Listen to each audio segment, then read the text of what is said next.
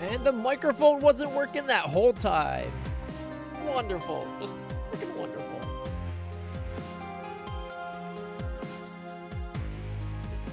All right. Well, here, you know what? Let's just go new game. We'll start fresh, considering that was my fuck up. Can't believe I didn't notice that it wasn't working. All right, so this is our arc. It's arriving in orbit around the desert planet.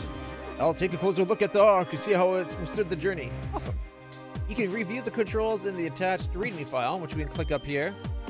WASD, arrows, left, right, up, down. Clicking and dragging with the middle thing lets you pan. Zooming with the wheel mouse lets you do that as well. And you can also come in here anytime by pressing the little thing in the top right, or just by pressing N. T is supposed to have it follow. Oh shit, I just told it not to do that. Whoops. Okay, get into orbit. And then get to know the basics.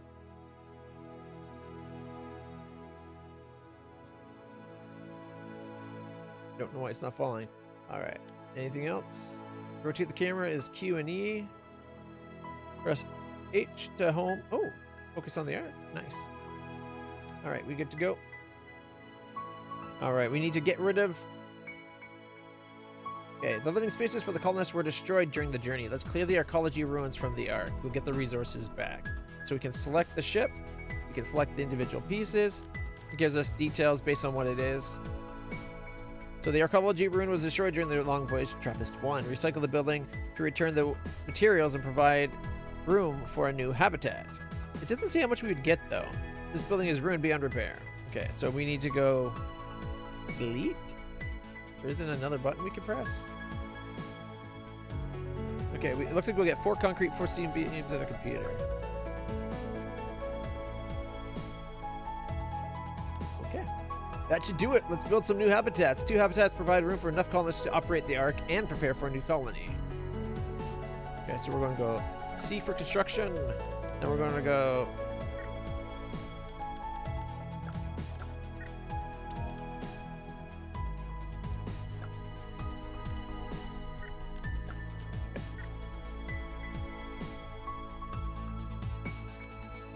Okay, let's have it line up to the grid. They want us to have 2, so we'll go like that. Any more tips? While placing it, we can hold shift to do multiple buildings. We do have space shuttles too that can do stuff. Oxygen, helium, steel beams. Ooh. H. We now have enough living space. They want to start thawing people from the the cryopods. We can select one, and then we can press Y to start thawing. Gotcha.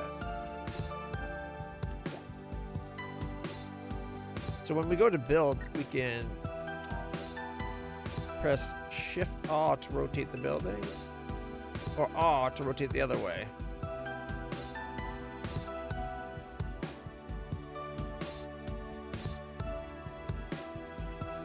With enough colonists on the ark, we can operate all facilities. Our existing supplies will let us run the ark for a while. The desert planet below looks like a safe bet to start our first colony. Any orbiting ship will survey the planet to find potential colonists. Alright. I guess because I messed up and moved the ark, it didn't fall. Ships in orbit around a planet will automatically start surveying. Surveying reveals locations for colonies and other interesting sites. Select one of the 2 cargo ships and right-click the planet. Okay. Do they have the same resources?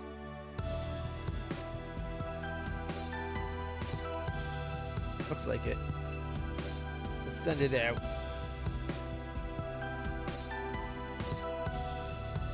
Cargo ship 2. Start getting ahead of myself. Send them off to the other planet. Look at the sun. Hot nugget. Red planet.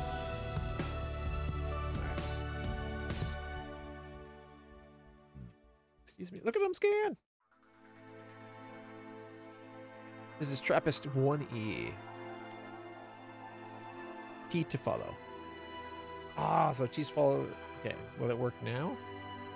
Doesn't work on the colony ship, but it works on buildings on the colony ship.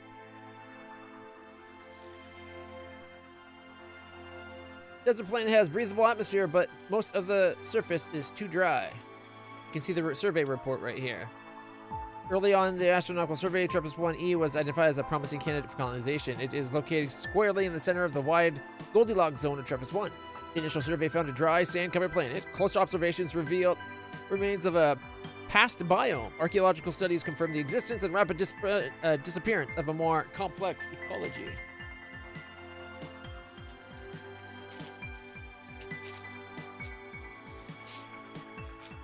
Where was I? Yeah, ecological system within the recent geological history of the planet. Okay, so it had life not that long ago, but it's gone.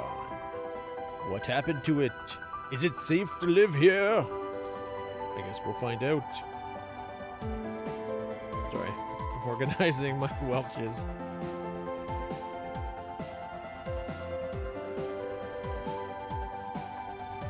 There you go. Out of the way. Move a cargo ship to the unexplored site in the desert planet. You located a promising spot with underground reserves. Let's take a cargo ship for a closer look.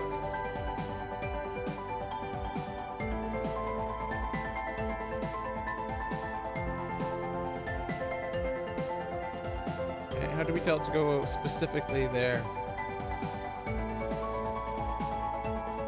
Nope. It just did it. Alright, so this is the site that we found. I wish we could control our angle up and down rather than always be at the same angle looking down on the place. It's not a big deal, but would be nice. Spot looks like a great spot for our first settlement. We can build a colony hub and landing pad. Alright. Let's go. So we select him.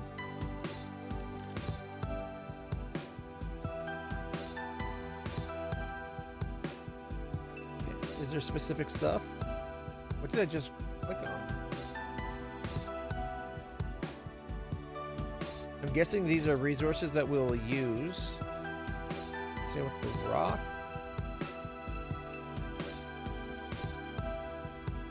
Okay, let's see. Right about there. Okay, that was the hub, and now we need a landing pad.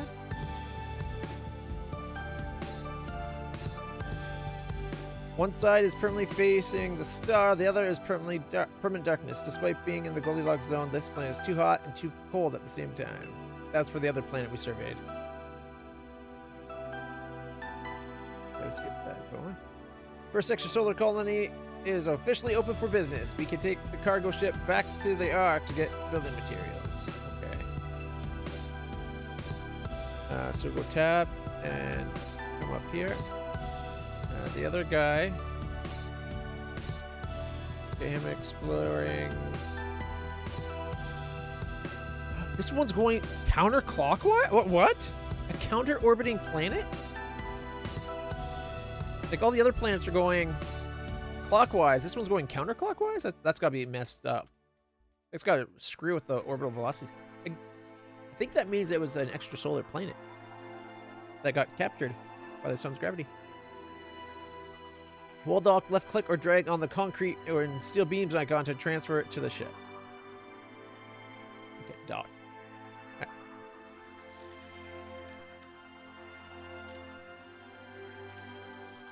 Concrete and steel beams. Oh, I see. I pulled down, I get it on the ship. Okay, let's take...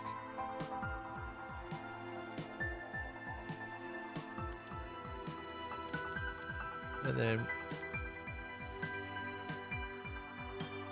right click to transfer all goods. Okay. Health drinks. What else? We got water. Helium-3. Oxygen. Do we need to bring oxygen?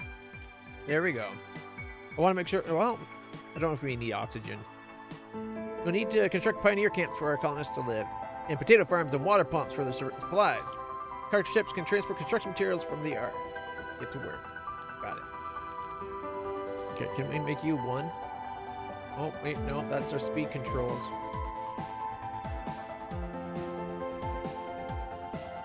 All right, head down to the location that we dubbed Haven. Building required the produce need to be within range of the hub or storage depot. From there, the drones will distribute goods. Okay. So if we go C,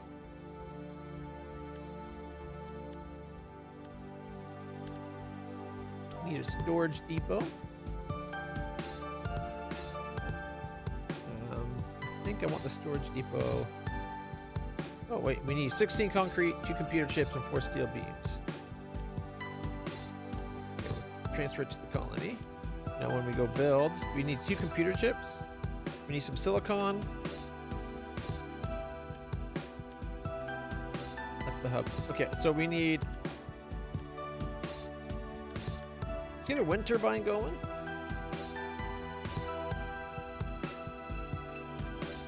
As well as colonists.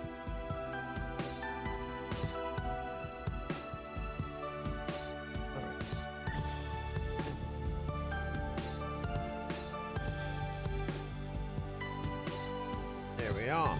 We should continue to thaw colonists and bring them to the colonies as long as we have enough potatoes and water. Oh, right, they want us to get the farms and that. I want to send it back to get computer chips and silicon.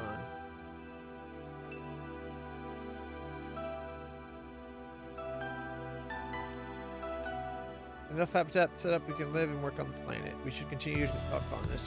Bring them to the colony. Okay, so we need concrete, water, colonists, computer chips.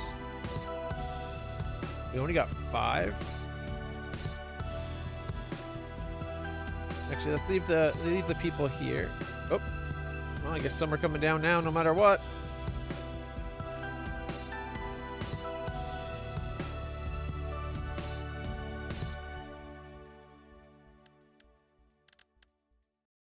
Did we not have silicon? Alright, guess we can bring down 10. Go to Haven.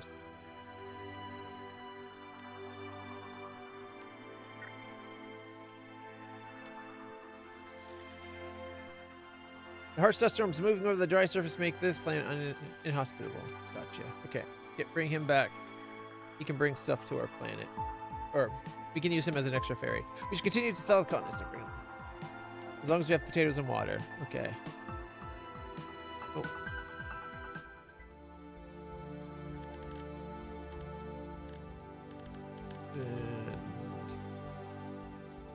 And we need to build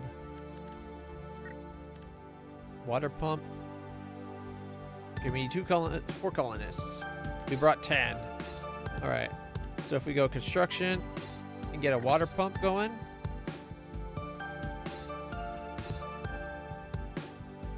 Boom. And a potato farm.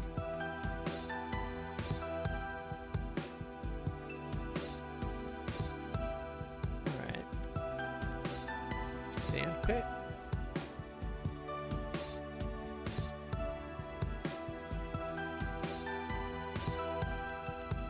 Factories. We can make concrete and silicon smelters. But I wanted to get a storage depot while we still have the space for it.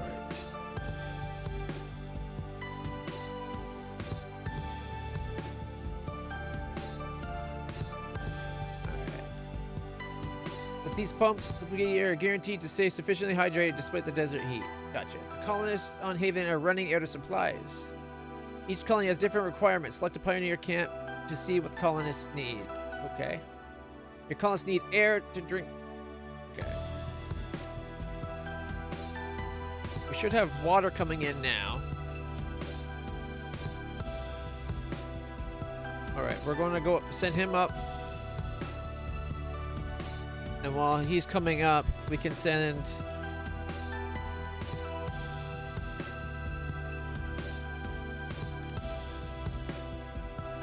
some potatoes. How about only half? I want to make sure we have potatoes in space too. And the air, we should keep some, or some, the waters, we should keep some, but we got the drinks. Okay, you go to Haven. And then we can click on him to come down.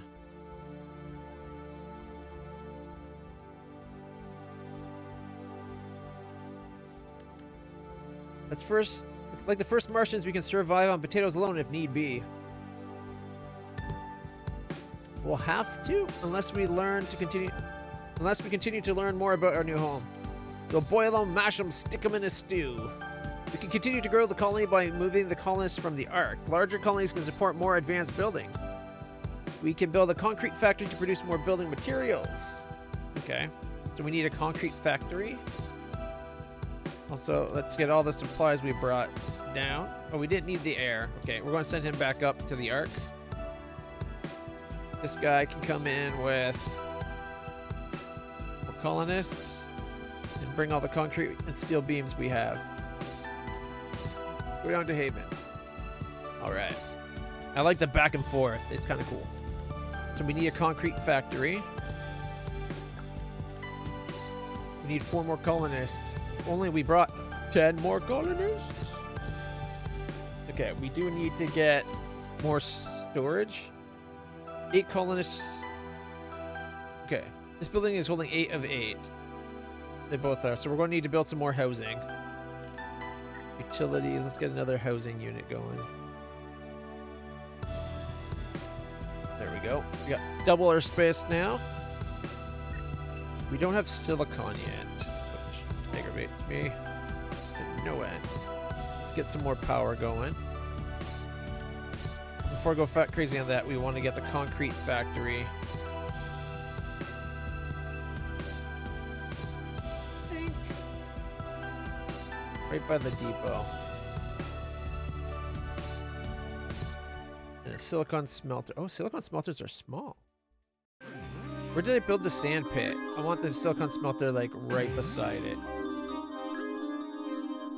Alright. Larger colonies support more advanced buildings. We can build a concrete factory. What's next? In time, we might find another suitable location for a second colony on the same planet. And we can survey the other planets in the solar system. We already checked out some of them. Alright, so this is taking sand and water and making concrete. This is making potatoes. I want to get more food coming in. Get the people off there. Resources.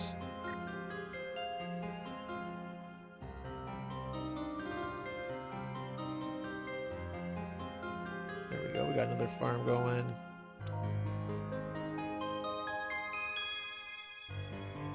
Is there like a limit to how close it can be? Oh, they have to be within...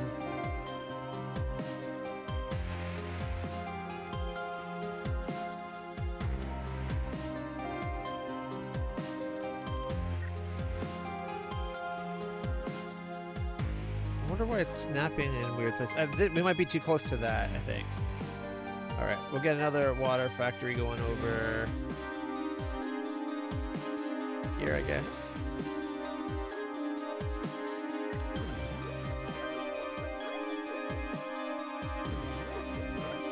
Need more people.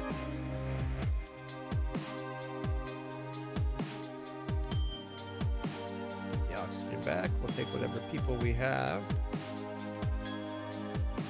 Potatoes. Go to Haven. Haven. We need you to go to the off. Had to have the one ship leave to get the other one to come up. Alright, and then we got potatoes and more people. Okay, we're making silicon. That's good.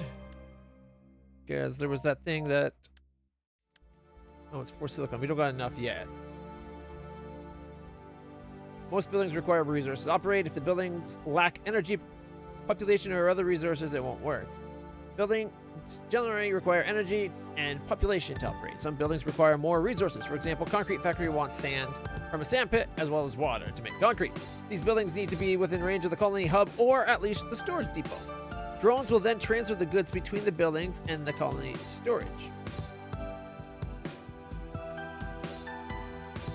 We need more sand. We're totally waiting on sand. Okay, we're gonna need more people then. Yeah, these block where we can build.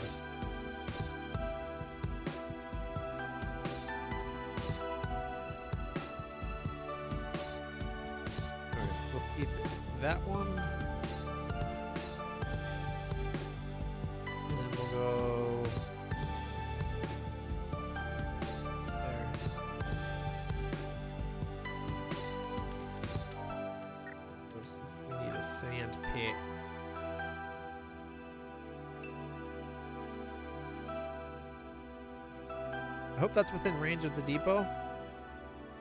It looks like it's okay. You can see the little drones floating around. I dig it.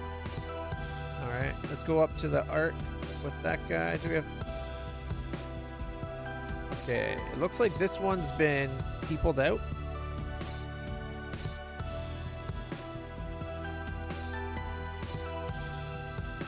So let's start thawing some more people.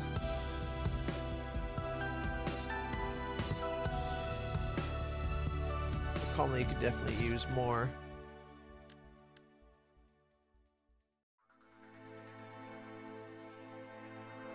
Oh, sweet. We can jump to the places just on the side here. That's kind of nice. Still waiting on sand? Really? Okay, let's, I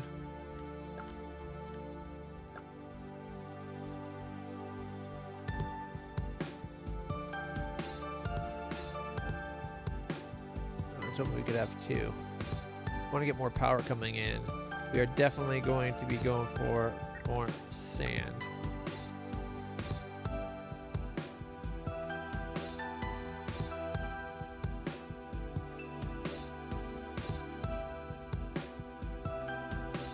Oh, we're out of colonists. Go to the Ark. Why aren't we? I said go to the Ark and it just went to space. Okay. H. Go home. There we go. How much people do we have available? Tons.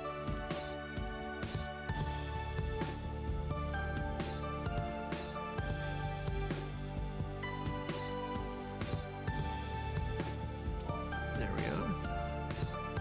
As soon as the people come down, we can offload them, get them working.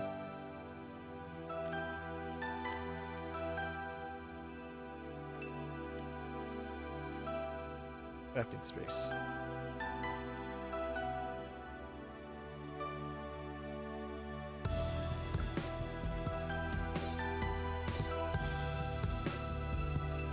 So there's our colonists at the top. We're using 18. We're making 30 energy. We have 12 extra. We're not getting enough water though. We're producing more than enough potato. Concrete. All right. So we need more water.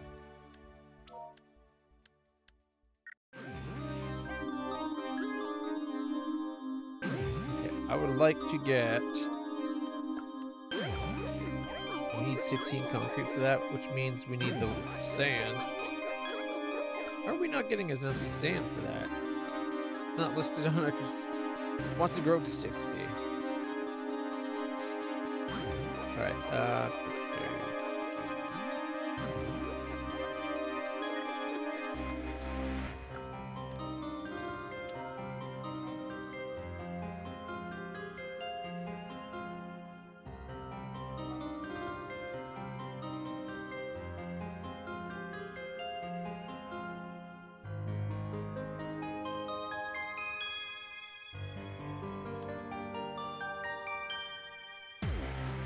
Got 9 colonists not working, and we've got room for 48. We are now making concrete again, albeit slowly. It would be nice if it told us how much it uses per second. Oh wait, right there, every minute, 2 sand. Okay.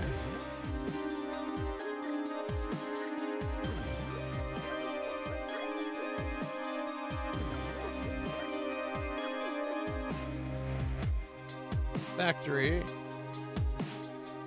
Factory is the cornerstone of this. Okay. 2 out of 4 sand. Is it 4 sand a minute? How much is that smelter using? Every minute, 4 sand to get 2 silicon, and this one's probably 4 every minute. So we need to be doing 6 sand a minute just to run those 2 buildings. Sand pit makes 2 a minute. We got 4 of them, so we should have enough sand. Right?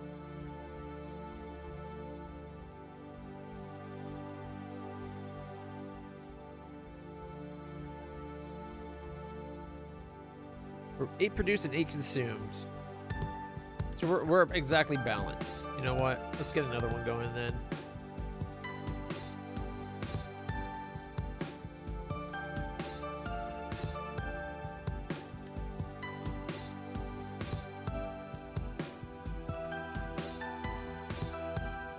How's our water?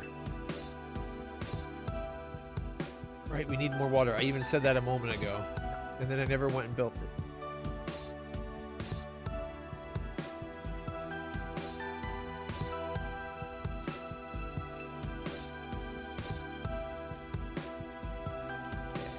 Our water is 6 with a 4.2. All right, so we're gold for water. Let's speed it up a little bit. Wants us to get to a population of 60. We're already at 40. Okay.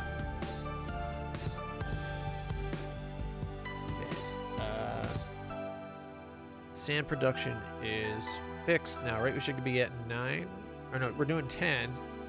All right. I want another sand factory because I want to get another... more water. Okay, we're going to need more water as well. So I want to get another factory going. Get another sand pit.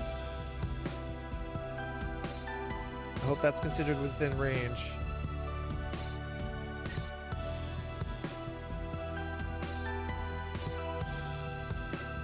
Oh, we're at a colonists. Good thing we can go H. Oh, there we go. Fill up on people. All right.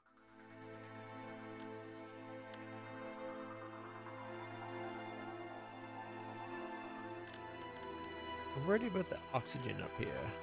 Okay, we fully depleted 2 of these now, I think. We're gonna recycle those. Get the resources back.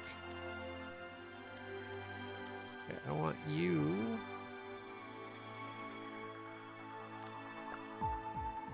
We're gonna start taking both those down. You are coming to planet. Can I actually just click? I can click the shortcut on the side. Look at that. And it follows him down all the way to the planet. That's awesome. It's a little thing a lot of games would not have done. Or haven't done in the past. Okay, we need more housing because we need to have room for 60. But for that we need more concrete.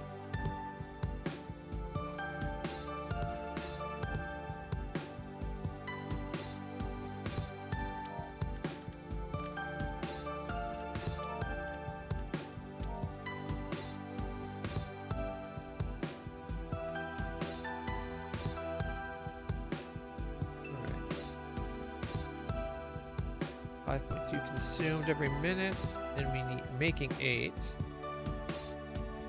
Concrete is making 2 a minute, but we need 8 to get another concrete plant going.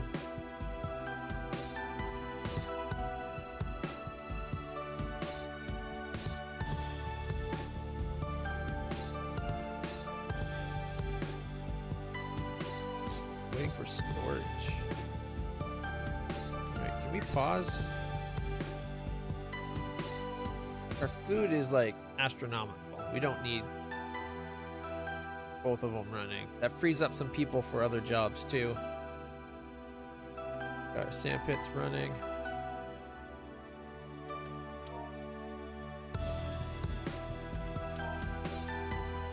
As soon as we have 8 concrete, which we're at 5.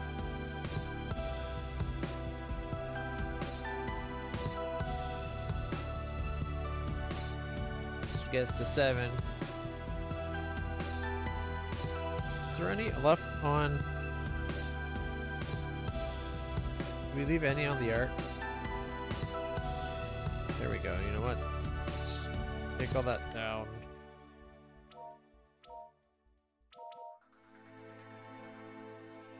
Go to Haven, darn it. I need this guy. Alright, go back up. We couldn't unload the people yet, but that's okay. This guy, we can get the resources. I didn't realize I had that wee extra bit of resources. And now you can go back. Because we have the extra bit of resources, we'll be able to say construct Another factory. It wants more power, which is fine. We can get more power. There's one solar panel at Haven. It does 6 energy. 4 steel beams for silicon. You know what? Right now we got more silicon. There we go. Okay,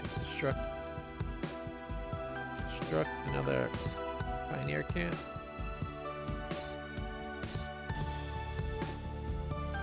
There we go. Okay, we're good for water still. We're good for potatoes still. Our concrete's now 4 a minute, which is not amazing, but it's a start. And we can get those 5 people off and working. We have 9 extra people working now. Send them back into space. I want to stay down here, though. How's our sand? Are we behind on sand again?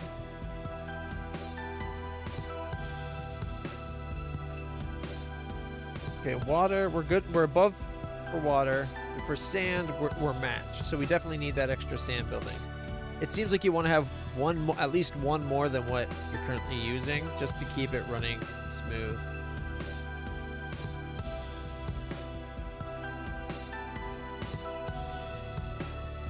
Power to spare.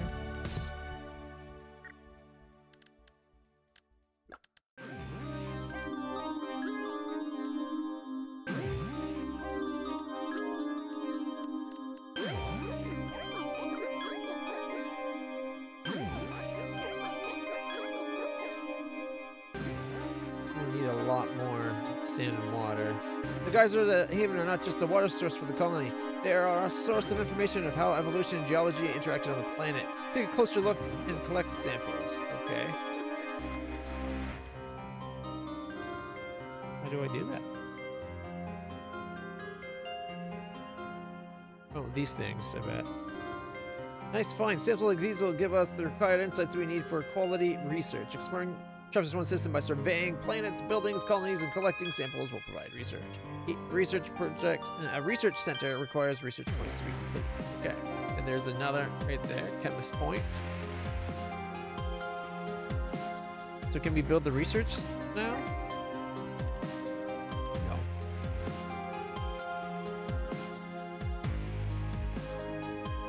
How big is this map?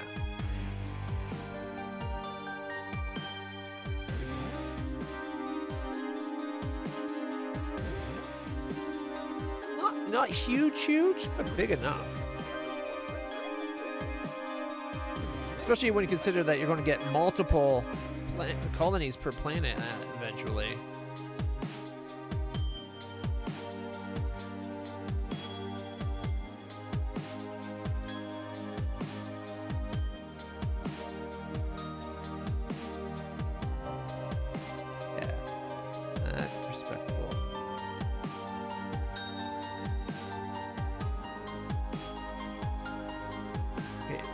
Let's get this going again. So we got room for more people. We're currently at 53 with 3 people not doing anything. So I want to get more water going.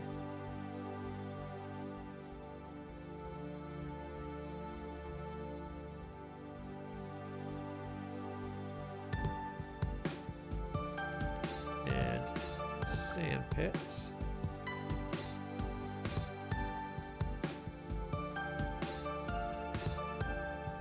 Now we need more people, so let's go up to the Ark, load up all the people we can.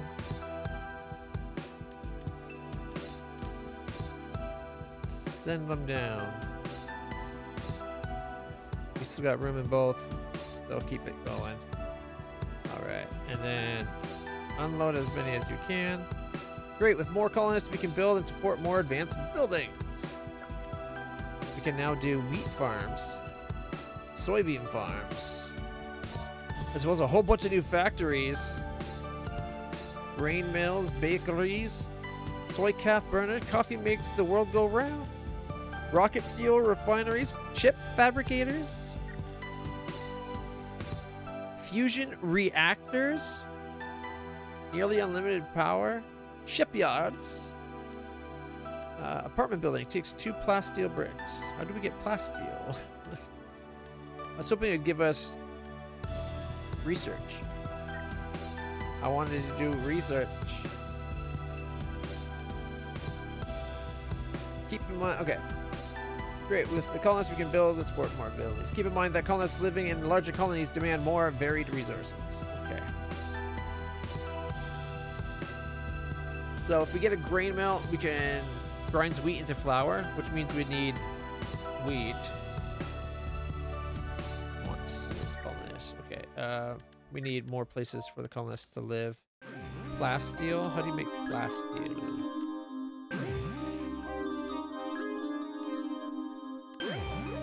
We can't do that yet, apparently. We found an underground oil reservoir at a second site on the desert planet. Oil will be very useful for the energy and for plastics.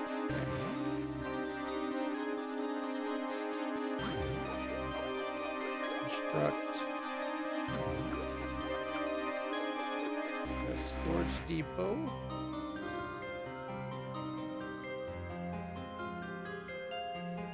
I don't know if we can like just do it like fully over here, or do we have to have it overlap? I'm gonna experiment and barely overlap it just to see what that gives us. All right, we do need 6.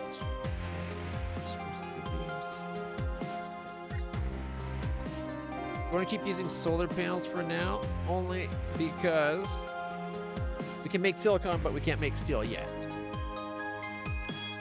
And then we need some more domiciles.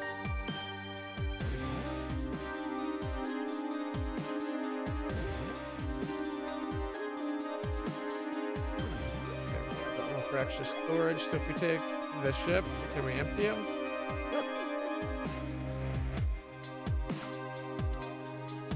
I thought I got it in time. Okay, they're starting to want soy calf and bread, so we're going to have to get a wheat farm and soybean farm going. You know what? Let's have the farm away from where we're.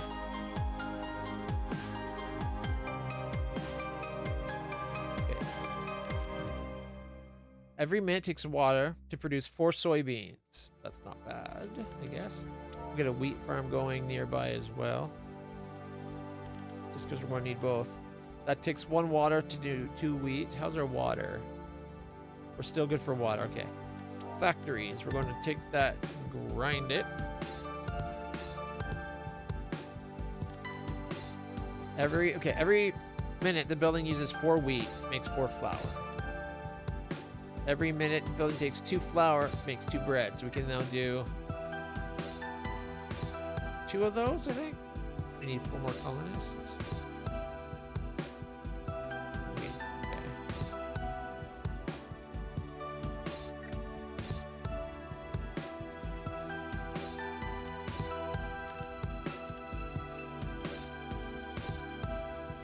How is...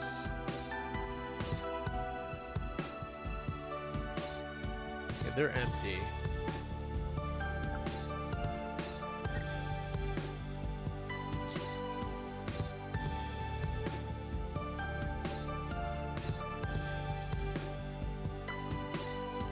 Get another one going. You're partially full. Take the steel beams and the concrete from the 2 that we just took apart. And we're going to send him off towards doing the unexplored. And you go down to Haven. We'll need to take a ship for a better view. Okay. Sent one. Oh, it didn't go. I must have missed the click. And once it gets here, it... Oh, check it out. Giant things. Wow, these animals were huge. With a proper archaeological dig, we can find out more about the life that once walked the planet. Could you set up a research lab nearby that will provide our scientists with the proper tools? I'll build a research lab.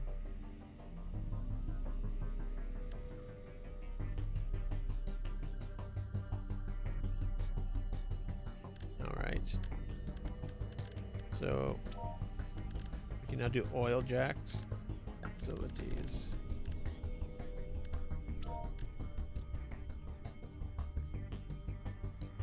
Okay. We need the landing pad, right?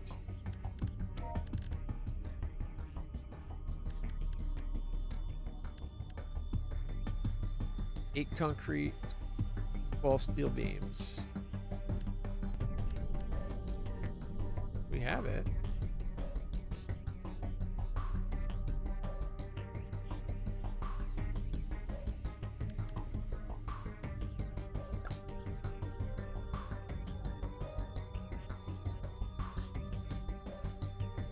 Okay. Here's what we got. Now we can come in here and get some place for people to rest.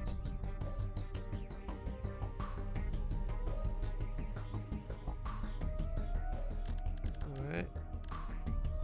Get them off there. No. We still need to get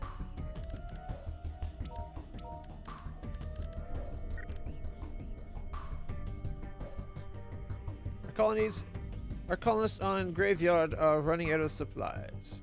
Each colony has different requirements. Select a pioneer camp to see what it is. Okay. We'll have to move water over. Alright.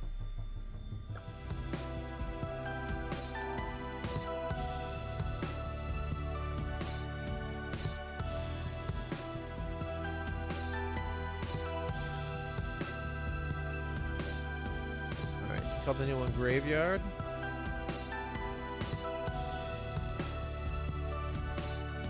So we're gonna grab a bunch of water and supplies. Need the people. And what else can we grab instead of the people? Concrete. Yeah. Alright. So we're gonna go up space and then over to Graveyard. Okay, first off, drop that off. You return to the planet. I wish it didn't follow the ship up. Graveyard. You give supplies. There we go. All right. Okay. Oil is cheap way to produce. Okay.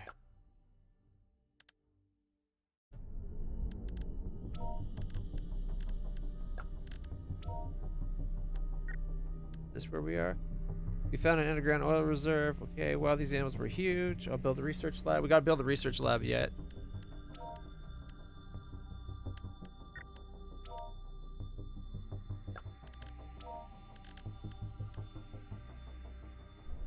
Alright. We're gonna need energy as well.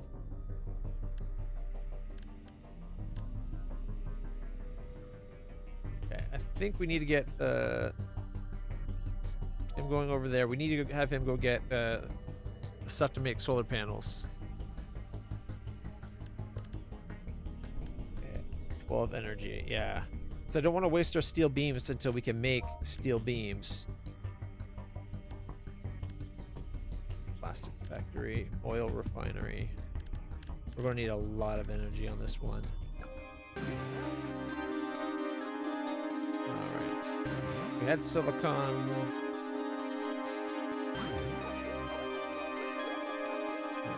Take some silicon over.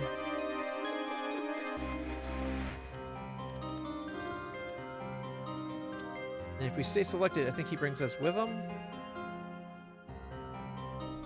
Yes, he does. Nice. Okay, drop that off, drop that off. So now here we can go build. And we can say, let's get some power going.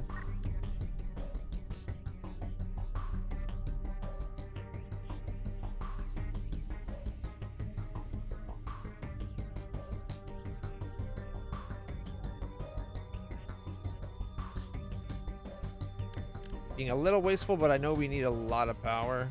So our power on this side has 48 to spare, so we can go build. We can now 4 computer chips. Oh shit, do we even have 4 left? We got 1 computer chip. Fresh air from our oxygen bottling plant would be much appreciated.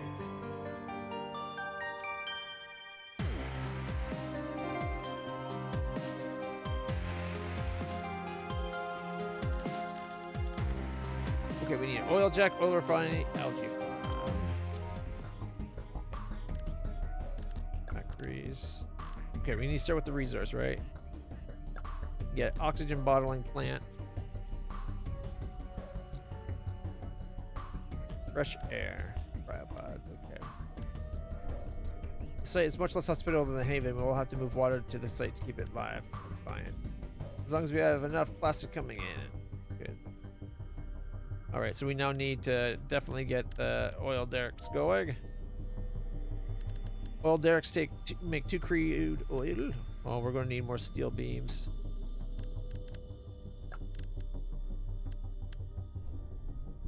Chip fabricator takes silicon. We could probably get that going at the other place.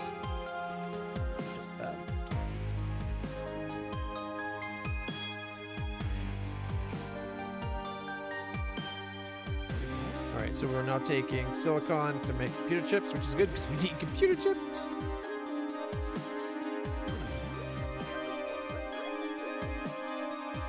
Alright, so we ground bread. Need to call this energy still.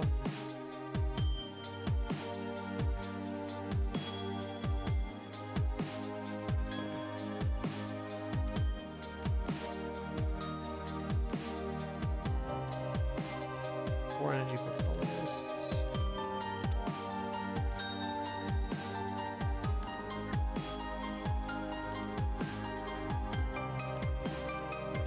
Power generator. Takes crude oil to make power. That'll be good on the other side, I guess. Last steel bricks we still don't have.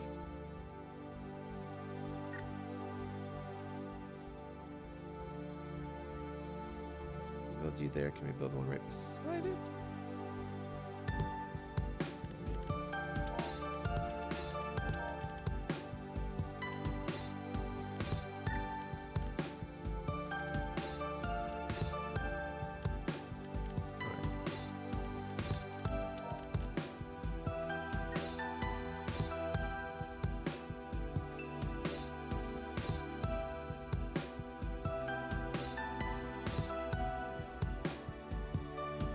Low on silicon because I took it all to the other location. Alright, so this needs to make plastic from the oil. Where is it? Whoa.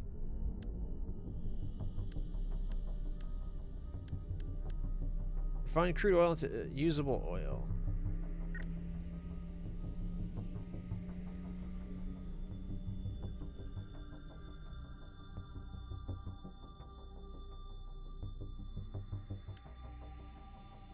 And then we need to make rubber duckies from that. Oh shit, look at the size of that place.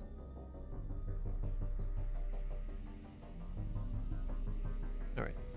It takes 4 a minute. Oh, it takes 1 to make 2. Okay.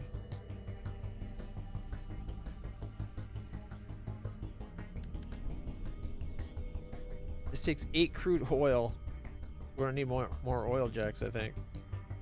2 crude oil. So we need 4 of those. Net resources. If I built more than just the 1. Ah, because it's steel beams. That's why.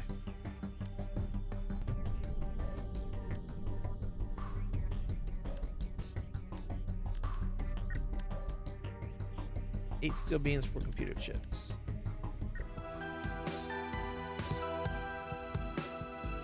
Got 10 computer chips. Alright, so let's send you over to there, or meet you there. Still have an issue with the whole crude beam. Right. We have what we need to make a soy calf thing. 4 steel beams. I don't know how many steel beams we have left. 14. I don't think I want to do that here because we need to send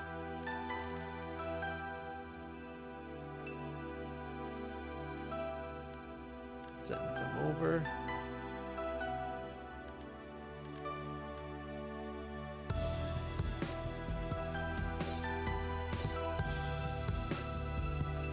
Making bread. bread at least.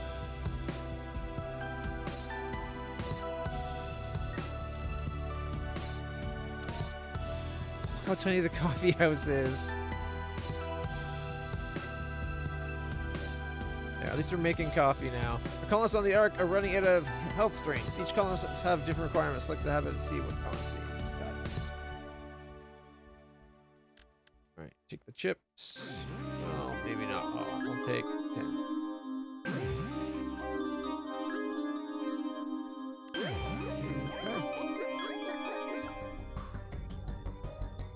We're now making oxygen, at least. Get more water. They need that water. All right.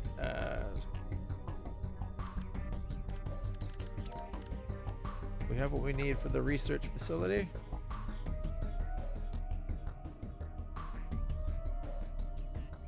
Thanks. Having proper tools on site are essential. You can start the archaeological dig from the research. Exploring and collecting samples provide necessary research points. I'll go to research lab.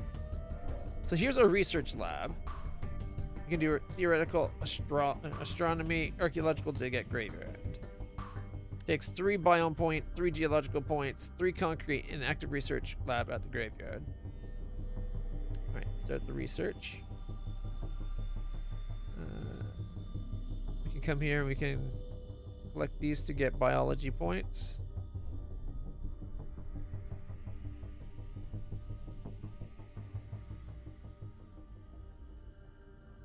Keep our eyes peeled. Things we can click on.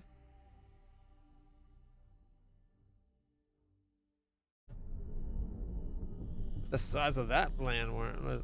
Was this once Arrakis? Those are giant ass sandworms. Either that or they're crate dragons. Or this could be the planet that Beetlejuice goes to. That through that door. 30% progress. All right.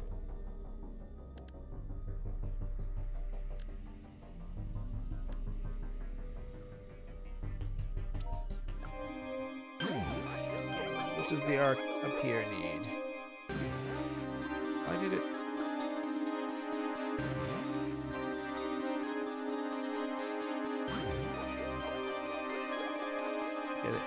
They need space drinks? They do need health drinks for some reason. Alright,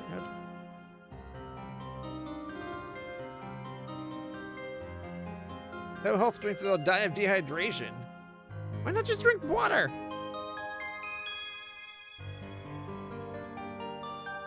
Maybe because there's not water left.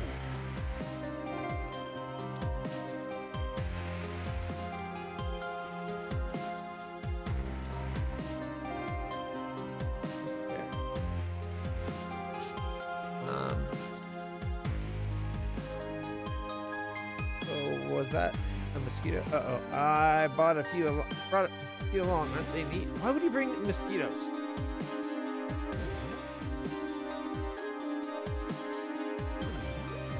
Who's the fool that brought mosquitoes? Alright. On this side, we started getting soybean farms and wheat farms going. So we got the soy calf and bread.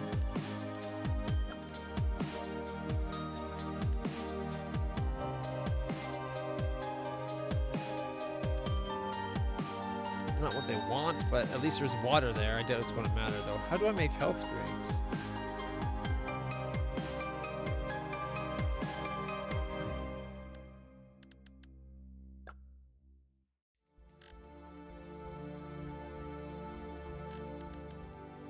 The animals that lived on the planet were amazing. Graveyard dig. Oh, here's a report from the drink site. Report on the dig desert planet. Hard to imagine now, but for a brief period, most of the desert planet was a muddy swamp. In this wet environment, massive creatures roamed, or more accurately, rolled. Wouldn't it be more like crawled or slithered? The bone structure supported a bloated worm-like body. Within the watery environment, they had just enough buoyancy to get around. There's no sign of any related species that lived before or after the brief period these creatures were here. We found no geological evidence for any other wet periods in the planet's history. It's strange though, we found no evidence of the evolutionary change. How did these animals get here? Let's explore some more.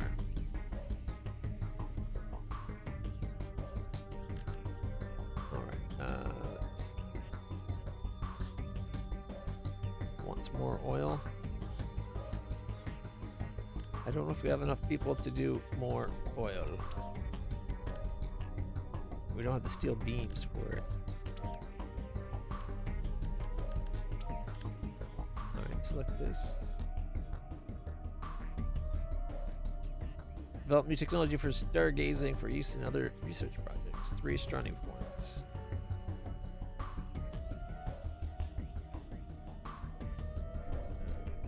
How's...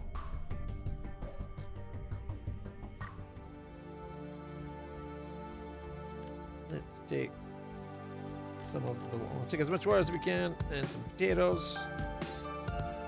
We're down to 2 steel beams. That's probably not good. And I guess we'll go over to Haven. Or from Haven to Graveyard. Okay, the game, now that I've seen how smooth it runs, I am going to turn off that display. I don't see any reason that you'd go like 4 times. Where is it? Colony panel. Oh, turn that off. There we go. You can change the scale of your cursor, the in-game GUI. Yeah.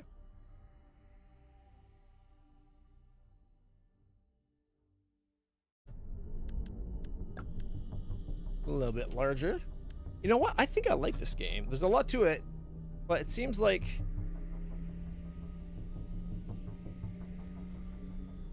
okay, let's unload water and plant. Take some air. That will unload the air from here. You can go up to space because I'm assuming they want air in space.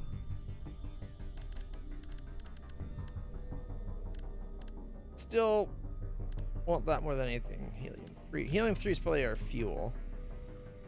Each colony has different requirements. Select a pioneer camp to see what it is. Okay. Graveyard. What's the graveyard bitching about? Build an algae farm on the Ark. Okay. Build factory. Oh, takes 8 steel though. All right, now we got what we need.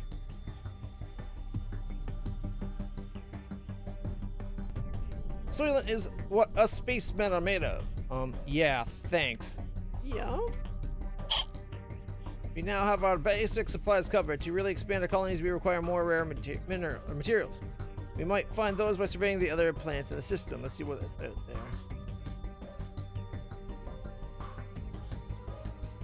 Oh, this looks like a nice planet there. Can't send both out to do it. Only because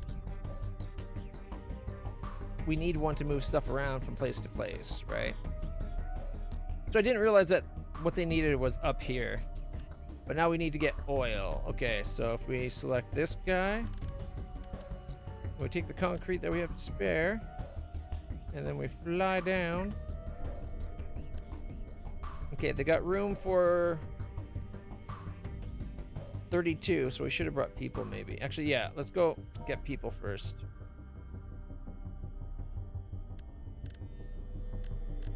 Two. That's it. Okay, we're going to need to dethaw another one. We can get through this to release up the people. We can bring the oil.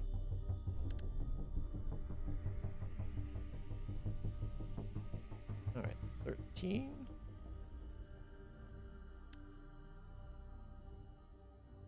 And 10. Go.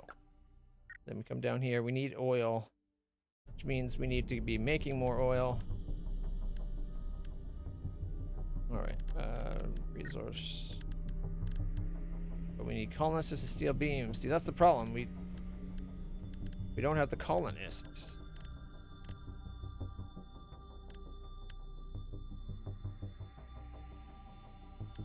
All right, 1 second. Message. Okay, graveyard. Okay. Not as much. We want fresh air. Okay, thanks. Having the proper tools on site will let us do the research. Okay, the animals that lived here were different. The report. Space people in space one basic supplies cover. Let's see what's out there. Okay. Where's the new report?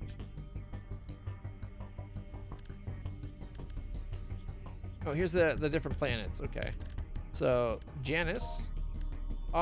Janus is tightly locked to TRAPPIST-1. Here's the survey. Janus is tightly locked to TRAPPIST-1. One side always faces the planet, making it too hot. The other side too cold because it's facing away. A small band spans the equator. That might be just right. Star category entry complete. Okay.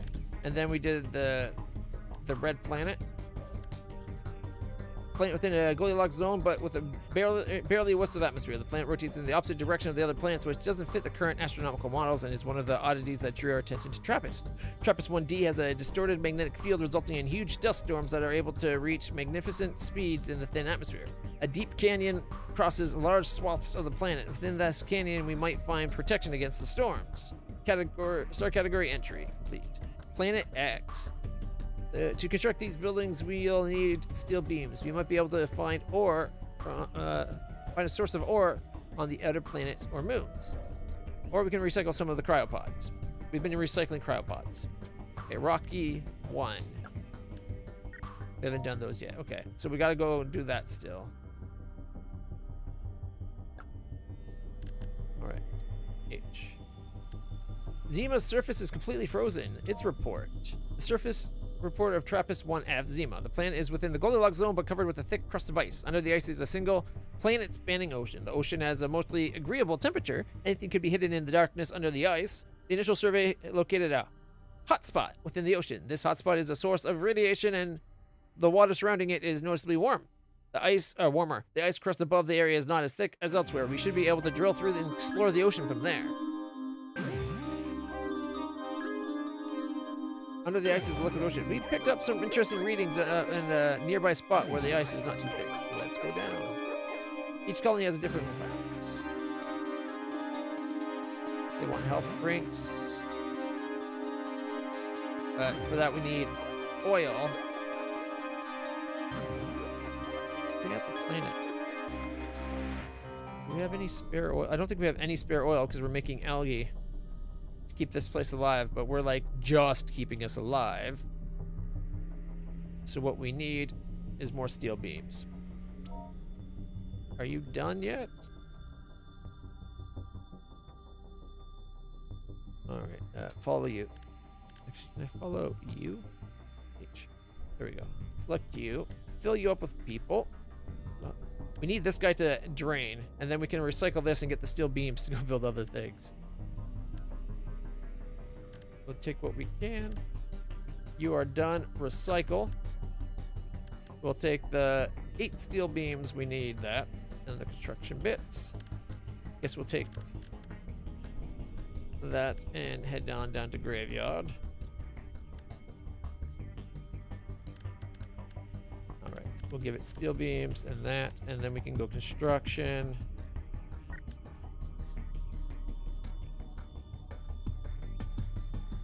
All right. We have the energy and the colonists to do it. We don't have enough colonists to do more. I did bring more, but we have to build more things for the colonists. To build more colonist homes just requires concrete. We do have concrete though, so. Boom. Boom. There. Colonists are unloaded. Not too bad for water.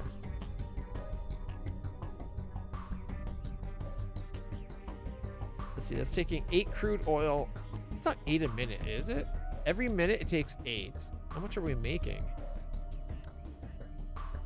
2 a minute, so we're doing 6. So we need more still.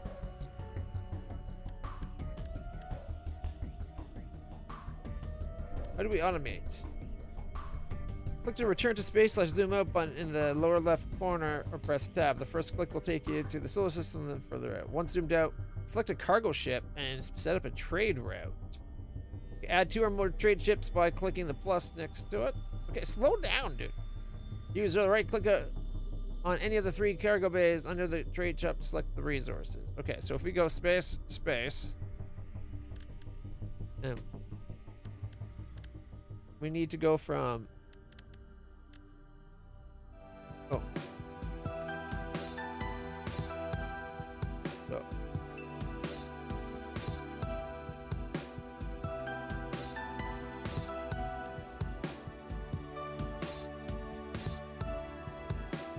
Once you've done, select a cargo ship and click play route.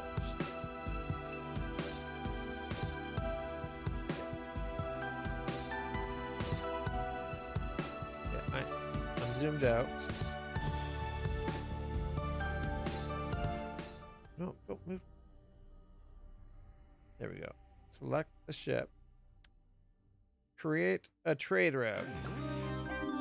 We're going to At Haven. At Haven, we're going to get water.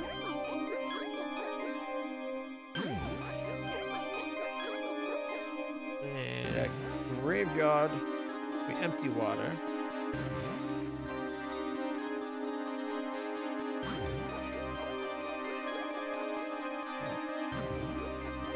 What else can we do? Potatoes? Oh, what's that? No. Potatoes?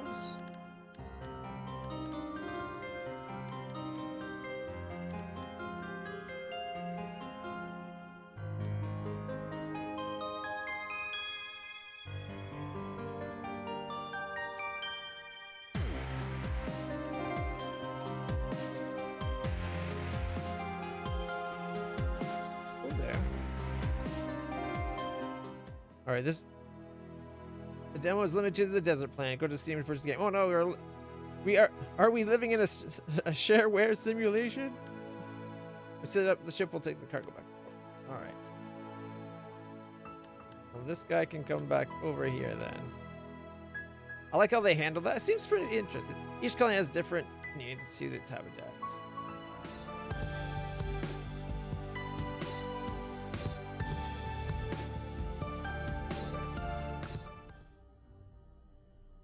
We need to take oil from here and up to the ship, except we still don't have enough.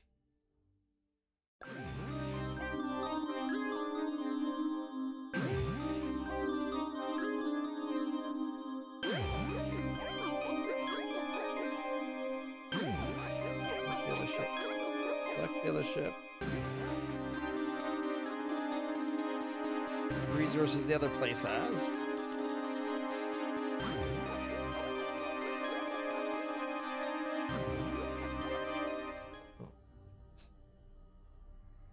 The UI could use a little work. Too much things overlap. In my opinion, like you have to be a certain distance out to get it, but then like they're all overlapping. All right. Concrete, I guess, would be another good one to deliver.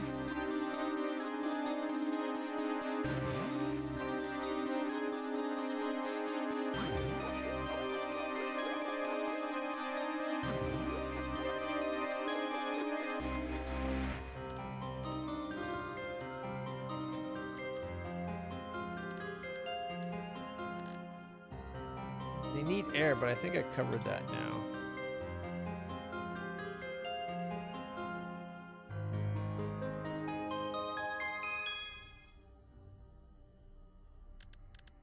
Oh yeah, research. Develop new technology for stargazing. 4 potatoes and 4 soybeans. Alright, where's the guy we didn't do anything with?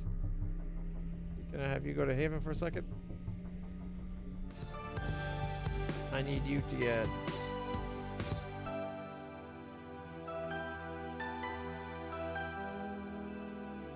You know what? I'll bring a load. Why not? Just one. Soybeans. Was it potatoes it wanted? Jeez, I can't remember. I thought we already had potatoes over there, so I don't think it's potato.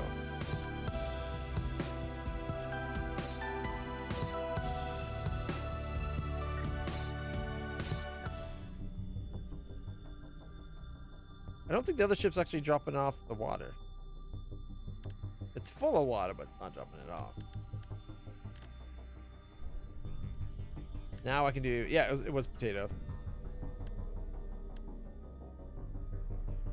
Got engineering, chemistry, physics, geology, 4 sand. I can go get sand.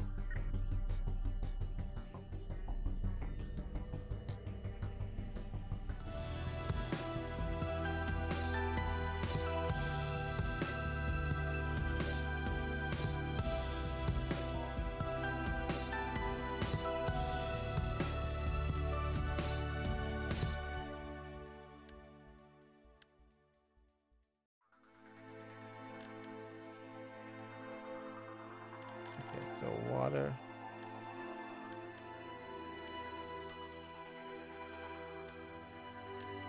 So that's saying empty yourself at the other side, I think.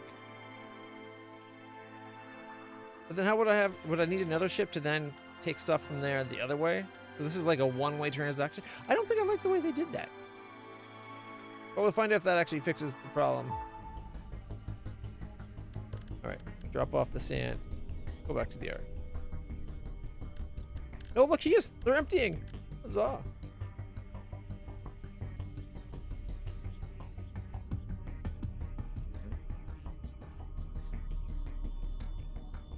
Okay.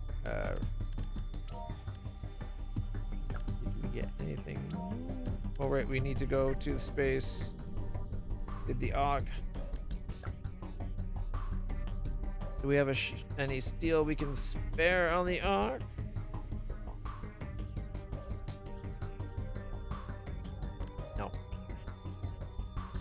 Problem here. Oh, we're at a helium-4 for power. This wants water. All right. You know, it needs a selection of the ships as well. Like, it's nice to have the locations there, but what about all the spaceships we have? We have to hunt it down. Like, 'cause you have to be out in space.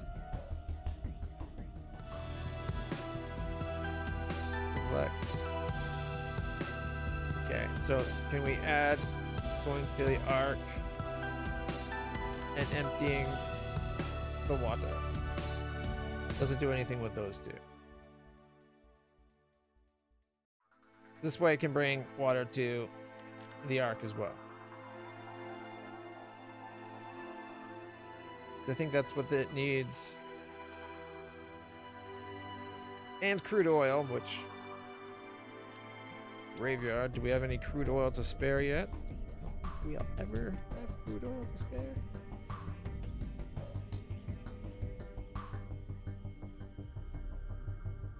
Yeah. Pause that. It's all because we need more steel. Okay, you know what? That's a good explanation of the game. We played it for an hour, roughly there. Let's check out another game. Trappist Demo Exploration. Gives us a good idea of what the game's all about. I think the demo, it should have been set up a little bit better so you can at least get your metal going. Like, we didn't have the metal resource to actually keep developing anything there. I guess we could have continued to cannibalize all the cryopods. It was a decent start. All right. The next one we're going to look at is Star Dynasty's demo.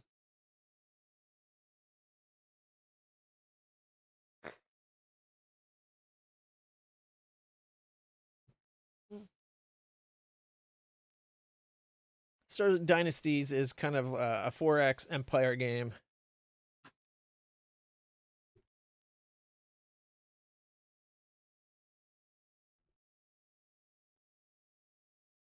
Oh my, I hate when they do this. All right, okay. Play. In the 26th century, humanity had a foothold in the stars, but the inadvertent destruction of Earth had plunged the galaxy into a new dark age. In the years since the collapse, there has been the near total loss of the political, technological, and economic advances of human civilization. The initial focus of the colonies, never intended to be self-sufficient, was simply survival. Disconnection of the lifeline of resources from Earth wiped out many, and the survivors faced a most desperate enemy, each other. The ensuing lawlessness shattered the old political structure and led to the rise of warlords and a brutal cycle of subsistence and war. Several hundred years later, the colonies have stabilized into a simple feudal society. Unable to understand and extend the technological artifacts it uses to survive, an aristocratic elite fight between themselves for the right to rule over the scattered fragments of humankind.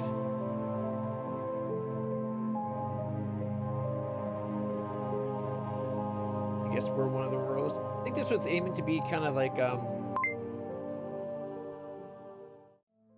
in this scenario, you will learn how to play the game. The game will unlock incrementally as we progress. In the demo, you'll be able to continue playing the scenario as a normal game for 10 turns after all features are unlocked. Let's start with how to interact with the game. I'm not sure I like that. 10 turns is like nothing. You can switch between the game and the main menu at any time with escape key. If this text is too small, change the UI. Thank you. Maybe you should have started with that.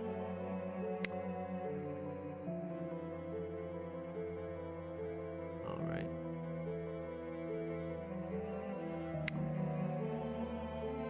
I don't know if I want to go that big, but start there. Ooh, yeah, that's too big. 1.5 is good. You can switch between the game. Okay, next. The main view of the game is the star map. You can move the star map with the WASD keys. Zoom in, zoom out. Alright. Holding the right click and drag will also work. Later you'll be able to interact with the map by mousing over elements and clicking on them. This is you. Star Dynasty is a game about characters, their relationships, and struggles for power and happiness. Click on the portrait to bring up your details. We are like and pleased. 37. I wish I was that young. This is the Inspector panel. Currently focused on your character. To the right of the portrait, it shows key information about your character, such as age and reputation.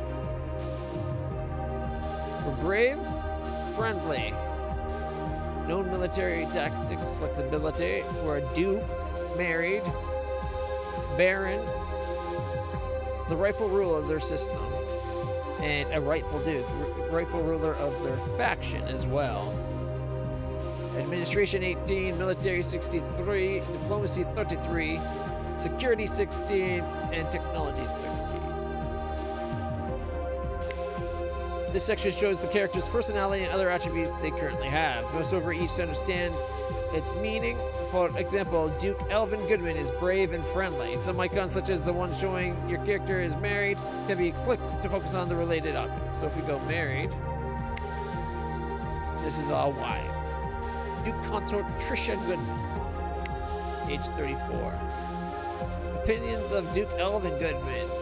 Reputation liked, happiness, seems to like us fairly well.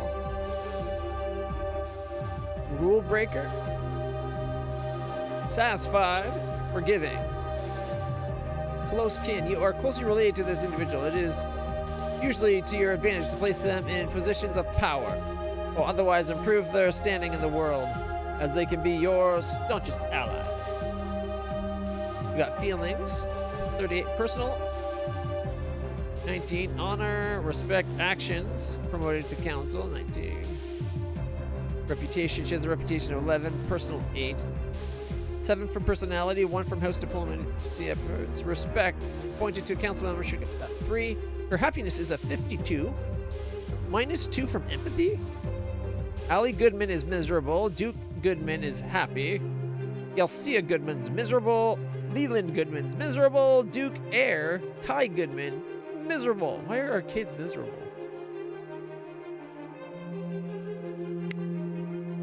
There's our faction, I think. The Singleton Dominion.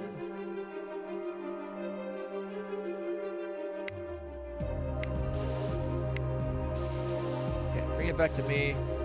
Go to my wife. Actually, go back to me for a second. So my reputation is 21. My happiness is 13. Events. Oaks Goodman died. Who's Oaks Goodman? Oaks Goodman, our niece, age 3, died? What? No wonder we're miserable. The Singleton Dominion League, at peace with you. House Goodman, member 12 out of 13. Systems 12, vassals 7 of 5. The Goodman Kingdom is our faction. So this is our entire faction here. We got 4 people that are idle, and a bunch that cannot be tasked because they're children.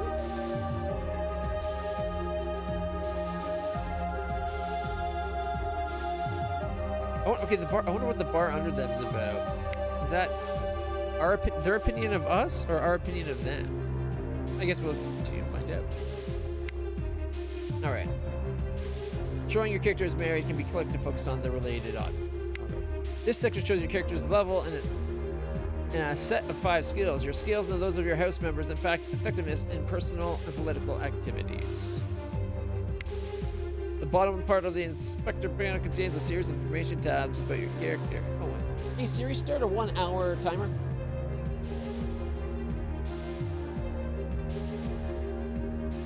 There we go. We've got a timer going so I don't play too long. The bottom part of the inspector panel has a series of information tabs about your character. Is that like down here?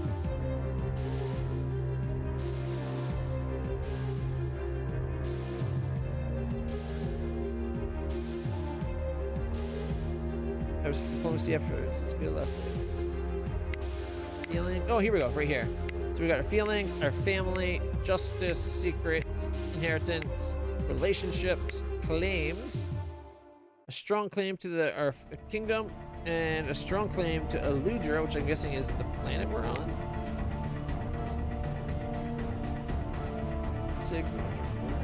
Where is Eludra? There we go. So this is Eludra, the capital system of our faction, like our kingdom. And what's that? I don't know what that symbol means.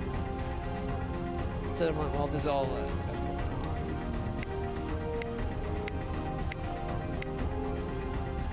notable houses. Goodman and Lee. Age 30, reputation neutral. And she's pleased. Is there one where you can like character importance 2, medium. Lowest 1, 5's highest. This determines whether events in which the character is involved are popped up or just slightly filed into the events window. It is calculated as follows. Base medium of 3 is a direct vassal, so they're underneath us. Part of the Goodman Kingdom. Okay, so the eagle is the Goodman Kingdom, so we have these 3 planets. And we're part of the purple faction, which is the Singleton Domain, or Dominion. Singleton Dominion with 3 kingdoms that run it, it looks like. Maybe 4? Nope, just 3. And we have 3 of the planets under our personal rule. Gotcha. Alright. Bottom part of the inspector panel contains a series of information. Colonies. This is the star system containing your colony. Right here. The star map shows the systems that humanity has explored. You can mouse over a system to see details about its colony or click to focus it.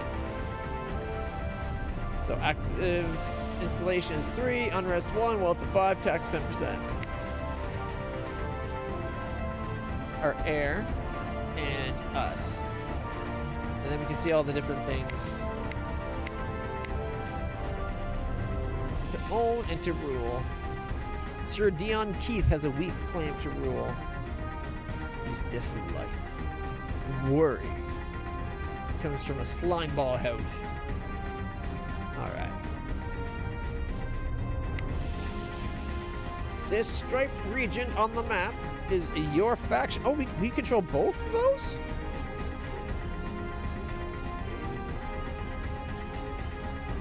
Or just this one?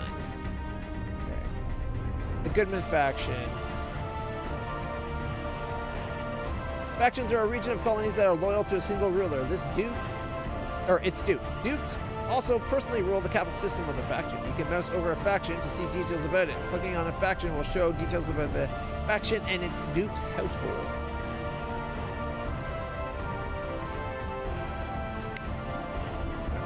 That's the Ludra. So the Goodman Kingdom. There's 11 of 12 members. 3 systems. 2 of 4 vassals. We got low taxes, a rightful duke, and an upstart master. This faction is a vassal through violence or happenstance, and its master hold over it is not considered legitimate. The master will acquire a weak claim in 25 years. What? This faction has a claim to the following: ownership of Gliese 687, Lucida, and Sigma Draconis, but Sigma Draconis is weak. Okay, how do we bring? Interesting. It shows those are clickable. Okay, so we have claims to these. A weak one to here, but the other 2 is strong claim. Maybe that's why it shows the line over it is we have a claim to it, but we only rule these 3.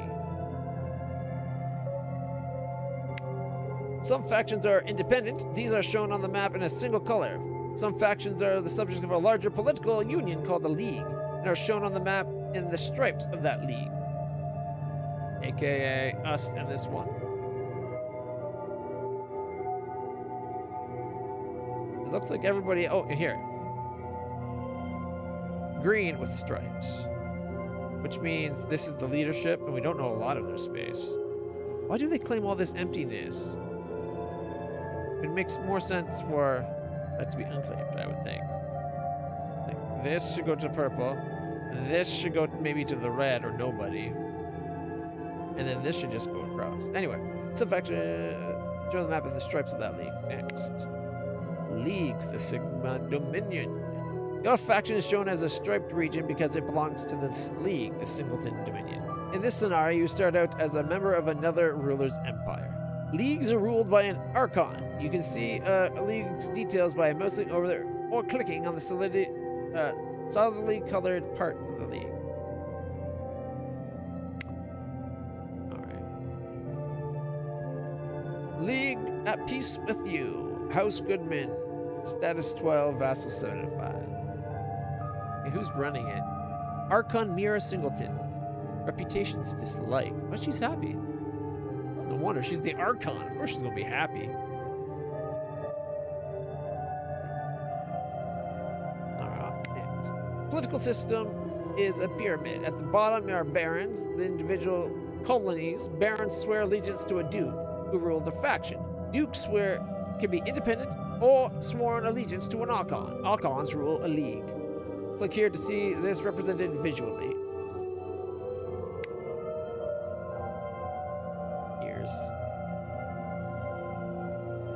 Okay, so the relation between rules in the galaxy is that of vassalage, a system of mutual obligation between master and subject. The master provides protection and justice, while the subject provides military and economic support. In a faction, a duke has barons as vassals. Each baron pays a tax to a duke and must bring their military fleet when called upon. The baron in turn has their own vassals, the nobles that control the colony. Thus, when a duke goes to war, their fleet is composed of the ships of all the houses of the colonies of their faction. A duke may be independent, but they may also be a vassal of an Archon. Archons rule leagues, in fact, and sit at the top of political hierarchy. Vassals enjoy considerable autonomy, largely because of the distance between colonies. As a result, even powerful houses have limited tools to directly control their subjects, and holding together a large faction or league can be more challenging than conquering it. When a ruler willingly submits to becoming the vassal of another, and grievances between them are forgiven. Any grievances are forgiven if that happens.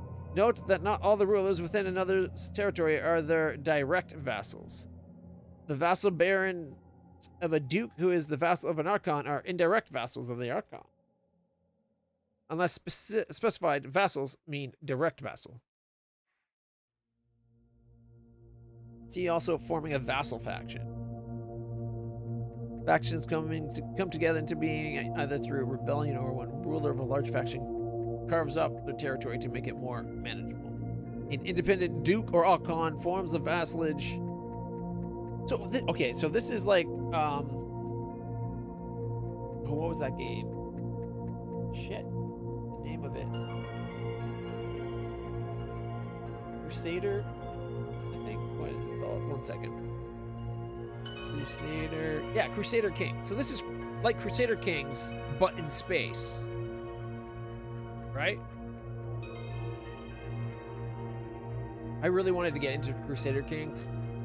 I never really found the time to learn because there's so much to learn. All right. Okay. Become unpopular. Oh, wait, 1 second. So this is the hierarchy. Noble owns part of a colony. Is a vassal of a baron. Baron rules a planet. Colony. Are vassals of the duke. The duke is the ruler of a collection of planets, aka a faction, and are vassals of archons. Could be independent, but they could be vassals of an archon, which rules a collection of factions called the League. Color shows rank. So light blue is the top, yellow is duke, white is baron, orange is noble. Interesting choice of colors. Okay. Even the most powerful archon directly rules only one colony and is dependent on the loyalty of their vassal dukes and barons to control the empire. If you become unpopular, your vassals will rebel and your empire can fall apart. Uncolonized systems. Some of the star systems do not have a and their name is only shown if you zoom in close enough. These systems were never colonized by humanity, and we no longer have the technology to try. You cannot interact with these systems. That makes no sense. We can make ships to go to war, but we can't make ships just to move a lot of people and equipment to a place where they can start building a new house. Dum-dums.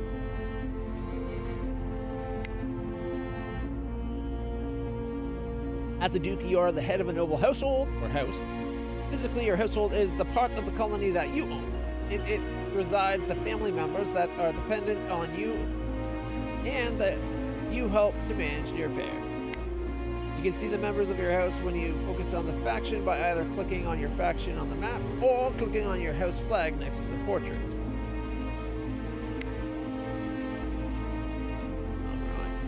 One of the most important characters in your house is the Duke Heir, Ty Goodman. They'll inherit your household and the territory that is ruled, and it rules when your character dies, or Duke Elman. When that happens, you will continue playing the game as the heir. Okay. So that's us. 1863, 33, 16, 13. And our heir, aged 15. Reputation is liked. Happiness is pleased. Son's reputation is a global modifier to everyone's opinion of your son. You can see the detailed reasons for this reputation in the feelings tab. Relationship. Where's the feelings tab?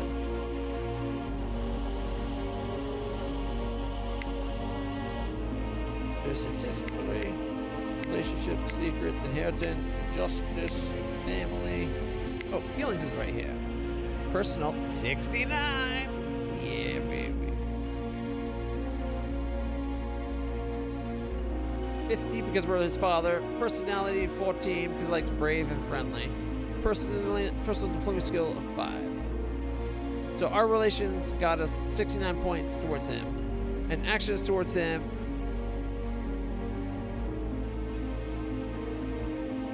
Oh, and because we promoted his mom to the council, he likes that. Alright. Currently upset because of the niece dying. Which is... makes sense. Okay. When that happened, or... yeah, so if we die, he takes over.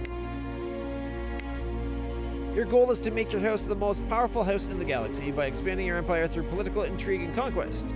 You can see your progress in the victory window. Here, let me move this so you guys can see it. You can see your progress in the victory window. You will lose the game if your house falls from power and no longer controls a faction. Star Dynasty is turn-based. After you take your turn, every other character in the game acts, and you are shown the most important events that happen. Alright. Wants us to end turn. Event. This is an event. It describes something that has happened or is happening, where it happened, and who is involved. Click OK on the event to continue. Your son celebrates his coming of age. As an adult, he can now take an active role in House Goodman, and a marriage for him found to the house's advantage. Your wife is pregnant. Alright. Characters have emotional reactions to events. The icons under your character's portrait show that you are pleased. You can mouse over them to see the individual emotions. Expecting a child, lots of happiness, I guess, right? 38 each for both our consort, Duke Consort, and the Duke.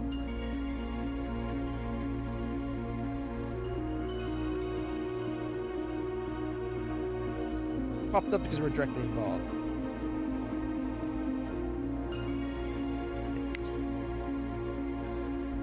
Happiness. Ongoing 24. Living with Duke Consort plus 40% was taxed at a low level. Got us 10. Okay, so we're very happy that we don't have a lot of taxes on us. Happiness is important for your character. It allows you to take more actions, makes you more fun to be around, and increases your effectiveness at various tasks. As a result of the happiness caused, you feel warmer towards Duke Consort Trisha Goodman. If you mouse over the portrait, a bar appears under your portrait showing your opinion of them. If you are not mousing over the character, mousing over any character, bars under portraits show that character's opinion of you. Okay. Let's see the details behind your opinion of Duke Consort Trisha Goodman. With your character focused, Control-click her portrait to drag it to the highlighted slot.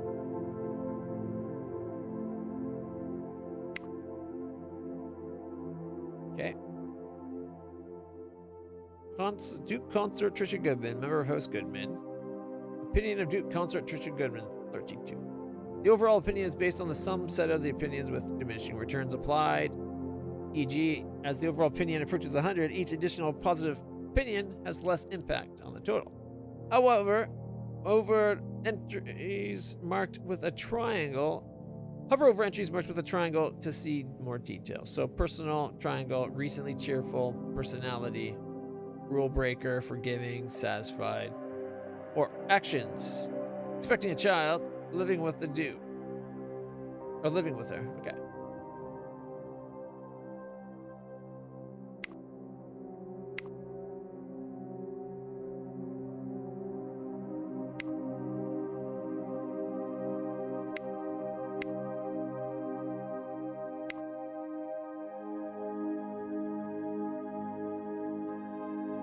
If we left click her, and then control click. So this is opinions of Duke Elvin Goodman, 60. Opinions of Duke Consort. We only have an opinion of her of 32. Character panel shows you the breakdown of your opinions. The bars under the portraits, the characters show the opinions toward the character in the consort or contrasted slot. So I think down here, because we're our character, the opinions of her. Right click or hover over another character to see this character's opinion of them here.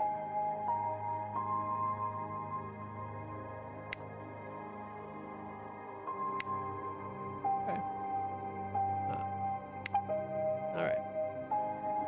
Sometimes you must pick between one or more choices. In this event, a baron in a nearby faction wants to betray their master and join your faction. This would enlarge your territory, but it comes with a penalty. Before you make this decision, you need to understand reputation. All right.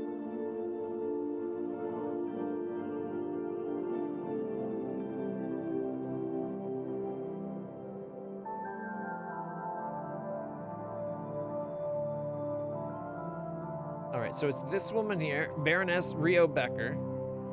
Reputation disliked, happiness disliked. Okay. Sometimes you must pick between one or more choices. In the event a baron is nearby a faction wants to betray their master, join your faction. We must understand reputation next. When you hurt or help someone, usually only that character changes the opinion of you, but some actions will change the opinion of all characters towards you. These widely held opinions are your reputation. So we have a reputation of 22. The reputation of a character is the sum of a set of opinions that are commonly held. However, over the entries marked with a triangle to see the opinions grouped by that entry. Note that the shown intensity of an opinion is rounded to the nearest whole number. Alright, so our reputation, our personal reputation, because we've been cheerful lately, our personality is brave and friendly, house diplomacy efforts, and personal diplomacy skill gets us to a 22. I wish I told you what's considered good, right? Honor. The most important part of your reputation is honor. Apparently we don't have any. Your society has rules. When you do something you shouldn't, you lose honor. When you go beyond what is expected, you gain it. The red icons in the first choice show that it is dishonorable and by how much. Alright, so we're going to move this over here for a second. So if we accept the offer, we -2, I guess.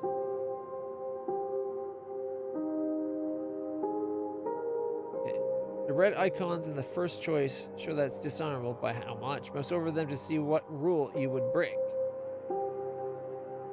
Annex the system belonging to the Han Union. Respect the sovereignty of a duke over their territory. So this is because we wouldn't be respecting their sovereignty. Important dishonorable acts are usually quite attractive. But if you drive your reputation too low, you will quickly lose the game. Save it for the moments when the public outcry is worth the prize. Accept the offer to continue. So we have to accept it no matter what. I think it's kind of funny where they establish... Whoops. I want to see her opinion. Our opinion of Baroness Rio Becker. Unrest on Leith on her planet. So there's unrest on her planet. She's recently miserable. Her personality, she has a satisfied personality and low diplomacy.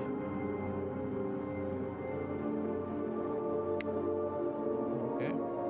And what if we look at her? She's largely disliked and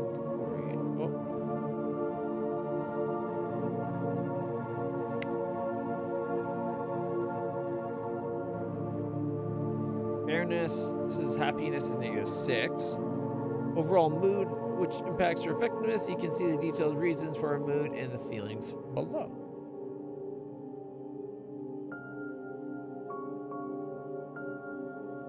Living with an unknown person. Was taxed at a low level, improved it.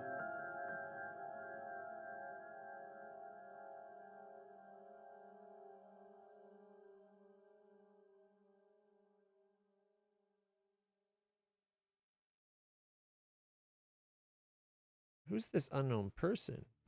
Unrelated to you, age 43. Doesn't really like her either. She's tribal and satisfied. Not particularly skilled. Her best is administration at 29.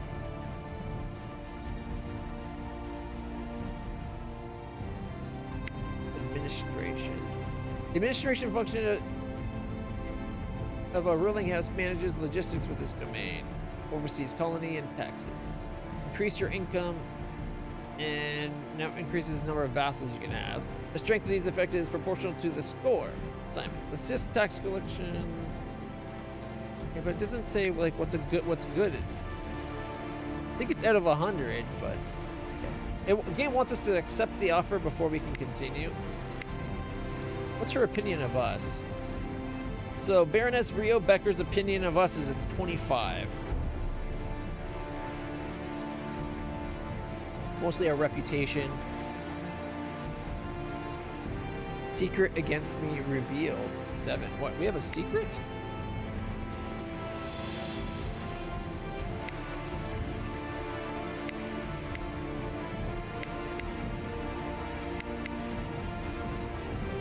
Some actions and events are visible. Some actions and events are only visible to the characters that are involved in them. A subset of these hidden events create secrets. Some kind of evidence that can be used to show what happened, but that the characters would prefer to be kept hidden. Each turn, there is a small chance that other characters that know you will be discovering one of your secrets. Secrets have a discovery difficulty, which is on a score from easy to very hard. The effect, you have access to cover up secret. Okay, you have access to a cover-up secret assignment.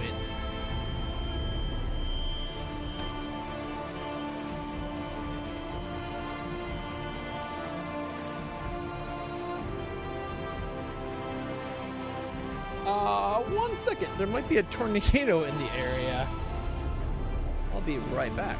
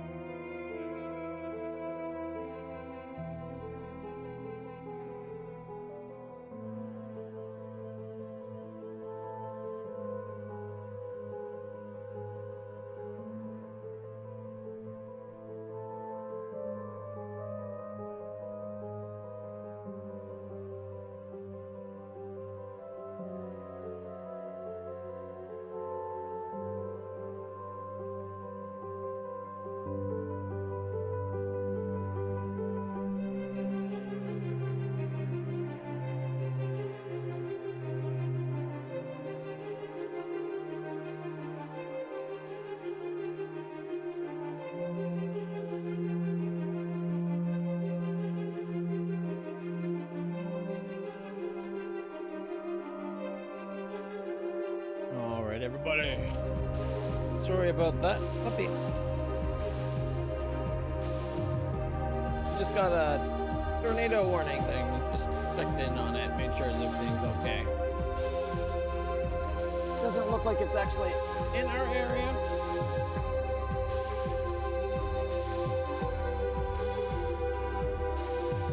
Well, in our area, but it's like significant distance away.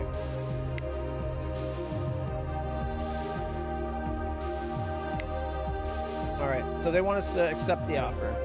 That's part of the tutorial. Ernest Rio Becker has broken allegiance with the Han Union. The Han Union is this zone up here on the right.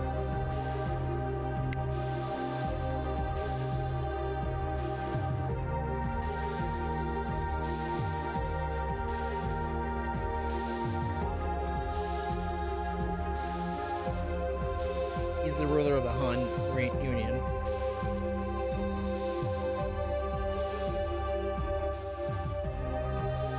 We have a bad opinion of him, I think.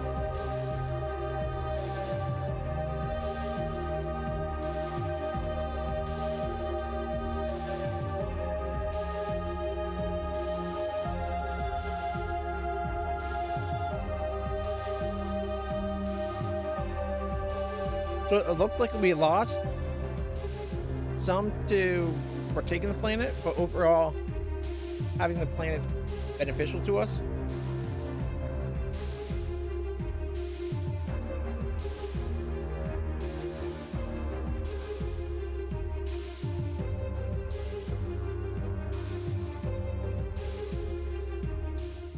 It'll take 20 turns before people stop caring about it. Okay. When you act dishonorably towards someone, they get a grievance against you. You can see the list of grievances in the Justice tab on your character panel. Crimes accountable for the annexation of Lethath. She wanted to join us. Not my fault. This guy's a bad leader.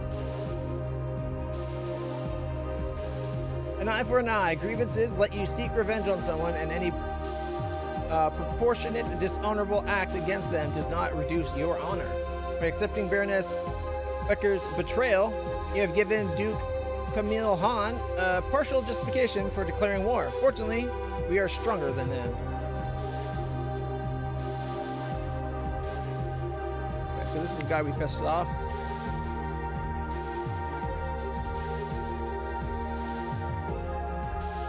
All right. So he's bad on negative honor, negative respect, negative anything. Negative 69. Nicely bad, I guess. Duke Camille Han removed Duke Consort Isadora Han from her council position. She's liked. She does not particularly like the person who joined us, but Isadora Han, overall, is a liked person. She even likes us. I wonder if we can lure her to join us. Her opinion of the Camille Han is very negative. He's worried and despised.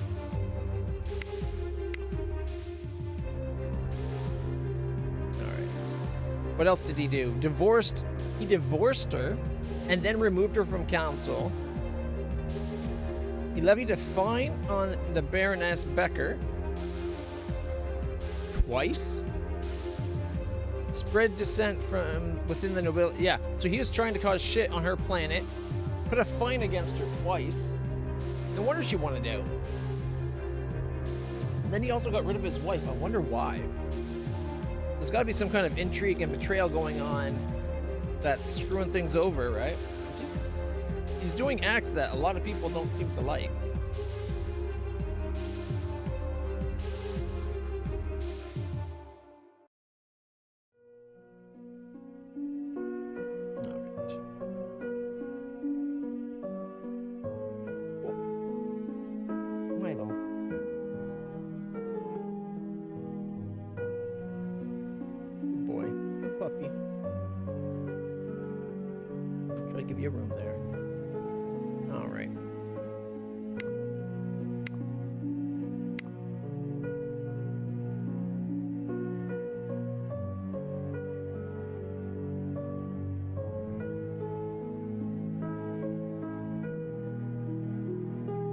doesn't like that we annexed Lysath. The fact that he lost Lysath, just like a double thing he doesn't like there. Our taking it was against his honor, and he doesn't like it because it was a dishonorable act, and he doesn't like that he lost the planet. Otherwise, his opinion of us is kind of positive.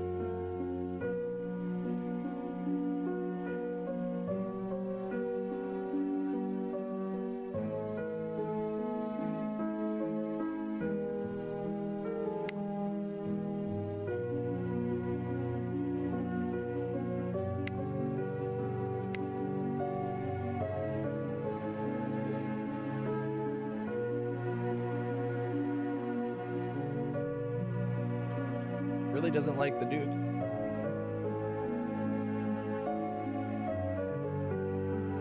But it's all over ending their marriage, kicking her off the council.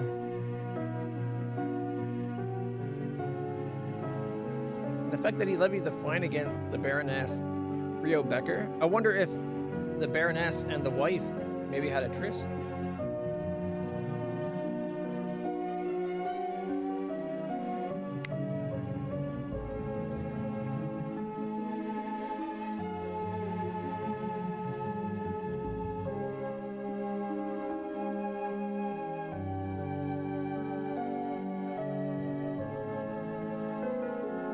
Tribal versus individualistic. No, they don't. Her opinion on the Baroness? Okay. Oh. By accepting the...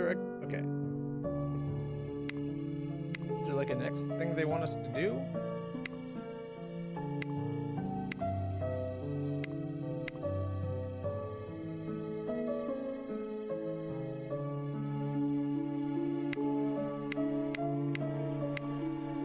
I don't know what they want us to do for the tutorial. Grievances. Baroness being fined. Offer justice to the Baroness over the fine. Let's really add insult to injury. Payment to rebels on Lysath. Offer justice to her over that. So there's 9 turns. So he paid rebels on Lysath to cause trouble. No wonder she wanted it out. He fined her. He tried to get her people to rebel.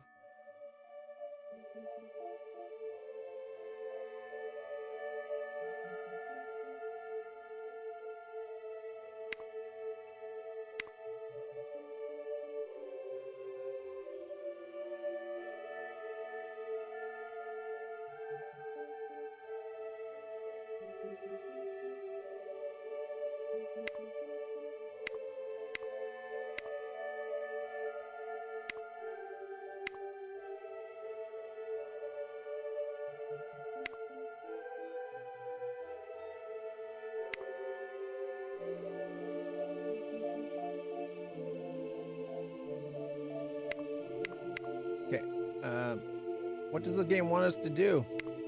I want to keep going.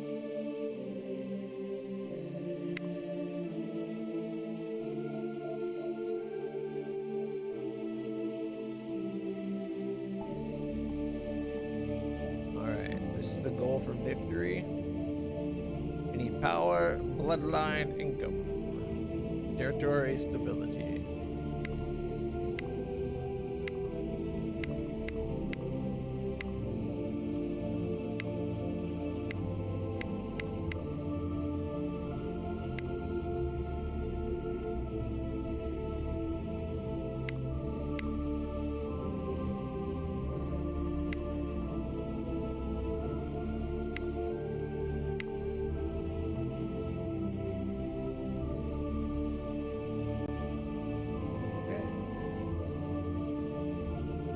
Partial justification for declaring war. Fortunately, we are stronger than them. Open spacebar. During your turn, you can take actions. Actions cost diamonds? Action points? Okay. I.e. action points. And you are limited to how much you can do by your available action points. While your empire is small, you'll find that you have plenty of action points to spare, as there is only so much that can consume your attention. You'll find yourself significantly more stretched later on.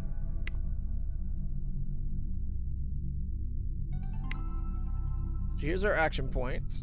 We have 13 with a +1. We get +1 per turn because of that. Okay. Each character gets 12 action points per turn, represented by the amount of time they have to focus on different activities. Actions usually cost some AP to trigger. You can no longer effectively act when you run out of AP. So we're getting 13 a turn. Okay. There are standard modifiers to AP per turn, -4 to +4, based on happiness. If you have too many vassals, you get a -1 for each vassal over your limit. At the end of any turn, any AP you have not used is converted into income for your house. Each unused AP point is converted to 0.5 income. Important note, do not feel that you must spend all your AP. AP acts as a limit to how much you can do in a single turn. But there will be some turns, especially when your empire is small, where there isn't much you can meaningfully do to improve your position. Lie in wait, pounce when the opportunity arises. Probably worth making the money. Okay. Right-clicking on a portrait or a colony flag or region on the map brings up the actions you can take that are related to that object. Okay. So if we right-click Lisath, acquire claim invalid. These are the things we can do. Assist for tax and collection, depose, grant independence, make vassal faction, political stuff, acquire claim. Invalid means you can't do it, so there's nothing we can do there. On our home planet, what can we do on our home planet? Nothing.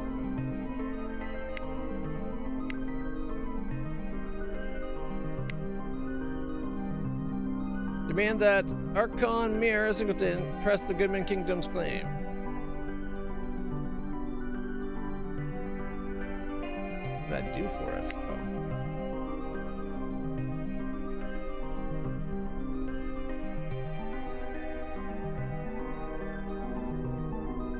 Oh, Master of Lucida.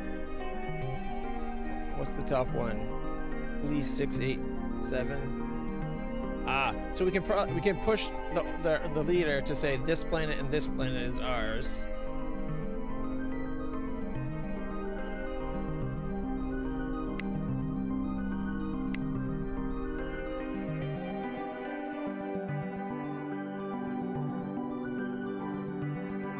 And that Duchess Petula Kelly honor the Goodman Kingdom's claim to the Master of Sigma Draconis. Surrender ownership of her faction.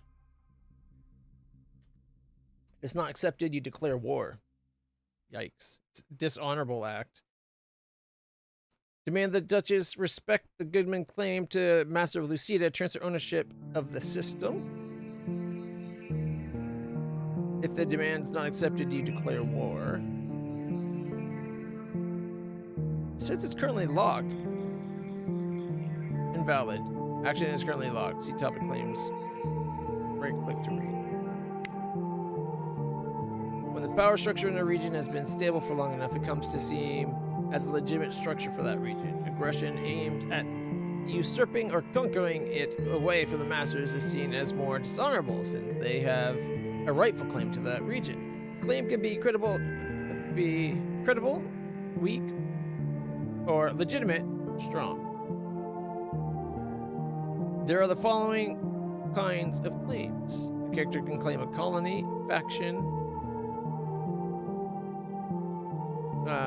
to rule a colony, to rule a faction, to own a colony, or have another colony as its vassal. A faction can have a claim to have another faction as its vassal. Character claims are inherited.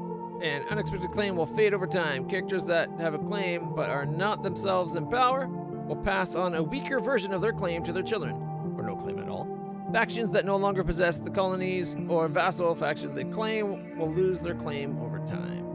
Faction claims to own colonies can be acquired using the acquire claim assignment. Diplomacy action. Right-clicking on a portrait colony, a flag, or a region on the map brings up the actions that can be taken that are related to that object. So we could right-click lease. Doesn't let me reposition the window.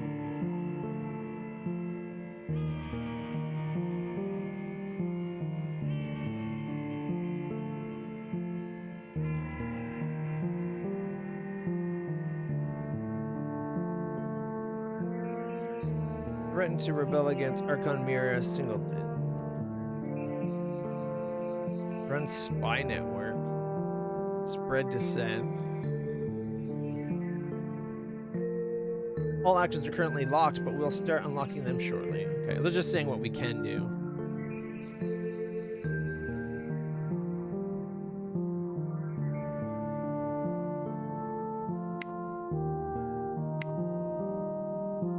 Champion Baroness's claim to the Han Union. Okay, wait. If we look here, Baroness, she just joined us. She's got a claim to the Han Union. Feelings, family, justice, secrets. She's got no inheritance. Her relationships. Odd. She's enemies with Isadora Han, which is this guy's ex-wife. Weird, that guy alienated his wife and his wife's enemy. She's got two admirers, Elvin Goodman, that's us, and Baron Vernado Christian. Who's that?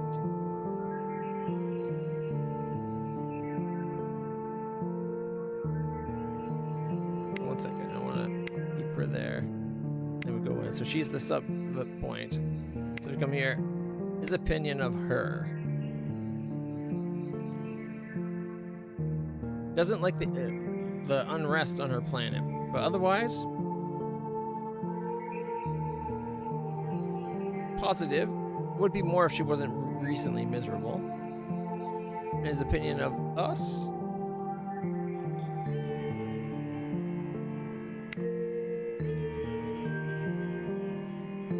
We don't got much of an opinion of him. Baron Heir Yancey Becker. He's disliked and worried. He's proud and brave. He's a child, heir to a house, will inherit claims. Where's his mother?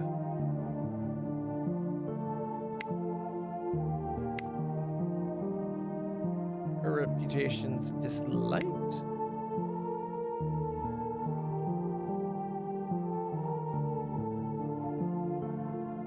Okay, the game checks the opinions of every character has of each other character that they are aware of. The opinion is based primarily on whether the character likes the personality of the other character, behaved honorably, the other character has earned respect, i.e. whether they have demonstrated strength or weakness. The other character has done things that have helped or hurt them, and the other character has done things that have helped or hurt friends and or enemies. Okay. Any indication what's good to what's bad? Underneath character portraits, there is a bar that shows the opinion that character has of the character which you are hovering over. If you're not hovering over another character, the opinion shown will be of the character in the first quickbar slot. This is the contrasted character. If there is no contrasted character and you are hovering over another character, the character's opinion will be shown. Okay. You can improve their opinion by acting more favorably towards them. Okay, her history. Broken allegiance with the Han Union and pledged Lathoth to the Goodman Kingdom. Right. her claims. She's got a weak claim to the Han Union. Maybe we'll have to champion her claim to that one to get her to be a proper vassal on our side.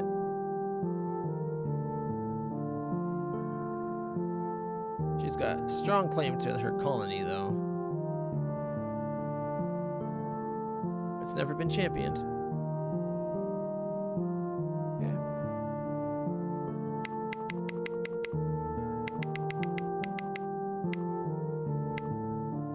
You can go all the way back through everything you've clicked.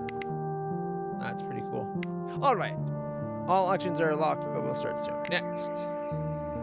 If you prefer, you can bring up the actions related to an object from the highlighted tab on the inspector panel. You can also see the full list of actions by clicking actions on the bottom right. So this is every action our character can take. This is actions we can take related to whatever we're currently looking at.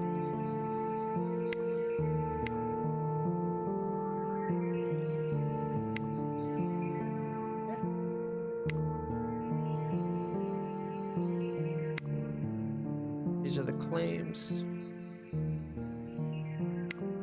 Odd that the back's down here. Wish the UI was consistent. Economic stuff we can do. House management stuff. Internal political crap.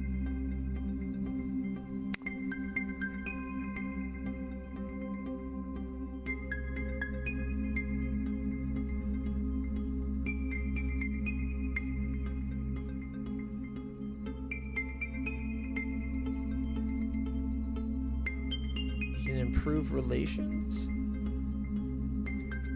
Task a member of your house with this assignment while it is ongoing. Gradually gain +0 to +50 as long as the assignment is active. The exact effect will be identified when you actually select the house member to do it.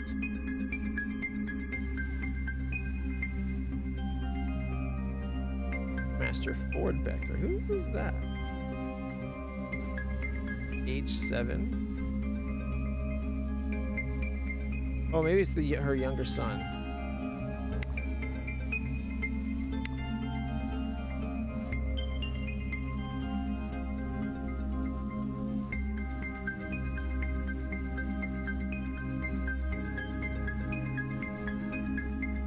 Alvin Goodman, enemy. What? No, we're not enemies, we're friends. I just took your colony in. Upstart little shit.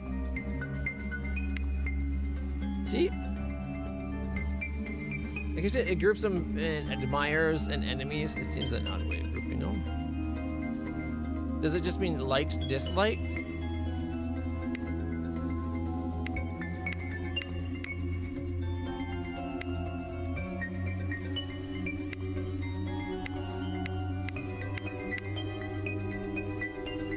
So, second in line of succession.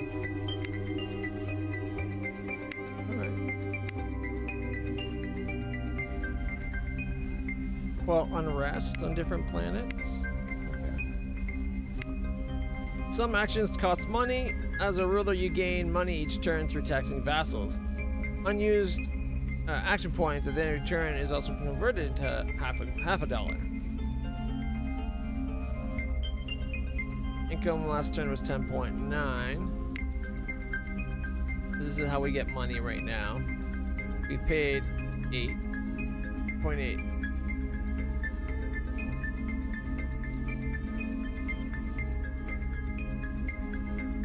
Seems kind of low.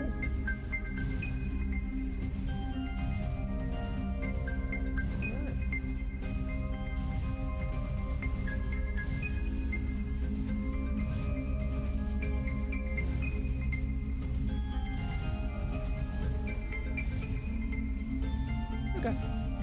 I was just thinking I might need to build up some money to do what? Wonder like how much does one count for? Does that represent like millions or billions?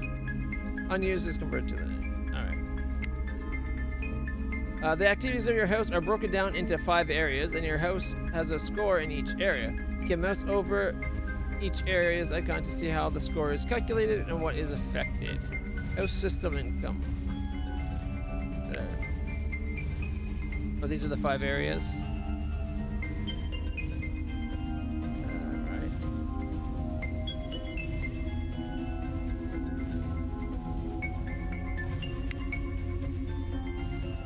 Alright, so this is our houses and stuff. We got 88 administrative. 18.8 from the Duke, 69.4 from Duke Consort Trisha Goodman. She's really good at it. 57 skill.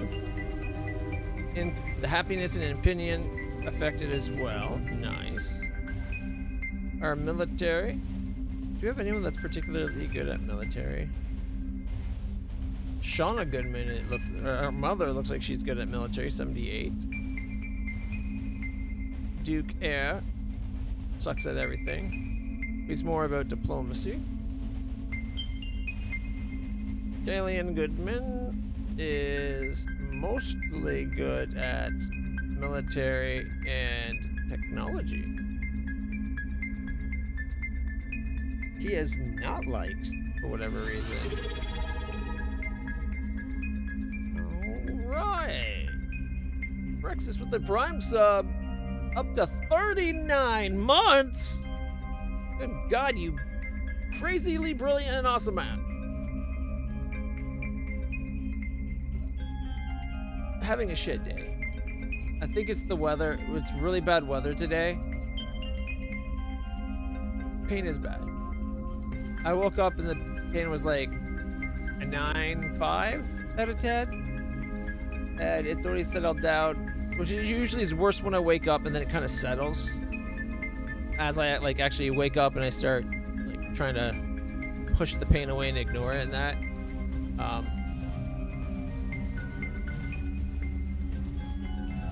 Have you ever heard of Crusader Kings? This is Crusader Kings in space. So, I'm this guy here, Duke Alvin Goodman. I am the leader of this faction right here. Which is, yeah, man. So, so the zoom out. The Singleton Dominion is a group of leagues, right? It's got 3 factions in it, of which I'm the leader of one faction. Our Archon is this lady right here, Archon Mira Singleton. She is our lord. She's she's the one step above us. But we're the leader of the Goodman Kingdom. We now hold these 4 planets. This is us here. We're well-liked. And we're happiness. Right now, we're thrilled. Our wife is expecting a kid. We just appointed our wife to help rule our council. Things are going very good. I'm just at the beginning of the tutorial, of the demo. There is so much to this game. Like, I just had last turn, Lasath was part of the Han Union, but they asked if they could, after this guy find her twice and was causing unrest, like was sowing unrest and dissent on, like trying to instigate rebellion on her planet. And she asked to join us. It was an unhonorable act, so it caused some issues. Like, he could have declared war on us over the grievance, but we're stronger, so he's like, you know what, we'll let it slide right now. So if we look at me, we can go to, where is it? Justices. So this is the justice stuff we've done. Had 2 levels of dishonorable. It'll be forgotten in 20 turns.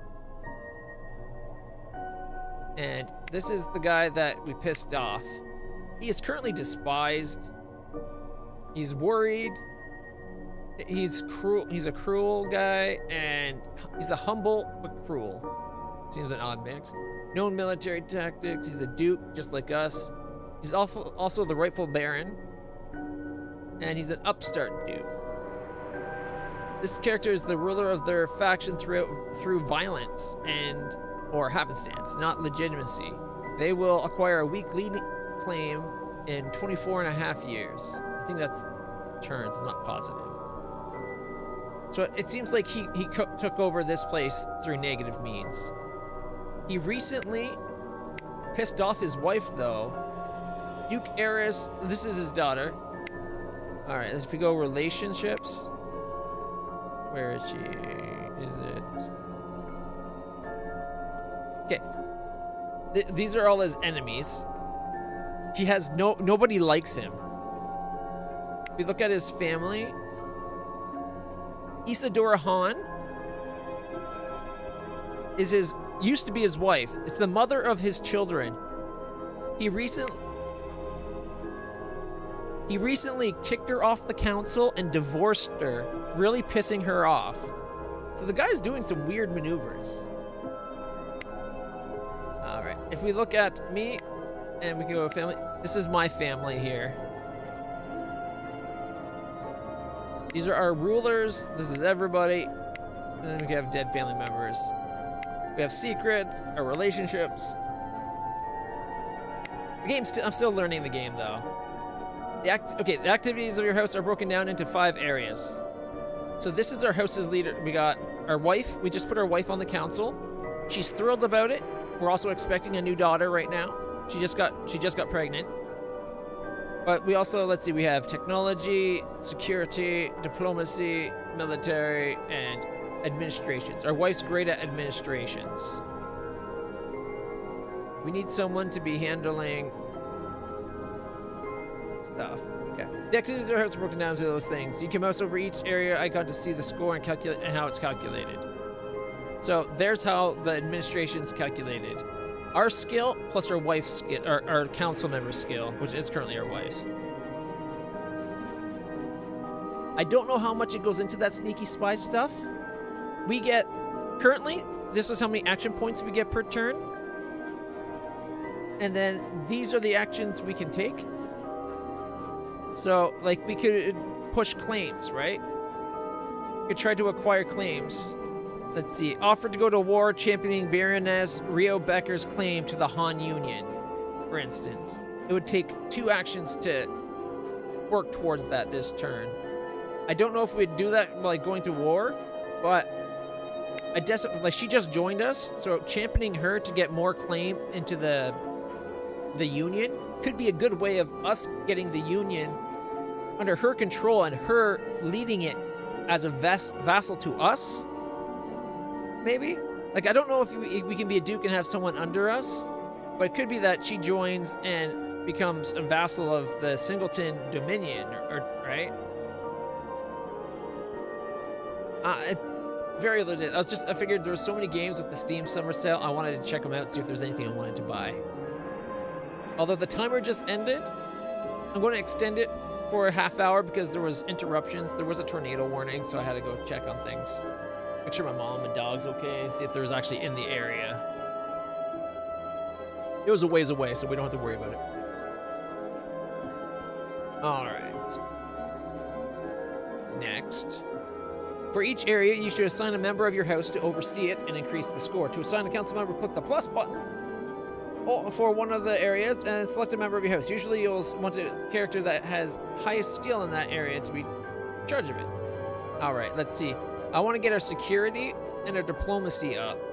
And our technology. I want to get them all up. All right. Let's see. If we go... Move this out of the way. The most skilled... Our sister-in-law is the most skilled at security. She's a 26, but so is our wife. Our wife is doing a great job with what she is. Okay, I want to close... I want to see every... Why won't it let me close that? Okay, can I see a different thing? No, I think because we're in the tutorial, it's making us pick one. Moral consequences of appointing our sister-in-law. Promote your sister-in-law to your council. Promoted your sister-in-law will have consequences. If we put our brother as well, but as you can see, they're not very good. So we'll put our sister-in-law. You assign your sister-in-law to the council as head of security. Also, if we want to see what she thinks of us, we can control-click her. So now it's saying, if we look at relations, it's in regard to her, right? So if we go relationship, where is it? It's click us. Okay, here we go. So this is our feelings towards her. Currently, -16. We don't like her personality because she's forgiving and she's a rule breaker, just like her sister. She's reserved versus us being friendly. So she's kind of, we don't like her in that regard. Like, our mannerisms kind of just butt heads. Right now we have a negative because of she doesn't like the fact that we annexed Lasath, which is odd. I think she would have been for that. If she's a rule breaker, she would have been like, yes, get that to make our house stronger. I would have thought. Anyway, here we go. We need to get some, put our skill up to 57. So if we go diplomacy, our best person is our son with a 36.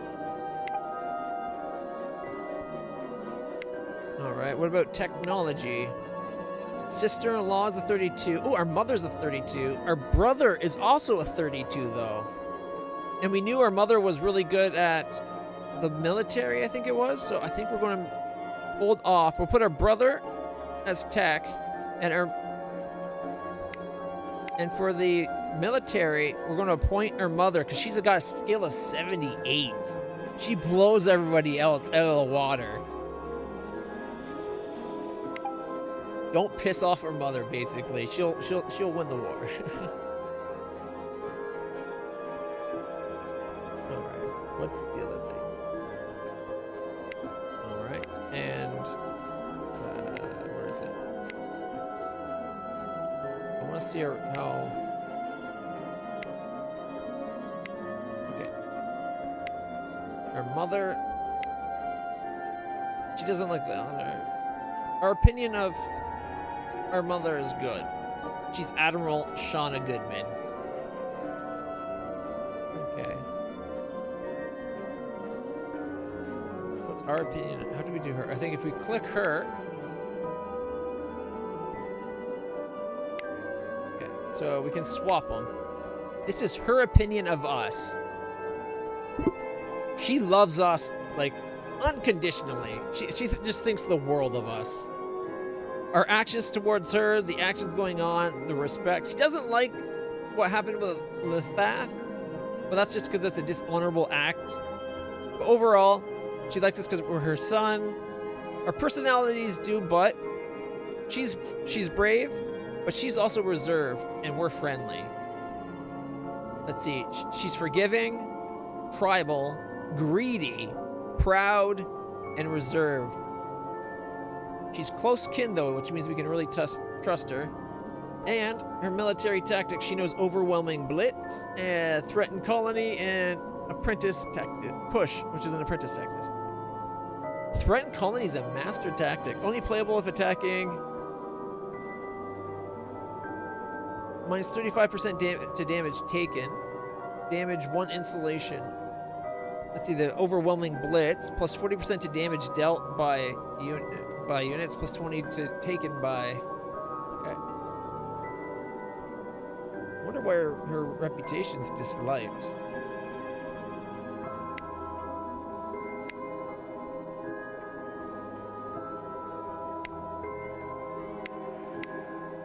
Does she have any secrets with us? Nope. She's got no claims. The only history in the game is that we just appointed her to our council. On the plus side, our military skill is through the roof thanks to Mom. There's a bunch of kids that cannot be tasked. There's also a story event. We have a niece that recently died, so our family's a little sad. You now have the ability to manage your council. Feel free to assign other members. All right, next. The family tab shows the characters that are related to you. Note that family members have a special icon on their portrait. I think it's this symbol here. No, that's not. That's the forgiving thing. Is it the close kin symbol? Yeah, I think it's got the blood dot. A blood drop means they're blood related. Okay. Special icon on the portrait. Your happiness is affected by what happens to your immediate family, and your heirs will inherit your empire when you die. Nobles that are related to you are much likelier to act in your interests, or at least not oppose you. It is dishonorable to attack a relative. or fail to help them in times of need. Marriage. As a result, oh yeah, our son also just became of age at the age of 15. We're going to have to find him a wife.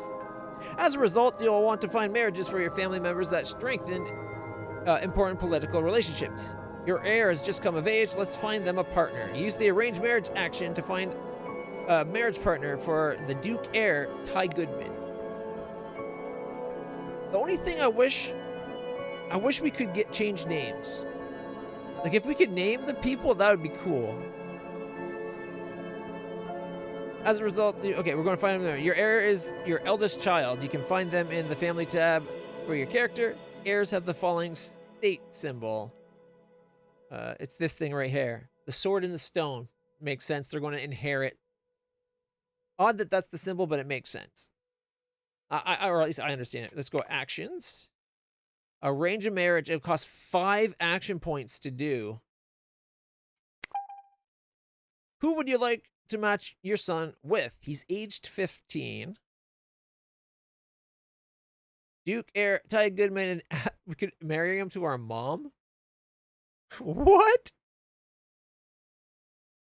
There's moral consequences. Do not lie with your own blood.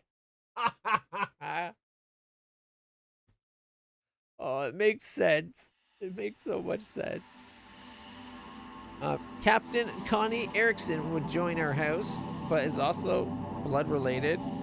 Your mother-in-law. Oh, it's his other grandma. We could marry him to either grandma. All right, who's this?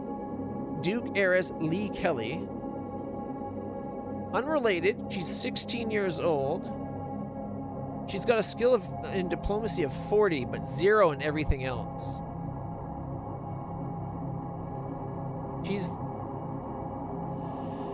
They're both diplomatic. She's more diplomatic, but he's got a bit of other things. I think we can do better than her. Mistress Tavia Williamson. Her happiness is worried. She's liked.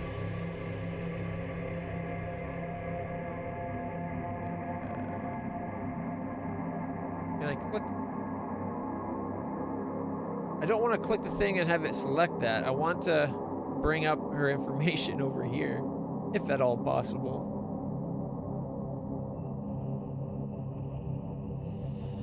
All right, Tavia, let's zoom out for a second.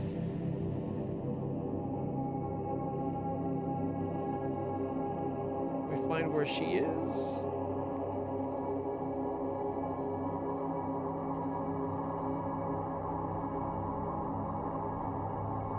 So she is over here.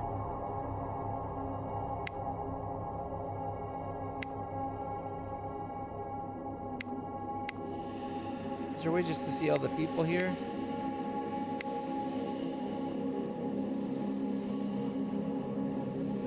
I don't see her listed.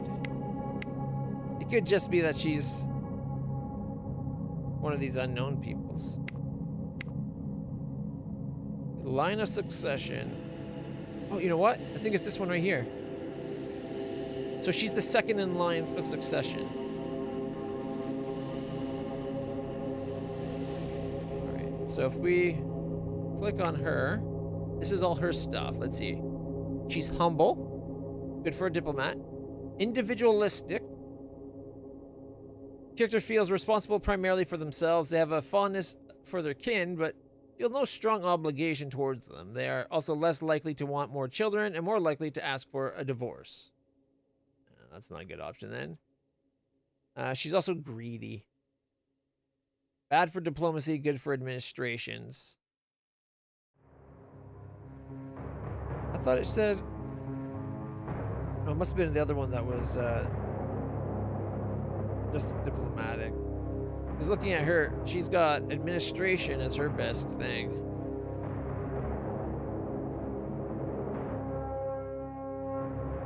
Okay.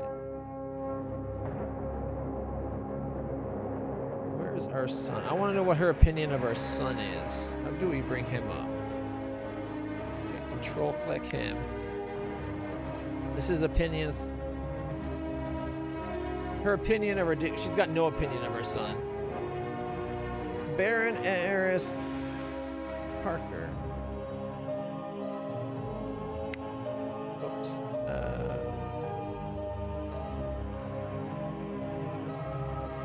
Okay. So the heir, we could try to marry our son to the heir of Scene. She's currently disliked but pleased. She's dull, proud, forgiving, and brave. She's normal kin, which means this is one of your kin members. Kin members are useful allies. I think it just means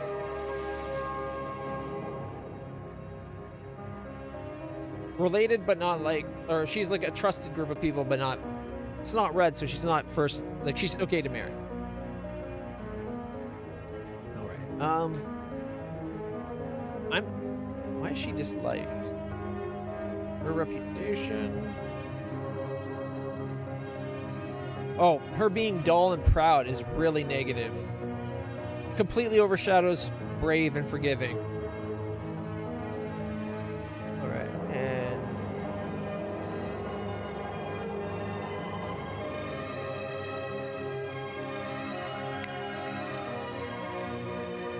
okay, whoever we mouse over, it should automatically show their opinion of our son at the top. So our wife's niece at age 22, 7 years older than our son. I don't think she's a good mix. Captain Layla David would join her house. Where's she from? Oh, she comes from the Harper colonies.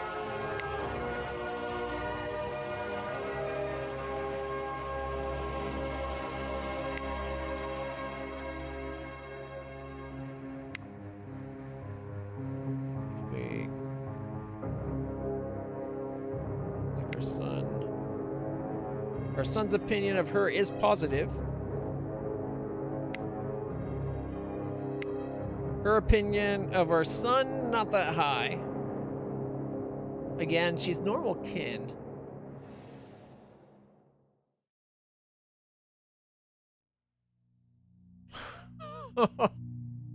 We could try to marry our son to the ex-wife of the guy that we just pissed off. Isadora Hahn.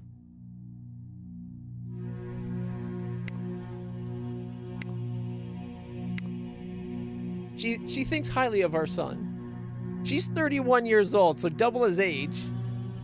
But, you know, she's not horrible skill. She's 32 diplomacy. I kind of like the idea of just considering giving this guy the middle finger. Maybe we can get our son to be the father-in-law to all the his kids. Get him killed off and have them be like, our son can be regent, or let the mother be regent, married to us. They then join us. I doubt it would happen. I just think it's funny. All right, Baron Heiress Unwalla Hurst. 33. No, too old. I want to find a good match for her son. Mistress Anastasia Christian. She's liked, but she's got a neutral happiness.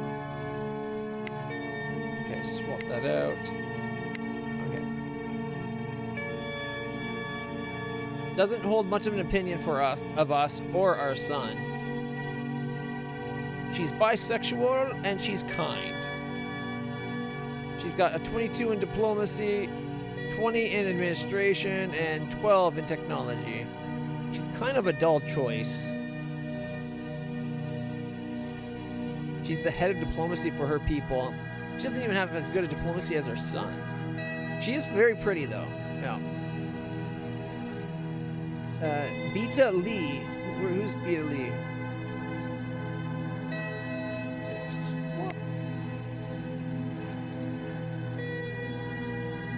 Her son doesn't even know of the people we're trying to arrange the marriage for.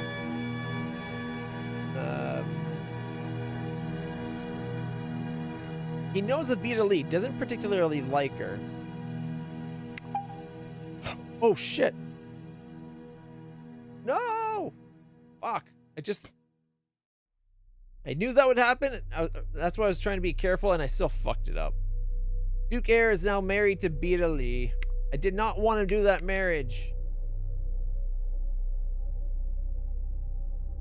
When you bring that marriage window up, it's very hard to look through, like, actually get it to look through. Like, I was trying to go control-click to get her as the focus so I could swap. She's a rule breaker. She's normal kin. She's now married to her son. They're trying for a child. However... Oh, she's 32? Never mind. I was going to say she's got good administration. But... she's 32. I would not have picked her. And that...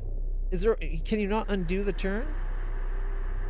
Is there a way of undoing things?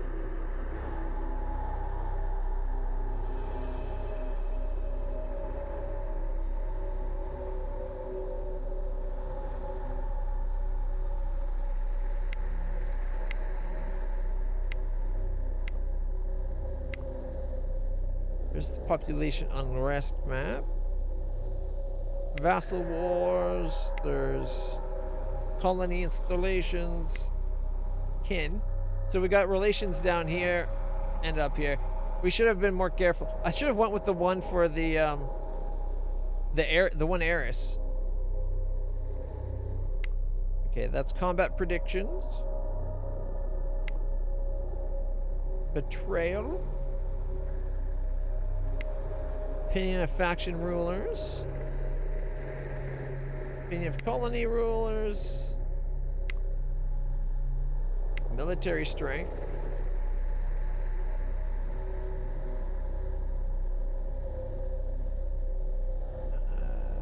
I don't know what that means. Those numbers mean yet. The game hasn't shown us.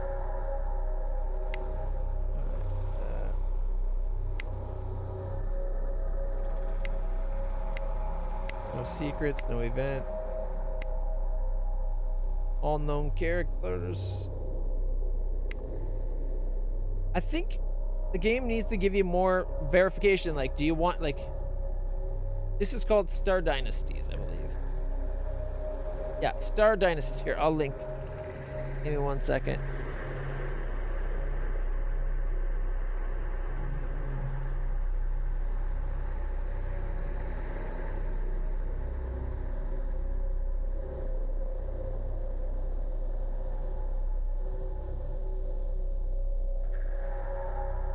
There you go.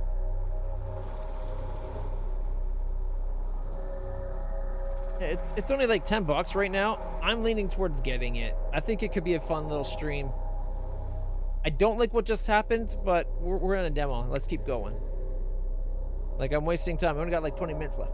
You now have the ability to arrange a marriage for members of your house. Divorce their existing marriages and grant or take away permissions from a couple to have a child. You can also decide whether you want to have more children for yourself. Baroness Becker charged you with avenging Duke Camille Hahn's crimes.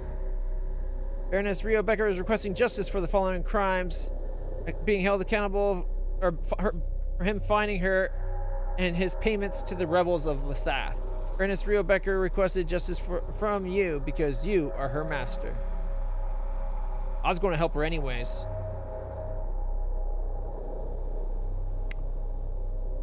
She's currently disliked, but she was unhappy. She's now pleased because she's on our side. Like I said, she was kind of getting fucked over by this guy here, the Camille Hahn, and everybody despises this guy, right?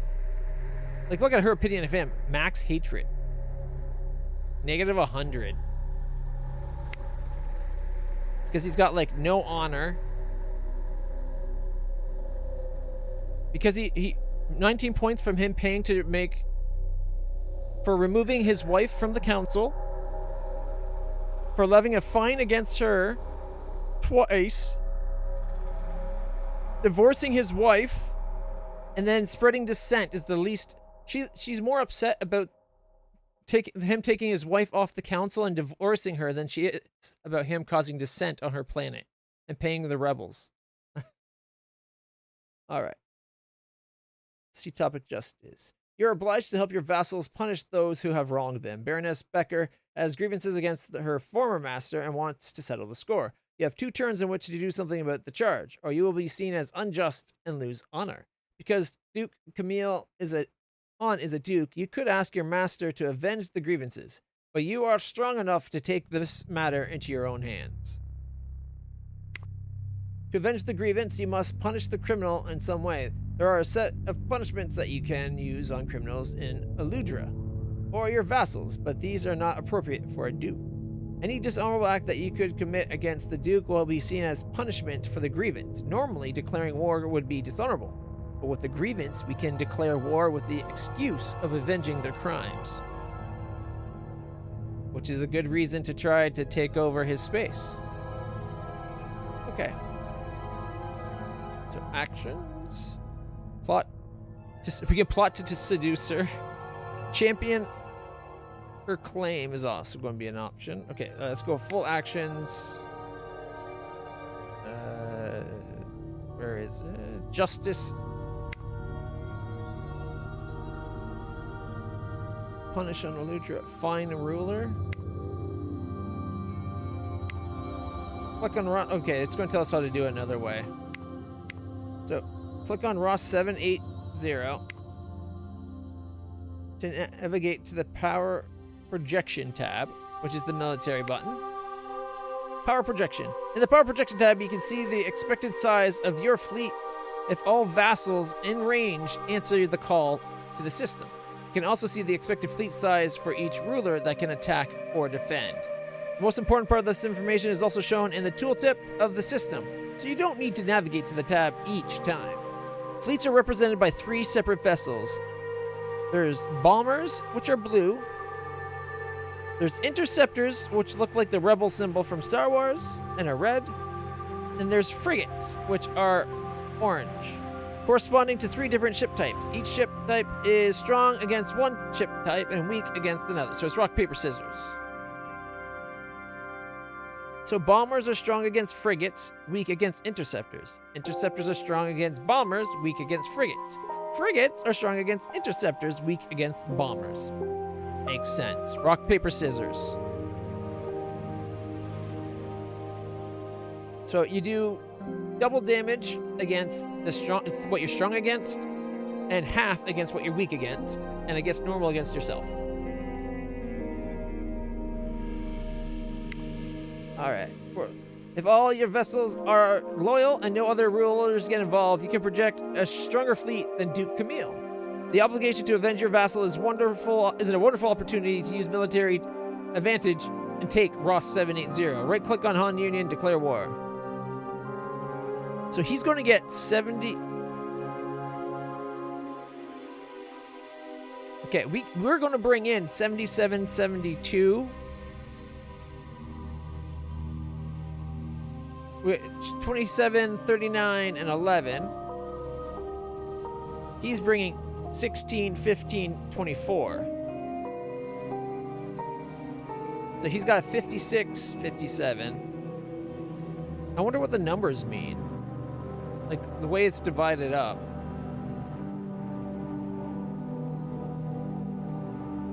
Alright. Plus 29% fleet leading military score. Sum of house and mercenary strengths. So we're bringing in House Goodman, Lynch, Robbins, and Becker. No mercenaries needed. He's bringing in House Han, Christian, and an unknown house. We should have married him against that Christian woman. We might have had their faction join us during the fight. Because then maybe they would have thought, maybe they'll put us in charge of the planet. It's just a guess. Right-click the Han Union, declare war. Now that you are at war, let's go straight ahead and attack. Right-click Ross 780 to attack it. You declare war with the Han Union, delivering justice for the payments to rebels on Lasath, and delivering justice for Baroness Rio Becker being fined. You are no longer responsible for avenging his crimes against her, because we just did it. Alright. Right-click the planet. Attack! Basically, we're like, you better watch out or we're going to send our mother after you. She's a military genius. All right. Who will command House Goodman's fleet? At Ross, okay. The commander has a significant impact on the strength of the fleet and determines the tactics available to you. They will also oversee timely field repairs after the battle, minimizing our losses. They are at risk of injury or death if the engagement goes badly. Our Admiral Shauna Goodman, good old mother, Admiral Mother, also gives you access to the following tactics: push, overwhelming blitz, and threaten colony. If you select our Admiral as the commander in this combat, each of their tactics will be available twice. Okay. Available tactics: flexibility and decapitate. Plus 25% chance enemy commander dies.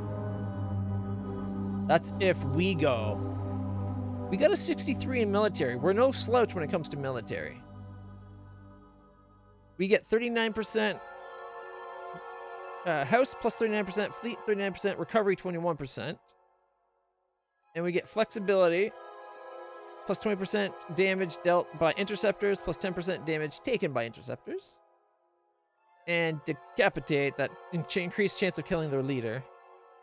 Whereas if we send good old mother, she's 39, 39, 26. So she recovers 5% better than us.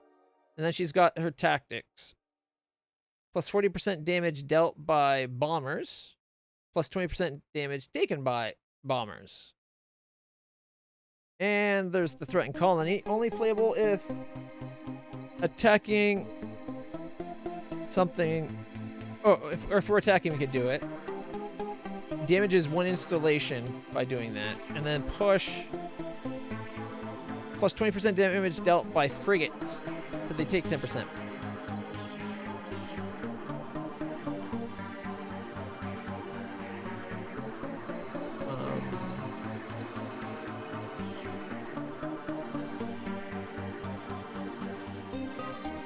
I kind of want to go ourselves. Because I want the chance that the commander dies. I'm hoping it's going to be him. But he's probably too much of a coward.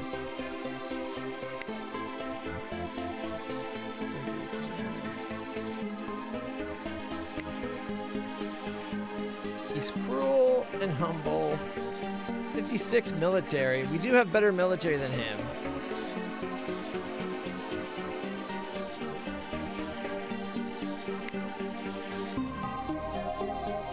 It looks like we have to pick us. Oh. You have taken personal command of the fleet. Duke Elvin now has the trait assigned to fleet. Okay. The first phase of combat is the build-up phase, where you'll canvass support for the attack. You can call each direct vassal within range to arms, and you can ask each other ruler within range to help you. Note that each relevant star system has a control that shows you the fleet strength contributed if its rulers join the combat, and other information. Each request you take costs 1 AP. We've made sure you have enough AP this time for the requests you need to make. Alright. So these are the houses that we can ask. It looks like we can even ask over here if we want to.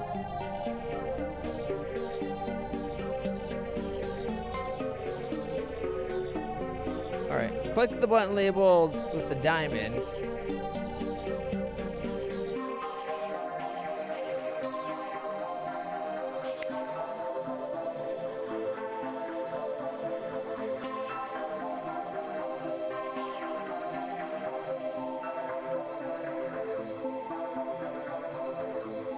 Where's the diamond? Do you see it?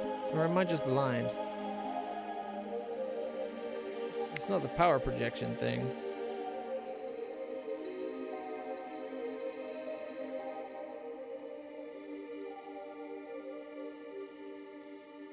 The control on Leaf. Oh, right here. I see. Okay, so if we click that.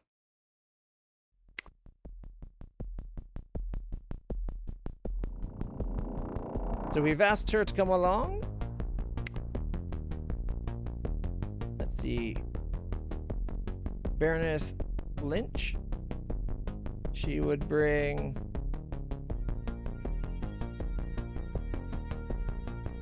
14 interceptors and some frigates. Okay, we definitely want to ask this one. She's got 668, so we're going to ask her to come along. 14 is a good amount to bring along.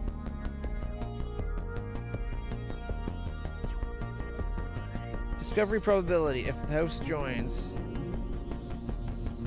that's mine. I have to go, right?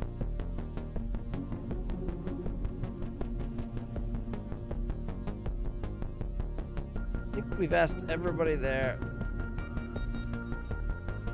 Doesn't look like we can ask anybody else. Is that everything then? Okay. The control on the right shows you the log of the buildup, which is right here. All right. We're attacking right there. This is our people here. Okay, the control on the right shows you the log of the buildup activity. Baroness Rio Becker has joined your attack, and your fleet size has grown accordingly. Mouse over the value for a more detailed breakdown. So we got 28, 14, and 19 because we got Baroness Becker, Baroness Piero Robbins, and Baroness Thyra Lynch. Ooh, I like her drawing.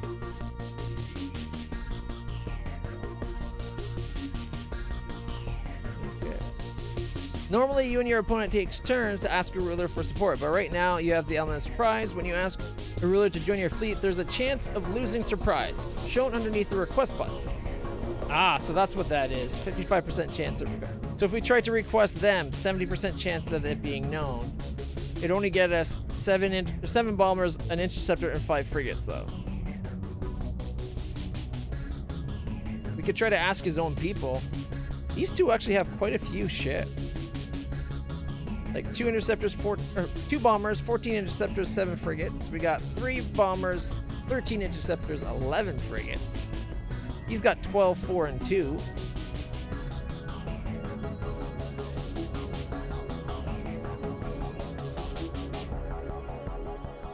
Sum of house and mercenary strength. 20.1, 10.3, and 13.6. And then with our extra skill, it's a 27, 14, 18. Okay, join the attack yourself and ask the remainder of your vessels to do so. Oh, okay, we're adding our own fleet. 55% chance that they know about it. Yep, us joining, they detected it. He got his fleet added. It looks like we 51 frigate. I think we overpower them. Look at this. 36, 14, 51 versus 18, 5, 3. We have almost a bomber, or we have almost 1 interceptor per bomber he has. We have 12 bombers for every frigate. And for his bombers, we have 10 frigates per, interceptors. I want these to be the bombers for a reason. We have 10 frigates for every interceptor he has. Not bad. I think he's screwed.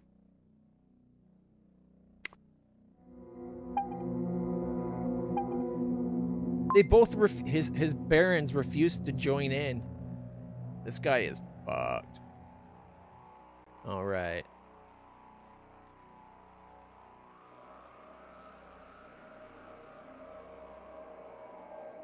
I think I want to do decapitate.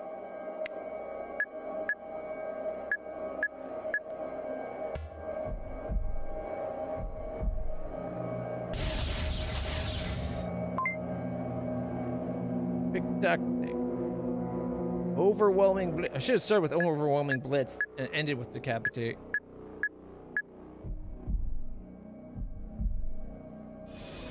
Attacking damage. We won. We did 28, 8, and 5 in 1 attack.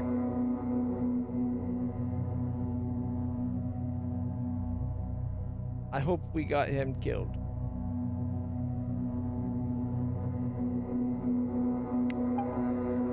As expected, the Goodman Kingdom defeated the fleet of the Han Union in Ross 780. All right. Defender was the Duke Camille. A hydroponic farm on the planet's now abandoned. And it's ours! Having conquered Ross 780, you must now choose who will rule it as your vassal. You can leave Baron Camille Han in your place, but they're unlikely to be very loyal. You can see that for many candidates, choosing them would be a favor, but unfortunately it would also be dishonorable. This is because Baron Camille Han has a rightful claim to be the ruler of Ross 780, and those candidates do not, however. You do have a candidate that also has a claim on Ross 870. We have someone that does have a claim? Sir Kenneth McCann.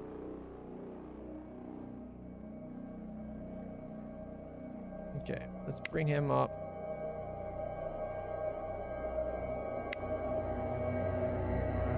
Let's see, he's fickle, noble, married, and a claimant. The character has a claim to the following planet. A strong claim, too. That's over here. The claim has never been championed, however. I think a strong claim means, like, his family used to rule or something. He's disliked, but he's happy. Decent administrator.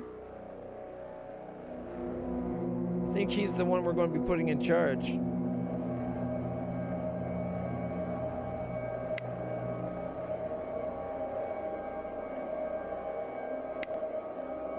The claim is the widespread acceptance that a character or a faction is rightfully the ruler or master of a territory. Claims reduce the dishonor of war or rebellion when they are led by the claimant or championed on their behalf. Claims are acquired gradually over time by holding territory or through inheritance. Sir Kenneth McCann has a claim. This allows you to replace the previous ruler without losing any honor. That was the plan. He will replace Sir Kenneth. Okay, you dispose Baron Camille Han and will replace him with Kenneth McCann. You raise Baron Kenneth to power. Boom. You can conquer the Han Union. Or you conquered the Han Union. Okay. The remnants of the Han Union fragment into independent systems of Mizar and Beta Canum. You have annexed the planet illegally. The Goodman Kingdom does not have a strong owning claim to the planet. Yes, but someone under us does, and we're letting them rule. That should work.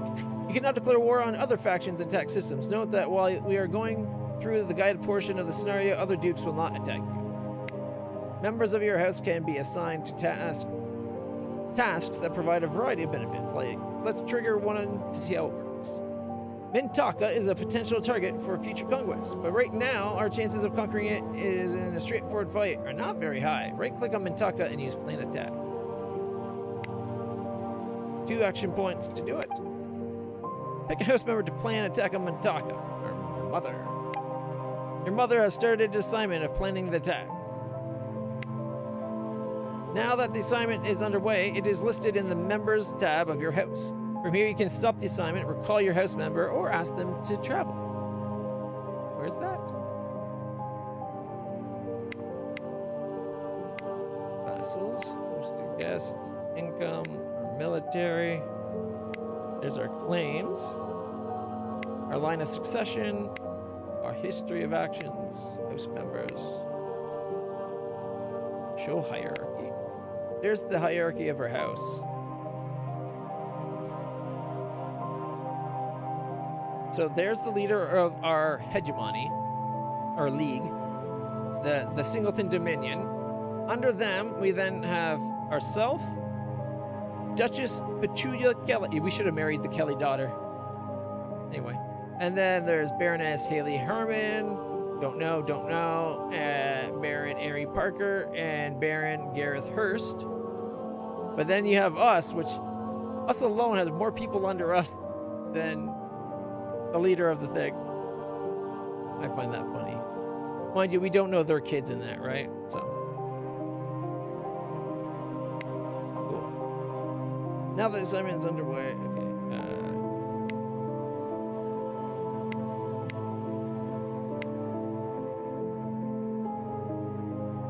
Gleese 687's unknown. We have a claim on Gleese and Lucidia that are strong, and a weak claim to Sigma Draconis. Yeah, see, strong claim. Strong claim, strong claim, weak claim. Okay, what? Lucidia Glees. Eludra's our capital. Alcaluropes? Hey, that's this place. We got defense platforms and whatnot going on. Being led by Baroness Robbins. Alright.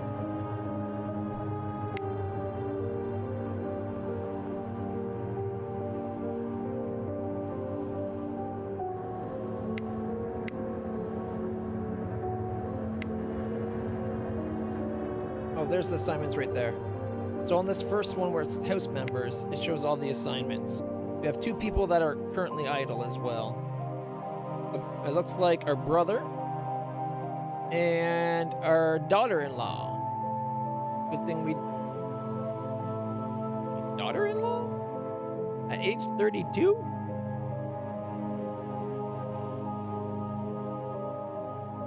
We're age 38. How is she a daughter-in-law? Like, our wife isn't that old. Our wife is the same age as us, I'm pretty sure.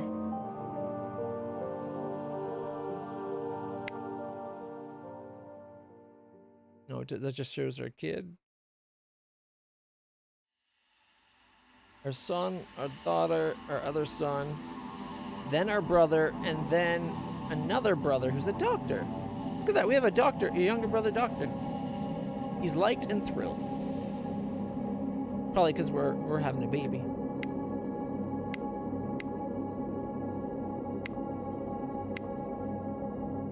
Where?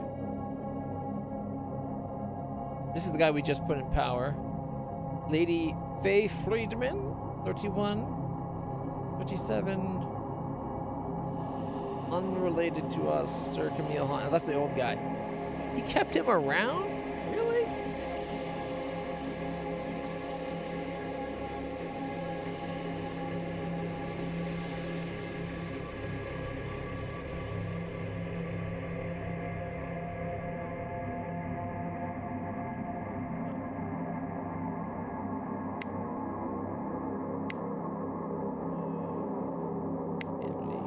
See our wife.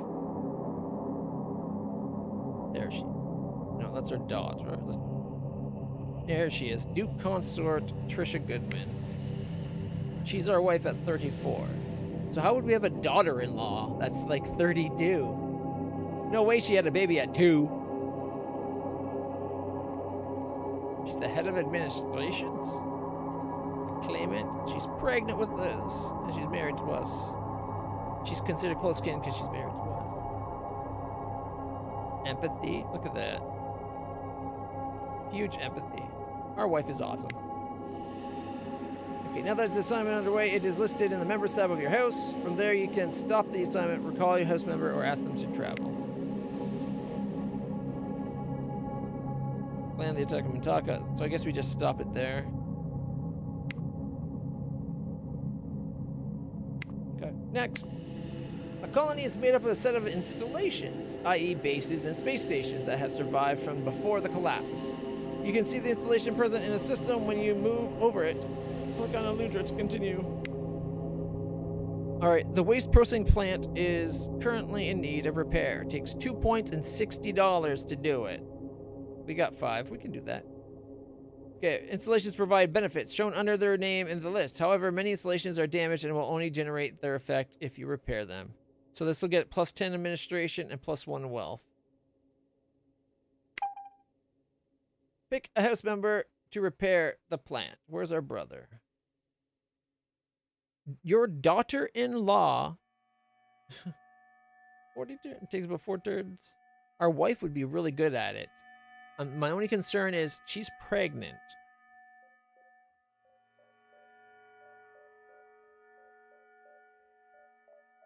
But she'll get it done in 2 turns. Your wife started the assignment. Waste repair processing plant. Okay. Most installations provide the benefit only to the direct ruler of that colony, i.e. not all the installations in your vassals' colonies will be useful to you. Ranged installations marked with an orange symbol in the left corner, like these ones, benefit all allied rulers in an area. Hovering over the installation shows the range on the map. Really? Oh, maybe because they're not repaired yet.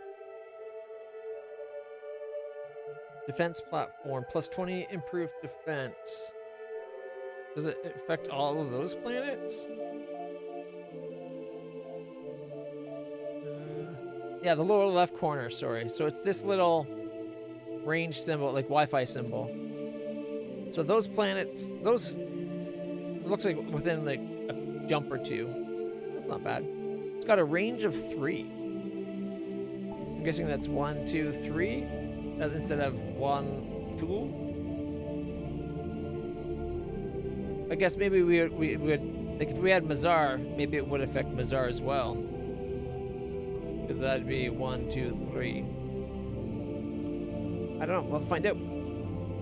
For example, the defense platform fabricator on LitlClutch provides a bonus to any improved defenses assignment within 3 star lanes from LitlClutch. You should focus on repairing the installation that complements your goals. Okay, so if we go LitlClutch.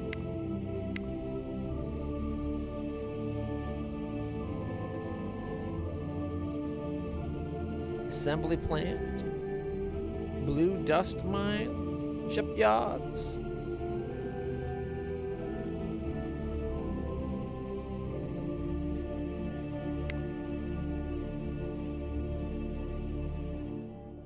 Incinerator, plus 15 cover up secrets. She's got an installation to hide secrets. I kind of like that.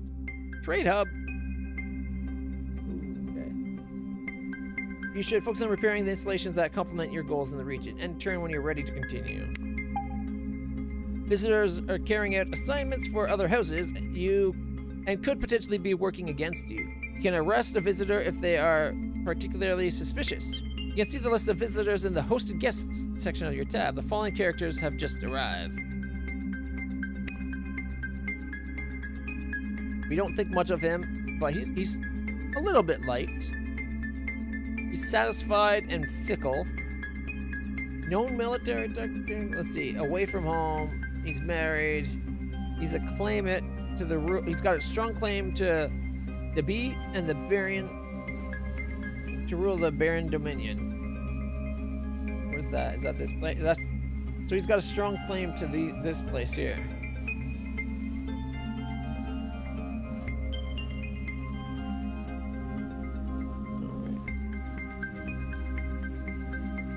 Assignments and arrests for details.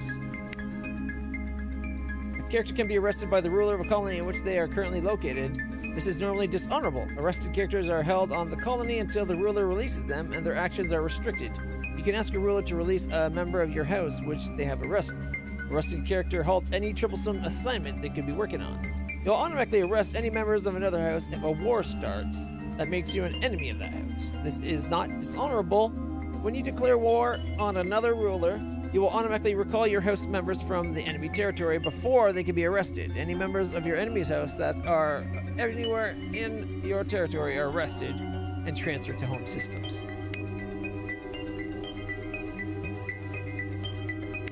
So if we come over here, we can see hosted guests. Age 36, he's in there. Nice. Okay.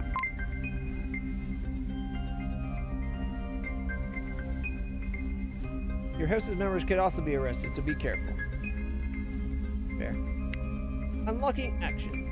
The game assignments and actions are now going to gradually unlock as we introduce them. Feel free to experiment with unlocked actions before clicking next in the messages. Income and expenses. Your income comes partially from your colony and your vassals. You have 3 main tools to increase repairing installations that provide wealth, will increase the economic output of a colony and the maximum size of the fleet. Ask away, my friend. The assist tax collection assignment will increase the effectiveness of tax collection from a vassal. You can raise the tax level of your empire, but this will reduce their opinions of you. Nope. My hair, I'm in desperate need of a haircut. Thankfully, my headphones, or my cans here, hide my hair. See, it's pretty long. But I did shower there, I think, yesterday.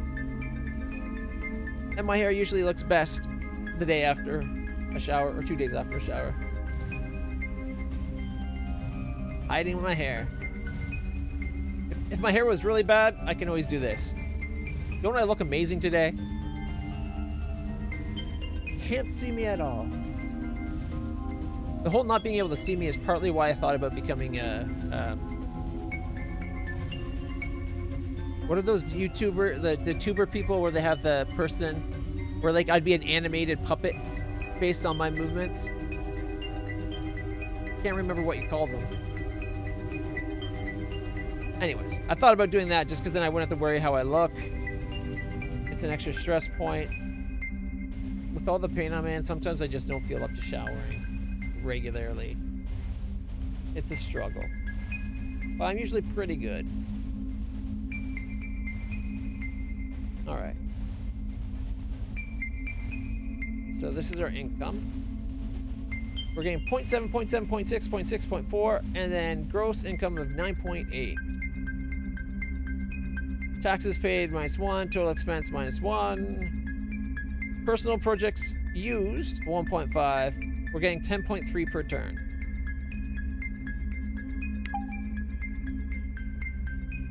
All right. The infrastructure on Mintaka has deteriorated to the point where it cannot sustain human habitation. The infrastructure on Mintaka has deteriorated to the point where it's... Okay. The following houses are abandoning the colony. House Cannon and an unknown house. An unknown person had to abandon the place. Okay. Derelict colonies. Put that out of the way for a second. Houses expend considerable energy simply maintaining a colony in which they reside. Bases have been patched and repatched for hundreds of years and rapidly decay without constant attention. If all of a colony's installations fall into disrepair, the colony is abandoned and its houses flee into destitution to nearby colonies. A ruler can use rebuild colony assignment to repair the maintained installation of a derelict colony and repopulate it. Okay. Wasn't Mintaka the place we were going to, like, attack?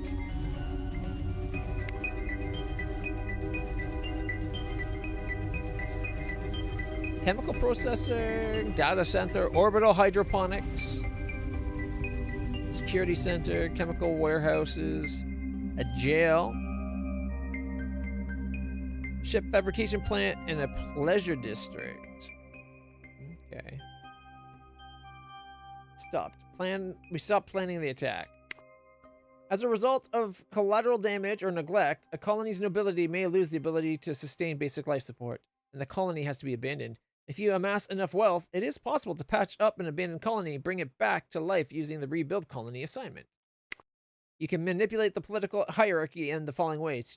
Depose an existing vassal, replace them with another character. This is normally dishonorable. You can grant independence to a vassal.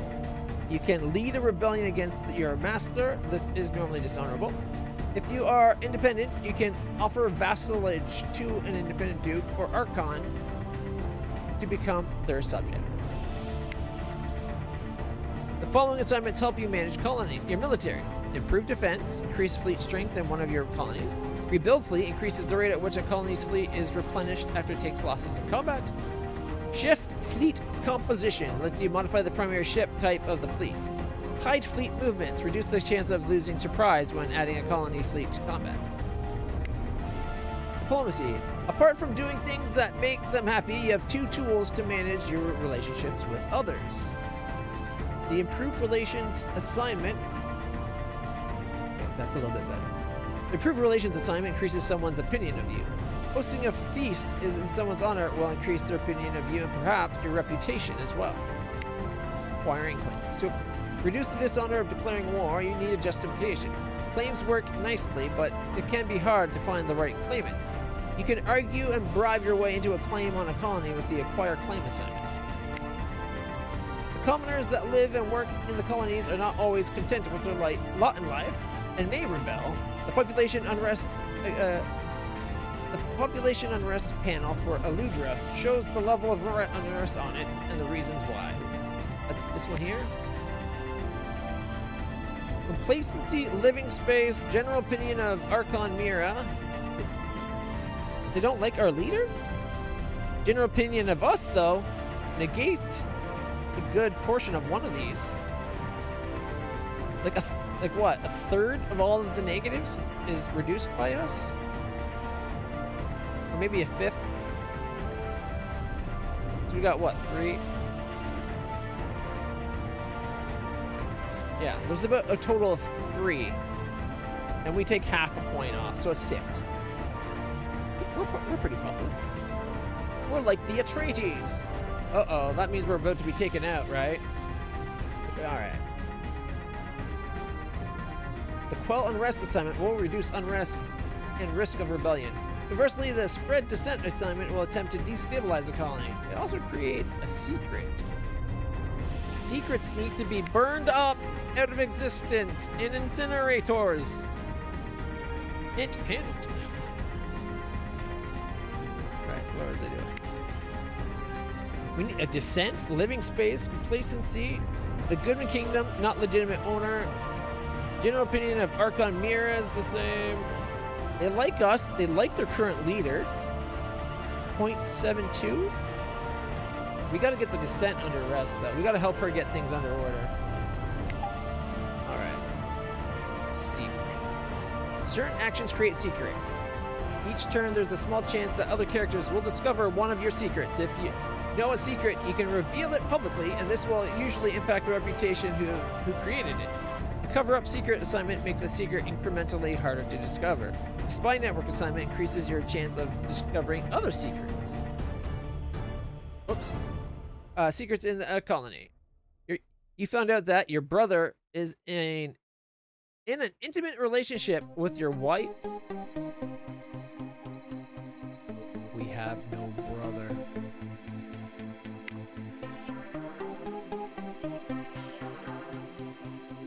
Does that... She wasn't, like, her opinion of us was good.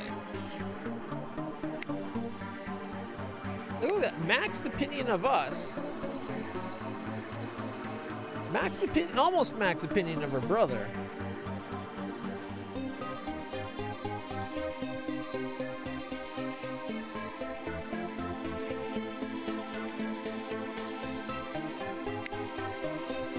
Your brother is in an intimate relationship with your wife. 8% chance of it being discovered. Rough indicator of how difficult the secret is to get discovered. Medium. It's a normal romance. Easy, long distance, hard. Ended romance. Okay. The following characters are aware of this. Just them and me. Moral consequence. Had a secret, intimate relationship. Do not be intimate outside of marriage is a bad thing. Has been with your spouse. He's got a lot of dishonor from that. So does she, right?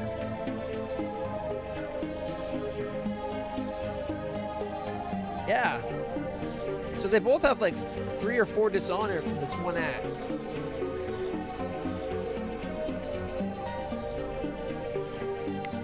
You can hurt your enemies in ways that you do not involve military fleets. The defame assignment spreads lies about a character and makes them appear dishonorable. The assassinate can get rid of them troublesome. To defend yourself against these strategies, improve security score of your house. The protect assignment makes it harder for a character to get assassinated.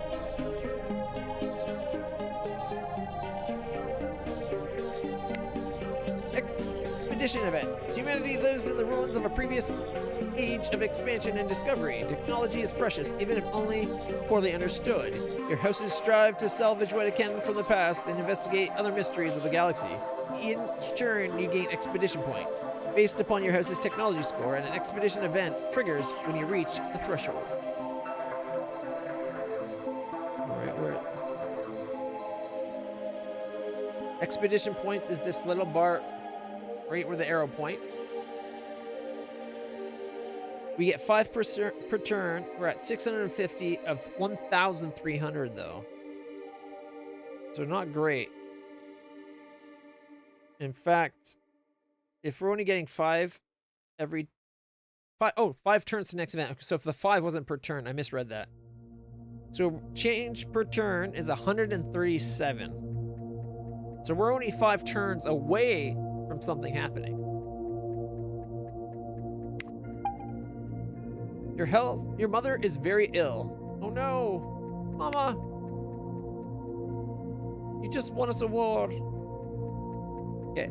Medical care in the colonies is poor. Knowledge of biology and anatomy within the population is non-existent. Pathogens have evolved for which we have no synthesizable drugs. Overcrowding, poor hygiene, poor diet, and the abnormal living conditions contribute to high rates of disease and ill health, at least within the general population. Characters can continue to perform most tasks, but they get a minus 50% modifier to the skills. An ill character who gets better may remain sickly. Sickly characters get ill and have negative health outcomes more frequently. The probability of a member of your house falling ill or gets better when they are ill generally depends on your house's technology score. You can also use the medical care assignment to safeguard the health of specific members. She's very ill. She is also very old, I think. Select us. Then go relations. Mother. Oh, she's only 59. I thought she was 79 for some reason.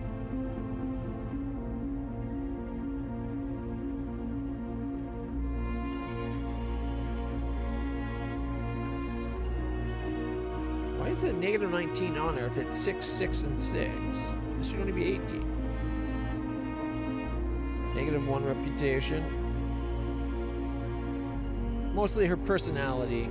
Greedy, poor, reserved. Or greedy and proud, sorry.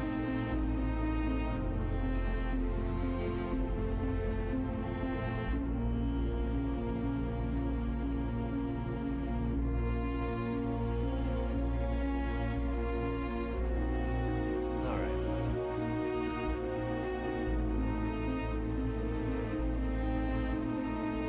Medical care assignment. So action. You can plot to seduce her mother. What? The guy that says invalid. Hide fleet, improve defense when attack. Arrange marriage, assassinate, defame. Execute, exile, humiliate. Medical attention. Pick a house member to provide personal medical attention to Shauna. Our brother, the doctor, gets a 45. Our sister-in-law is really effective at it too, though. Your brother asserted the assignment of caring for a sickly mother.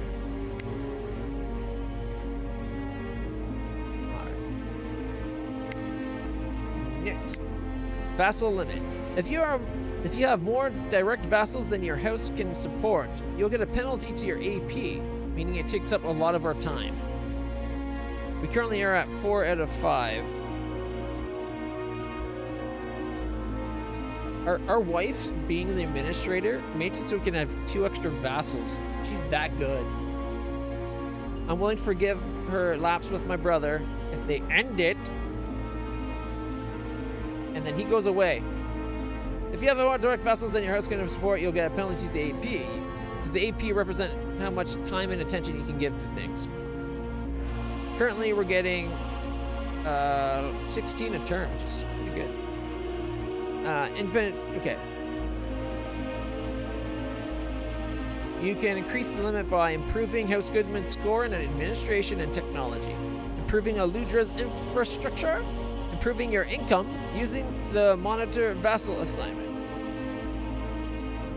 An independent duke or archon can also form vassal factions, transferring colonies to vassal dukes, reducing the number of direct vassals. The game will highlight issues or suggestions that you may not want to tackle here. Mouse over an icon to read the hint. The following members of your house has not been given an assignment. Our mother, our brother, our heir, which is our son, Commissar Killian Goodman, I don't know who they are, and Beta Goodman, I think our daughter. Alright, let's see. Yeah, Beta's the sister or daughter-in-law, and Ally Goodman's our brother, or Ali. Okay. The game will now fully unlock. You can keep playing the demo for 10 more turns. Some final tips. Don't wreck your reputation. Assign everyone in your house to a task. Pay attention to the suggestions that crop up. Star Dynasties is not a strategy game where you continually build improvements in armies and use them to conquer the map. It's a patient game of politics, watching for your opponents to make a misstep and setting yourself up to take advantage when they do, and adeptly handling the good and bad luck that comes your way. Have fun in the galaxy. Right. And that's actually what brought me my interest in the game. The fact that it was a political game, not a conquer the stars game.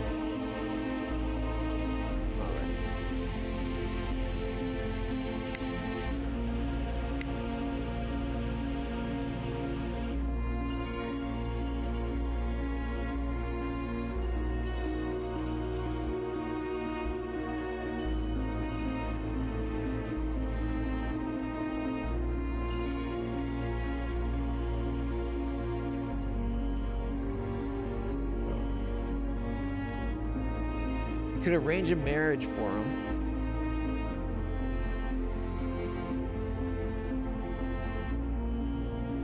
Let's see, he's dull, proud, tribal, and forgiving.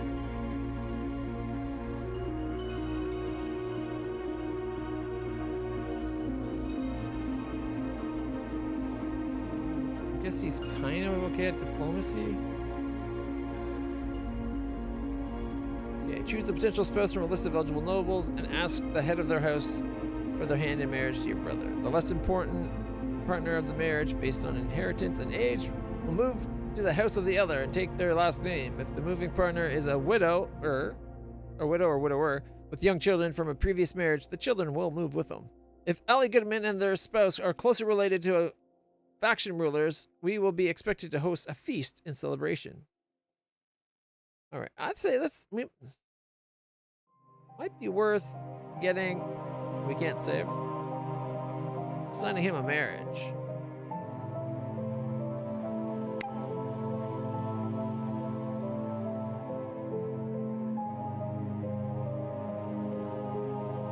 Now, I want it where he leaves the house. So if we send him over to, oh, she's 18. He'd move to there though.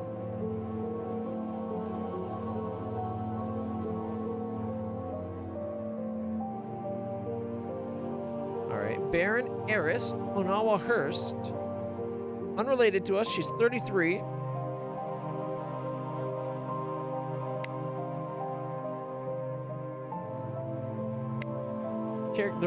He's unaware of her. She's unaware of him. Though she's got a general good reputation. She's pleased that she's intelligent and friendly. She's head of technology, heir to the ruling house. 48 on administration. She's actually a good person to marry to. And it would get her brother out of our house. What about for Lynch? Okay, swap them back. To diplomat Oralee Lynch. She's 22. He's unaware of her. She's unaware of him. Generally liked reputation. She's assigned to a fleet at the moment. She's greedy and humble. Known military tactics. She's the head of diplomacy and a claimant for the rule of House Hossily. Strong claim.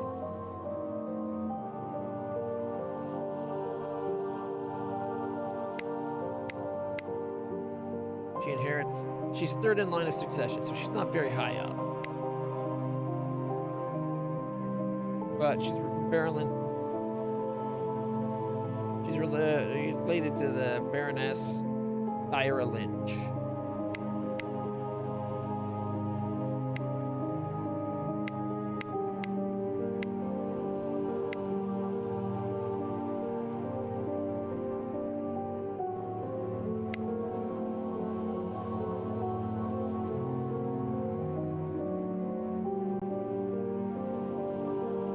think it's her younger sister?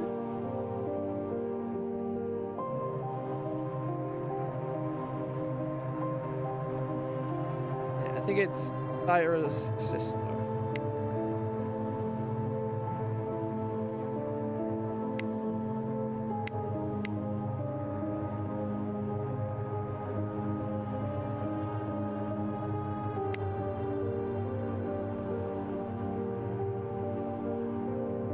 Logan Nguyen.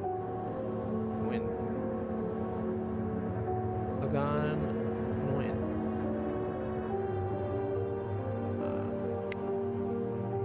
He doesn't. They don't know of each other. She's got a good reputation. Our brother is thrilled, probably because he's shipping our wife.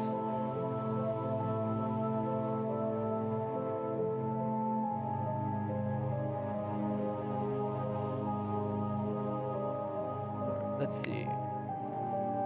She's forgiving, kind, tribal, but she's also a rule breaker. Age 18. Oh, this is the one I was thinking of giving to our son before I misclicked. Too young for our brother. I think it's one of the 22s. Ew, this woman's disliked.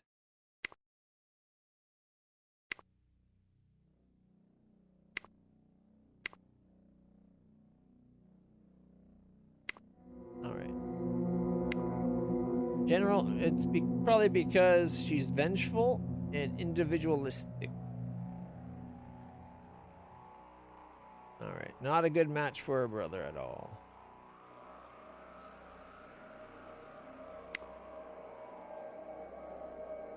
Oh, disliked and unhappy. What's her stuff? Let's see. Cowardly, proud, rule breaker. Not very good skills. Best skill is administrations.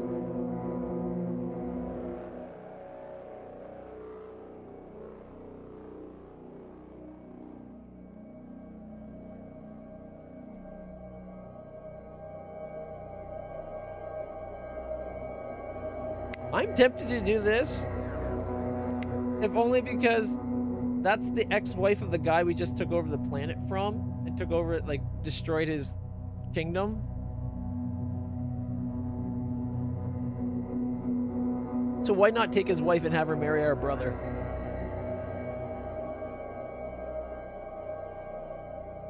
Isadora Han. Oh, Ali Goodman is now married to Isadora Goodman. Doesn't get him off our planet, but this place. Fairness. It does get our brother married, so maybe now he'll stop sleeping with my wife before I have to assassinate him. So I don't want to lose the AP. Okay, what other actions can we do? Monitor vassals to get more money? Or increase our vassal limit? We already can't do the child thing because my wife's already pregnant. There's intrigue. There's, okay, house management stuff. We could do some training. Allow Commissar Gillian Goodman and or a brother. We could allow our doctor brother to have another child.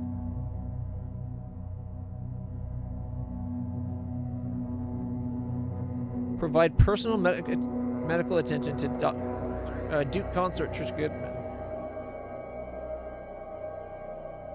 She's pregnant.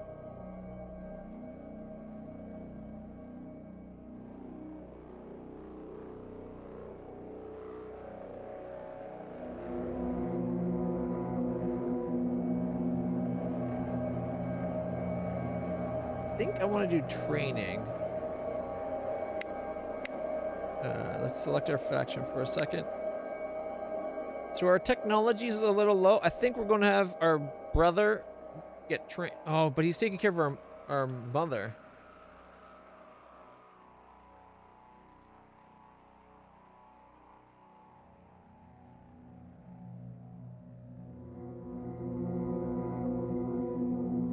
got 3 people that are idle. One of which is our brother. All right. Improve relations with someone?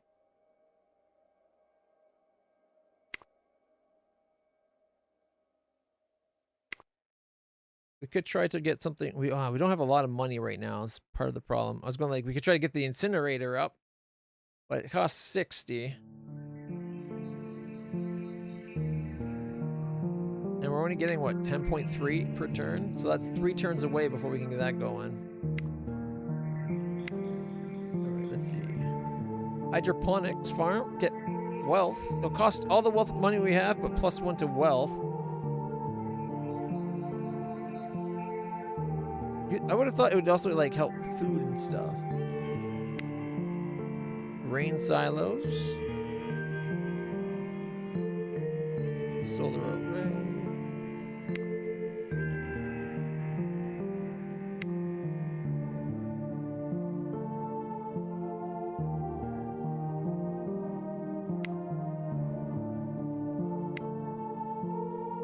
It's already repairing that. Well, we have an incinerator on our own planet.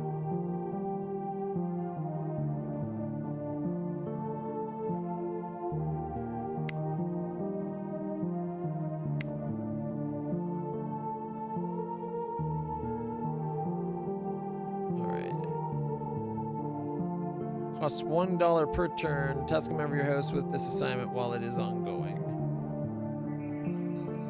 Okay, let's quell unrest on the planet. We can send our sister-in-law to go help with that. To be more effective, Isadora Goodman should travel to Lesath for the assignment. Of course. Sister-in-law has started assignment. Okay. I want to get. We just got them into the place. We got to try to make the place happy, right? Where is it? Population. Unrest of 70.9.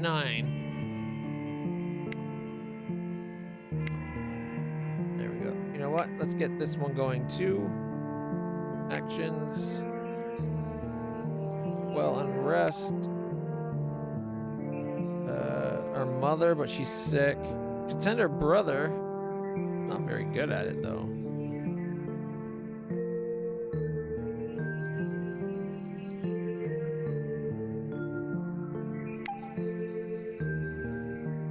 Oh wait. Shit, I did the wrong one.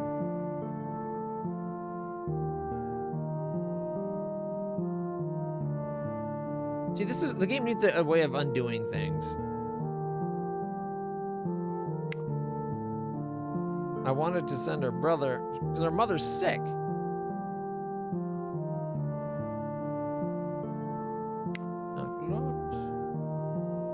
We could get the grain silo on Alkalops going to get plus to our wealth.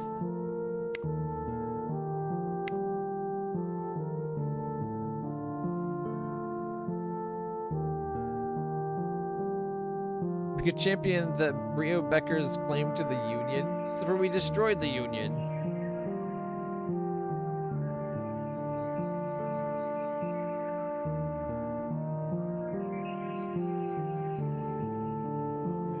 We can do, I guess. Go back.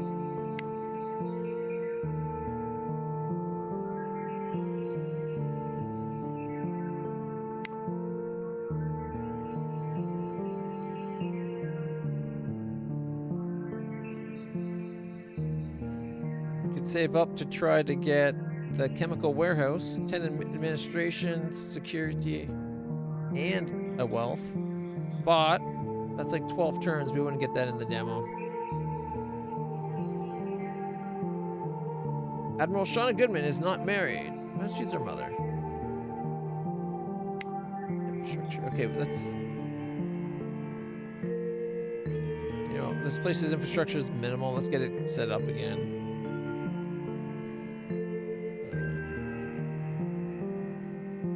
Farm consider. Contains row after row of edible plants bred for life in space. +1 to base wealth generated by the planet. Plasma processing plant. Technology and wealth. Scrap processing, military and wealth. Be 3 turns. Securities.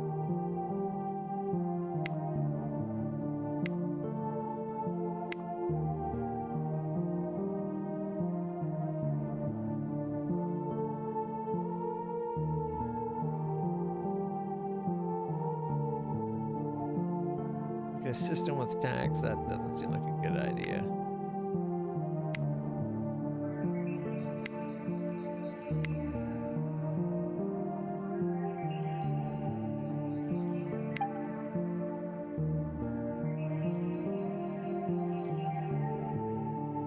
Two turns, we have our daughter-in-law going now.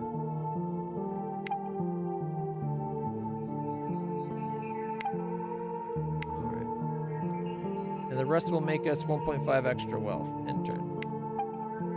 The waste processing plant at Aludra has been repaired. +10 to our administration. Yeah, +1 to base wealth. Yeah. Sir Camille Hahn charged Baron Kenneth McCann with avenging your crimes. Requesting justice for the following crimes, for which you are accountable. The annexation of Lasath by Goodman Kingdom. The war against the Han Union. Okay. Duke Vernados Christian is offering submission. Do you want to ask for something else? If you accept, the system of the Christian systems will become owned by the Goodman Kingdom, and Duke Vernados Christian will become a ruler subject of you. Okay. Marriage between Mistress Anastasia Christian and our mother. Wait. His 19-year-old daughter and our mother would get married? What? We can accept some money.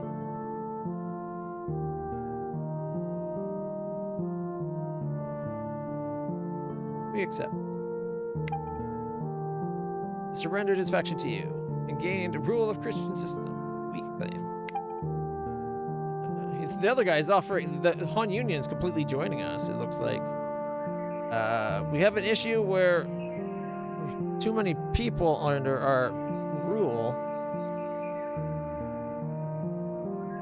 Although, isn't there an action we can take that helps with that?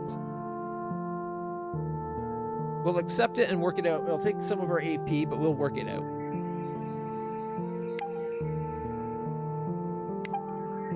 Duchess Petunia Kelly has invited you to attend a feast for the marriage between Duke Heiress Lee Kelly and Griffin Kelly.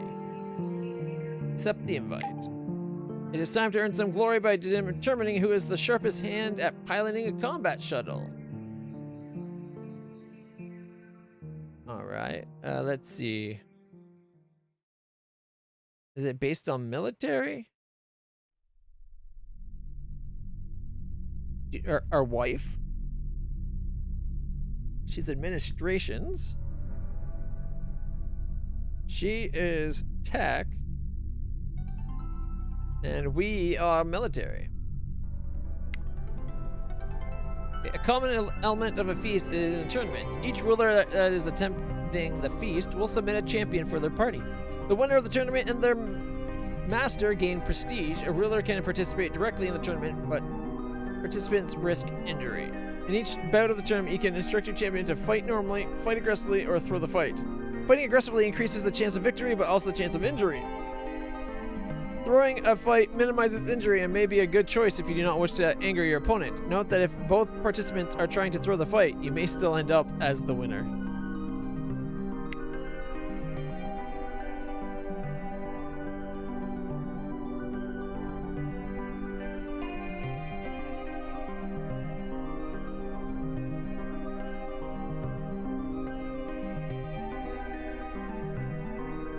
Didn't have our other sister-in-law do it.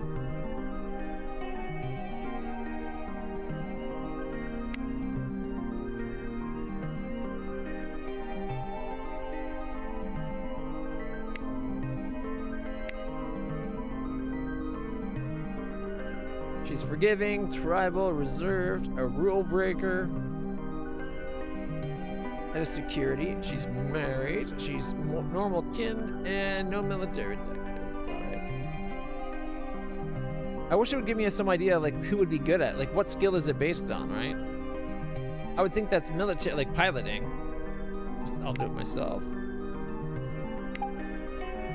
You will fight Mayan Burton in the next match of the tournament. You are a slight favorite to win the match.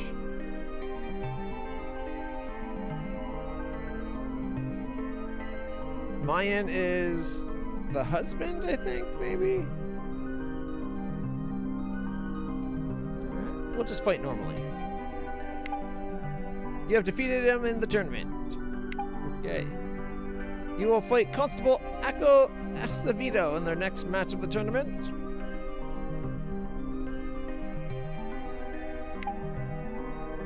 We were defeated.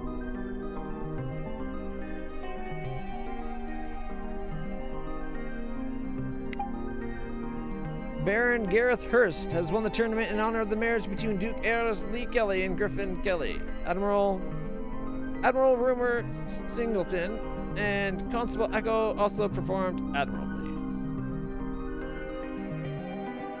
Okay. The feast in honor of the marriage between Heiress Lee Kelly and Griffin Kelly was largely a success, and the guests depart in fine humors. Let's see. The Duke Heiress, good feast in the honor of the marriage. The other guy, okay, both people that got married thought it was a good feast in their honor. Archon Armanda Valentine, good feast in the honor as well. I don't know who that is particularly.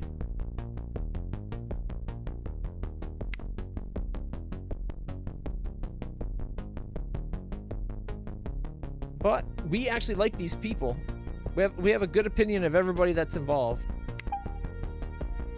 Invited to attend a feast for the marriage between diplomat Court Ray and Rumor Ray. So Corey Ray and Rumor Ray, we don't particularly like either of them.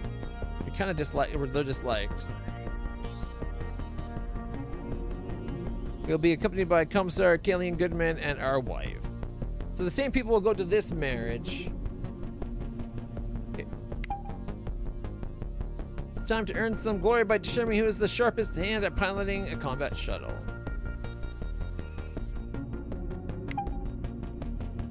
We'll let our sister-in-law champion the house, Master Forias Valentine, for the next match.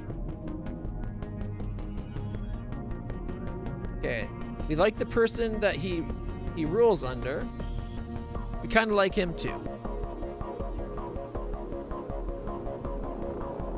We could have her throw the fight.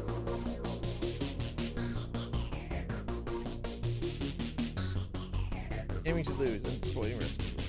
It is still possible to win against a terrible or unlucky opponent. We'll just fight normally. She was defeated. Your sister-in-law will fight again. Really? Yeah, the people we're fighting this time we don't like. Fight aggressively.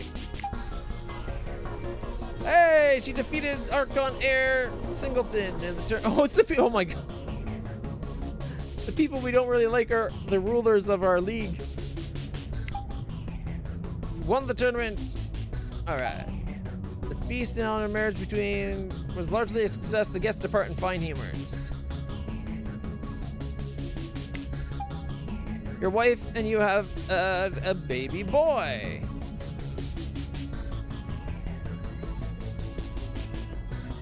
Rexel. You have allowed the reputation of Goodman to get larger than is considered fair. No size limit. Yeah, okay. Humanity lacks the knowledge to build new colony. Okay. As the head of a house, you must limit its members. The maximum size that is considered fair depends on your gross income. The limit is visible when you focus on your house, shown as members over X over Y. I named my son, but you can't name the people that are already alive, as far as I know. But new kids, you get to name. Master is now a member of House Goodman. Yep, there. Master Abrexel Goodman. Was just born. Age 0. Very happy. Thrilled to exist. Visitors to Eludra. Visitors are carrying out assignments for other houses and could potentially be working against you. You can arrest a visitor if you like. You can see the list of visitors. Tamara Cochran. She's liked. Commissar Gillian? No. Does not like our sister-in-law. What about us? Does like us.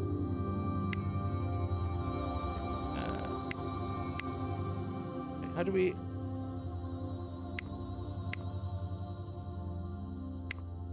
There we go. It's their opinion of us, right?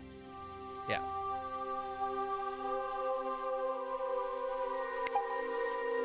Right through it. One evening, you take your daughter to the colony's observation deck. A wide window looks out onto the street, or looks out onto the stars. Why have you brought me here, you dare ask?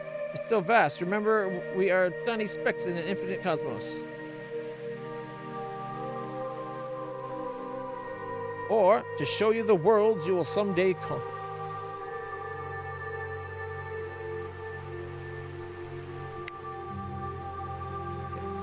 Let's see. Our opinion of our daughter is pretty high, obviously. But what's our daughter's opinion of us? Oh, through the moon. Greedy and forgiving. Huge amounts of empathy, though.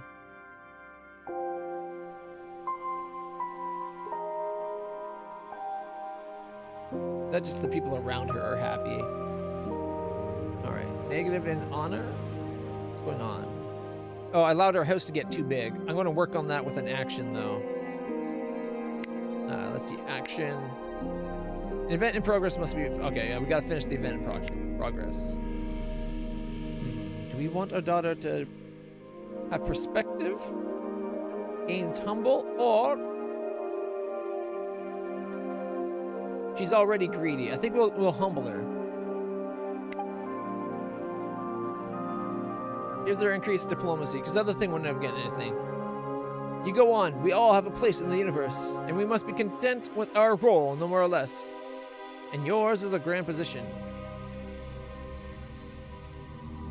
She loses humble, or gains honorable. Yours is to serve your people, my dear.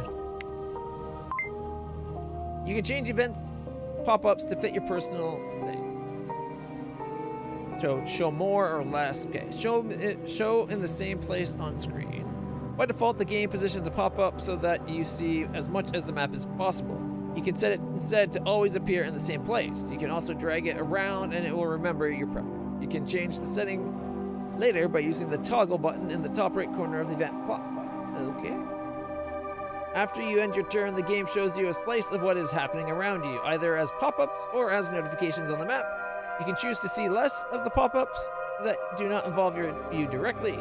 You can change this setting later as well, or fine-tune it by using the configuration button in the toolbar.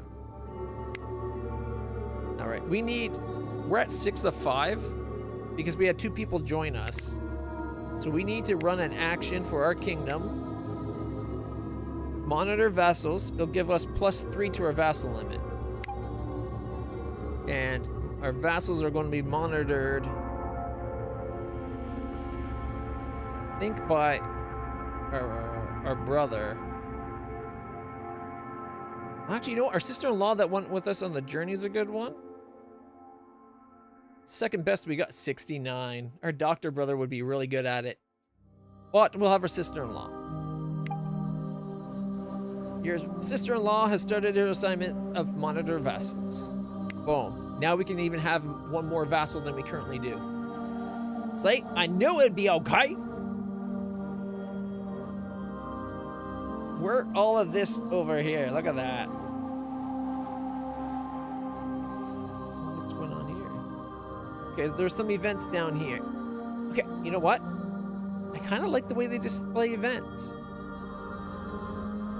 Like, we come down to Lalande 21-185. A minor event. Baron Corby Erickson and an unknown person have forged an alliance through marriage of Master Lizardo Eriks. 2 events over here. Baron Ari Parker removed your sister-in-law from her council position for House Parker. Baron Ari Parker and an unknown person have forged an alliance through the marriage of Baron Eris Lamaria Parker. I think the reason that happened is the person left that planet and came to live with our brother when we married her. So we married the brother. Over here, severe food shortages have broken out on Cornifolis. All right, can we help with that maybe?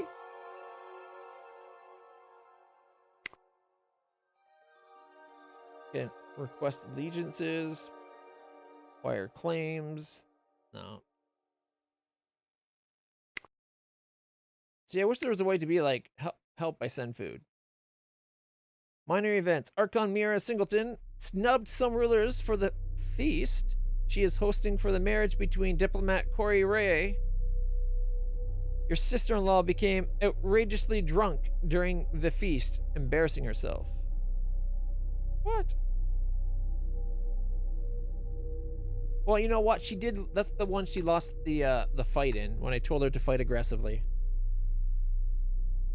So I understand.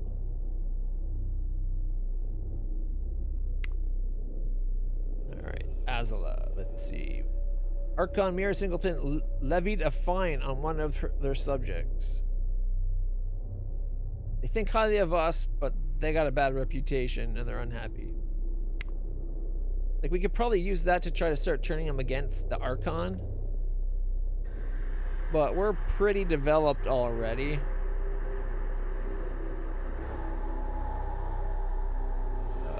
How do we have too many members?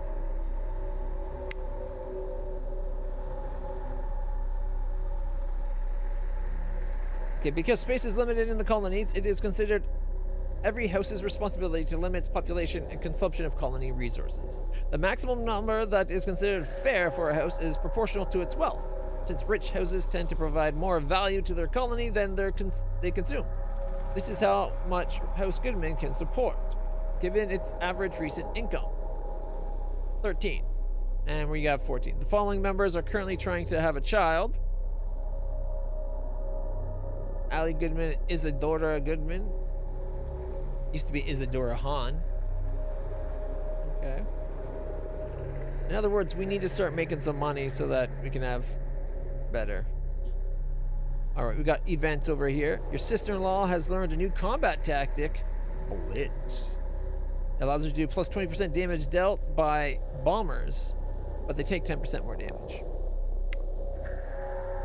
Mazar, Baron Vernados Christian and Baroness Rio Becker have forged an alliance through the marriage of Mistress Anastasia Christian.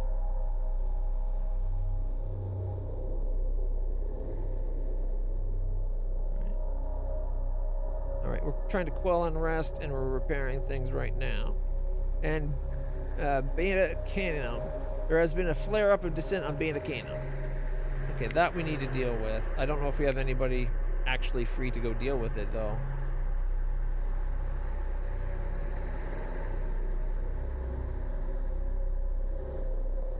All right. I want to save the game.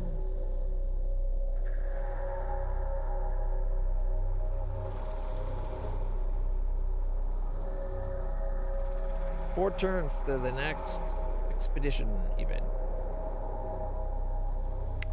All right. Actions. Quell unrest. Got nobody good for it is the problem.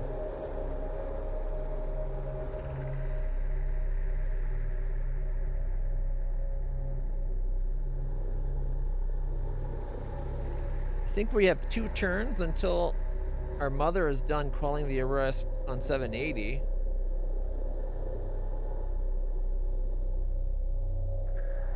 Maybe we could send her over? No, we'll send our brother.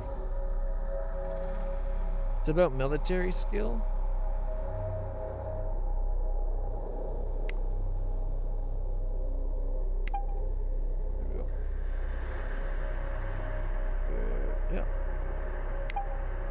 Your brother has started assignment on to quell the unrest on Beta Cannon.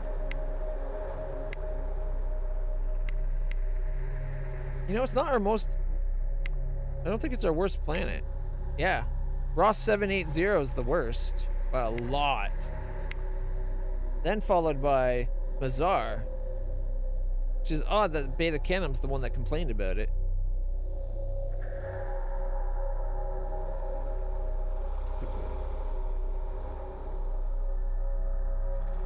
Alright. Well, as soon as we can, we'll try to quell the descent. What other actions can we take?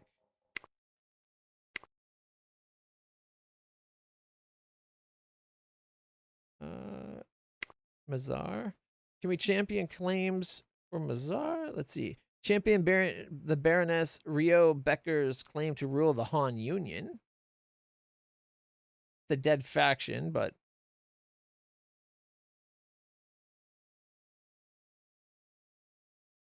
that would mean she would get those 4 planets, though. I don't know how that works with us being subjugated by, like, below the Archon.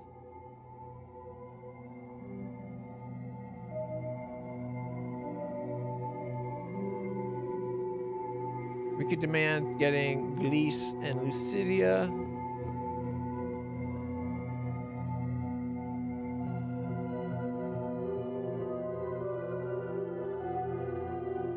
Baron Cochrane's claim? Oh. So we could have the Beta Cannon try to take over being the Union, except for their leader just asked us if they could be under our rule.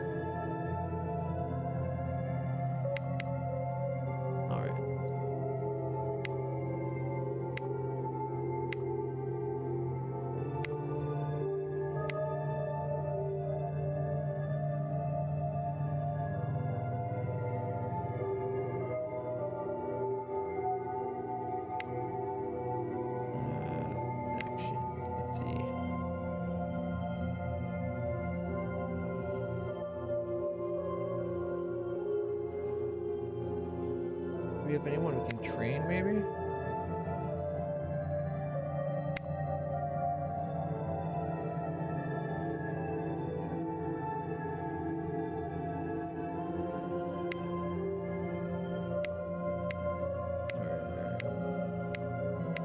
Oh wait, I need not me, but my kingdom. There we go. I think the only person not doing anything is our son at the moment, but we can have him train in diplomacy. Like, we're already really good at diplomacy, but we can have him train in it, right? We have our sister-in-law monitoring the vassals so that we can have more vassals. All right, it's Ty. Where's our son? There it is. Duke Heir Ty Goodman in diplomacy.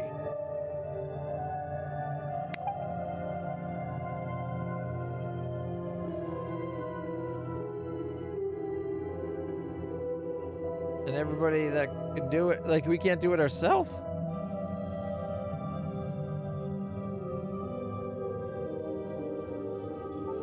Apparently he can't train himself in it. That's unfortunate. He's not a self-learner. Our wife is free, but she's not the diplomatic sort. Mind you, he's the heir, right?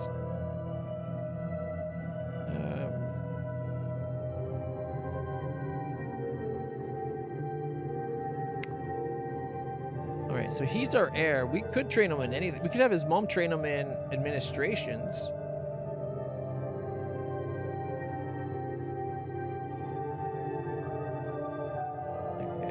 Never mind. We're going to...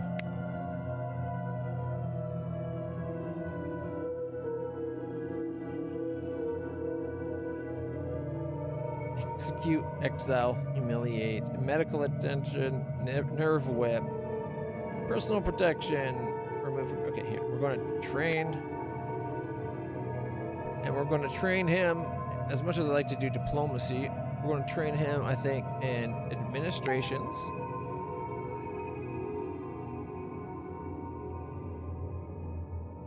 Why is shouldn't our wife be very effective at training administrations?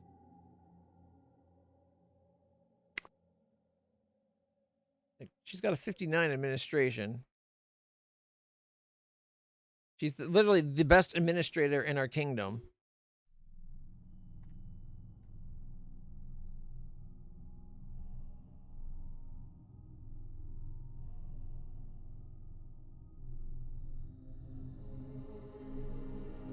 Apparently it's based on their technology skill.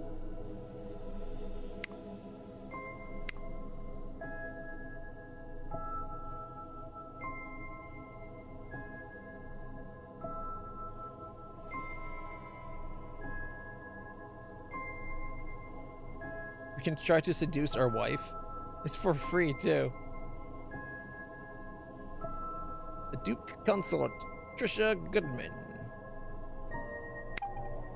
You focus on seducing your wife.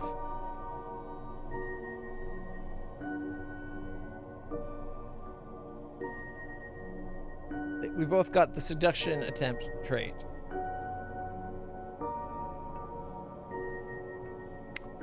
Alright. And that leaves us 10 points. As much as we could try to do more, that will result in an extra 5 money, which will be good for us. That's 50% more resource. I had never realized how much I enjoy spending time with Baroness Lavina Acevedo. Baroness Lavinia Acevedo is enchanting. She's warm, beautiful, smart, funny. I could spend hours looking at those lips. When she smiles at me, I feel alive. How did this happen? A secret has been created. Very hard. Something's very hard.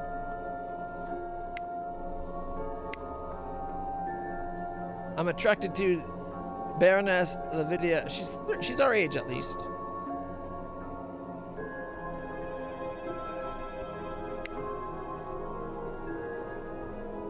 Good reputation. She's a diplomat with good administration skills. Duke Linda Baron has become Archon Ebony Stevens' vassal. The Stevens Guild gained vassalage from the Baron Dominion. It's a weak claim. Visitors to Aludra. Merit Baron.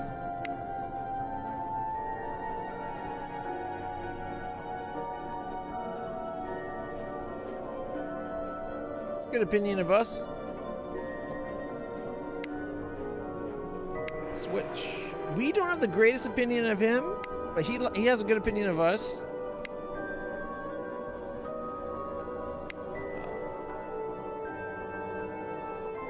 And that's despite the negative from the honor act or dishonorable acts, right? I allowed my house to get too big, and we took over 3 planets recently.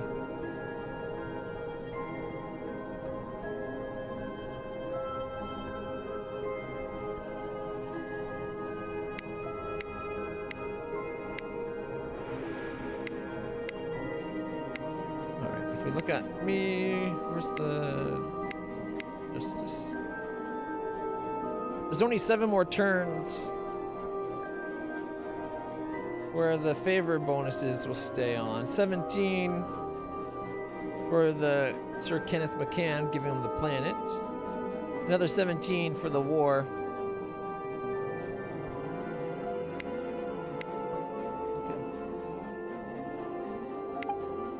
Duchess Petula Kelly found out that you are attracted to Baroness Lavinia.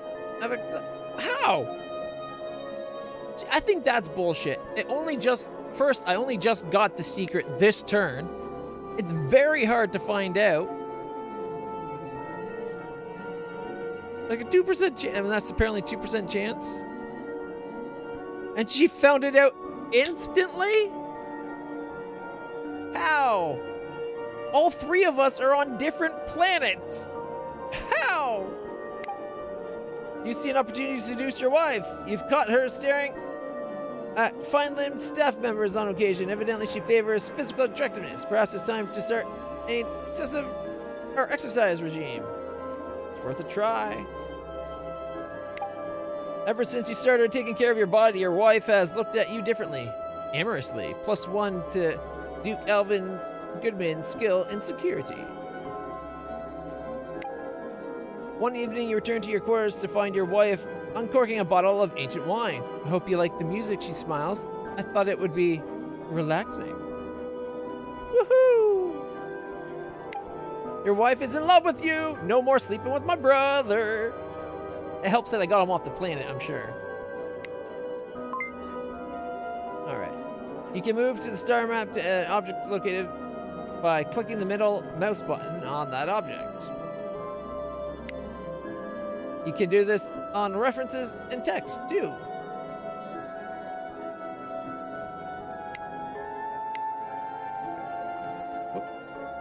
What if I was here and I click me? Yep, takes me to me. Duchess Petunia Kelly is down here. She's on Sigma Draconis. We do have a small claim to the planet. We have a strong claim to these two, but we only have room for one more planet. I'm kind of thinking maybe Gliese, mainly because it's close to us.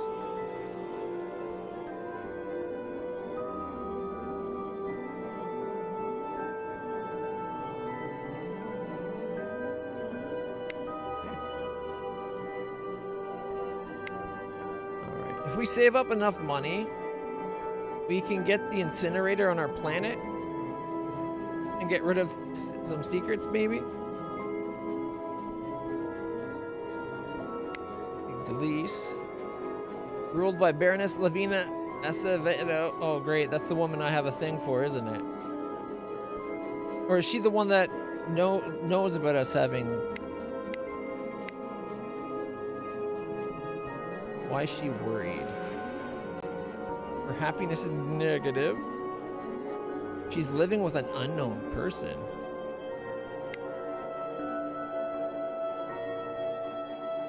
That's all that's causing her unhappiness? Opinion of us is negative by the fact that we got too big. Although that's going down. That's getting better. An explosion rips through the spaceport. Oh no! Our brother! We gotta get this planet under control. Oh wait, it's our mother that's at this one. Our brother we sent there. Oh no. Okay.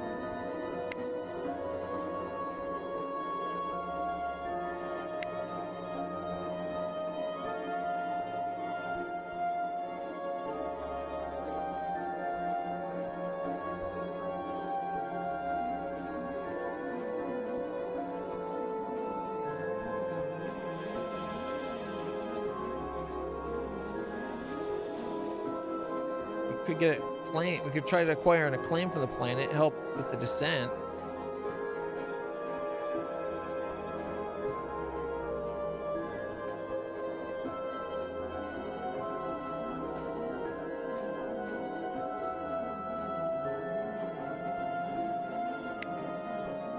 Yeah, like the unrest on this planet's down to 44. It is getting better because it was in the 70s. I think we just got to weather it.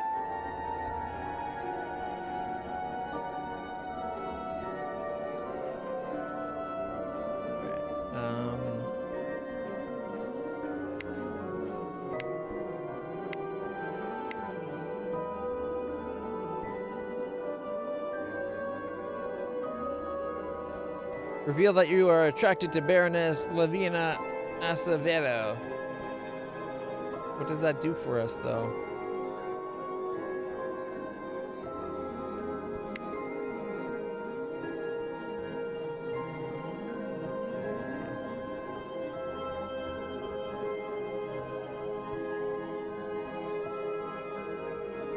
You can usually reveal it publicly, potentially damaging their political standing. If the secret was about a crime, the victim will get a grievance against them when the secret's revealed. You could also use this secret to blackmail by making a request and threatening to reveal it. Once used as blackmail, a secret can no longer be revealed by you.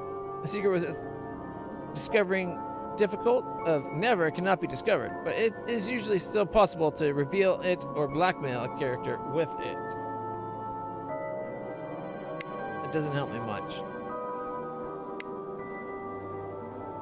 Like, it says we could do it, but we just got our wife in love with us. Like, do we want to fuck that up?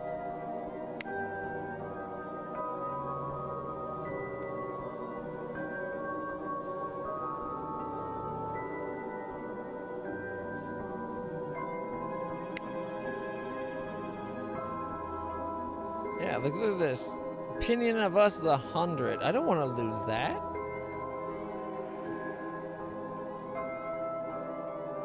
She's in love. Right? Look, I'm not going to reveal it. I don't know how it makes a difference. Like, how it got found out with a very hard chance of finding out. It got found out instant. Like, the turnip became a thing. That makes no sense. Talk about the worst roll. It's like, I just rolled like 2 nat zeros somehow. And all of a sudden, while trying to seduce my wife, I fell for a woman on a different planet.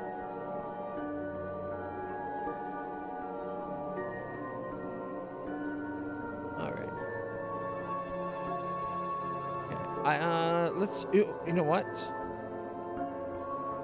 I wonder if we can get Gleese. We could probably demand it of our ruler. We could ask for an allegiance.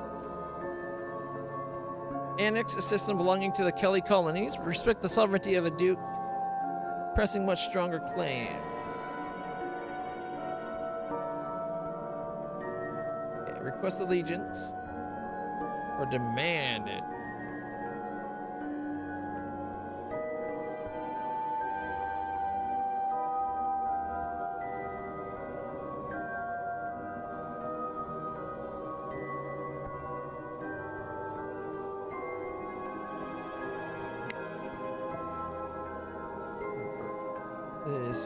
Okay, so the leader of the Kelly colonies is Petulia Kelly. So we could try to pull her away from them.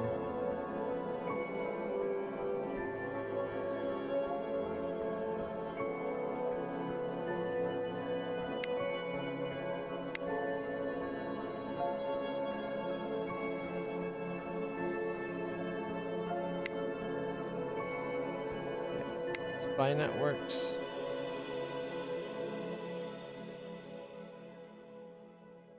We'd have to send someone on our planet to do it.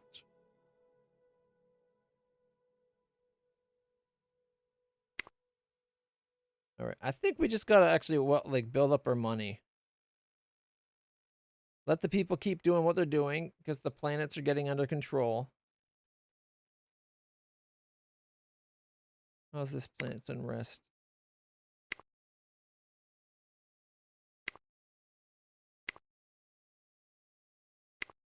No, not the person, the plant. There we go. It's down to 27.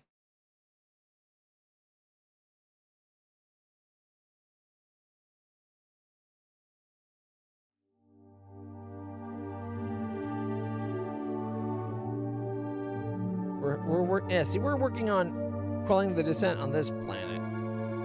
Maybe I should have went to this one over here.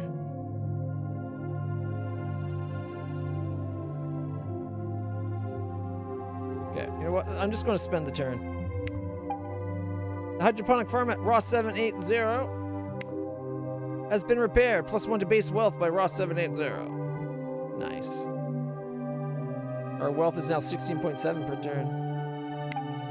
Your daughter-in-law has returned home. Okay. What was she doing? Oh, okay. She's the one that repaired the hydroponic farm. A cache of shipping manifests and stamped goods have been unearthed that suggest HD 69830 may once have been a member of the Singleton domain. This weakens the King Planet's hold on it. The Singleton domain has gained ownership of it. Really? Archon has demanded that Duke Gaten King Press an unknown person's claim to rule an unknown star system. If the demand's not met, they'll declare war. She really wants the HD 6983. He refuses, demands to press the unknown person into rulership. Archon declares war on the king planets, pressing an unknown person's claim to rule. Your mother's health has fully recovered. Oh, thank God, Mother. Your mother is no longer ill. Do you want to stop that medical treatment? Yes, stop the assignment. Okay. Your son is very ill. The right to kill. One of your subjects has been condemned to death. You summon your nephew to witness it. Why have you made me watch? She asks. Killing is sometimes necessary. We have to face it. Makes him brave. It is just for this man to die. Never shirk justice. We can make him honorable. We can snuff this man out with a single word. That's power. Gives him cruel and rule breaker. Or, well, 50-50 chance of either one. I think we're going to make him honorable.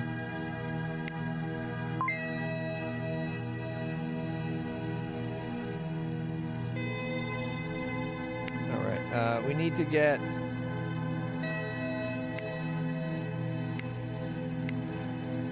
planet. A kingdom.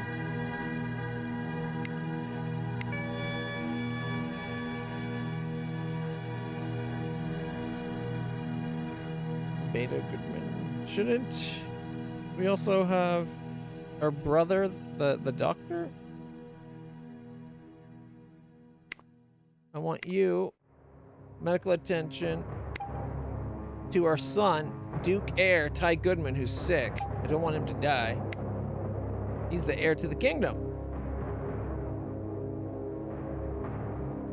The grain silo at Gleese has been repaired. Anything else we need to know about?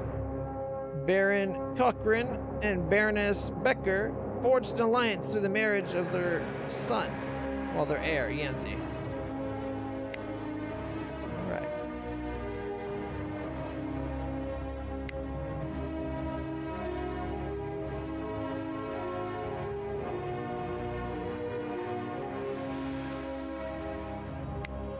Our wife hasn't been given a mission yet.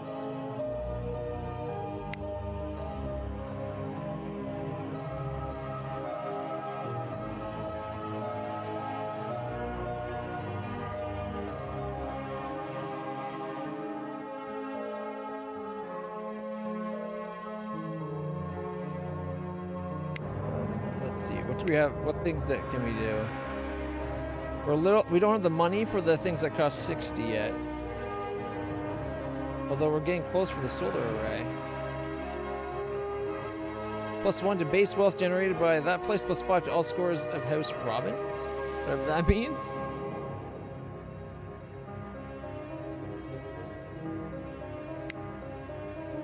Barracks hydroponic farm is being fixed. We got their hydroponic farm fixed already.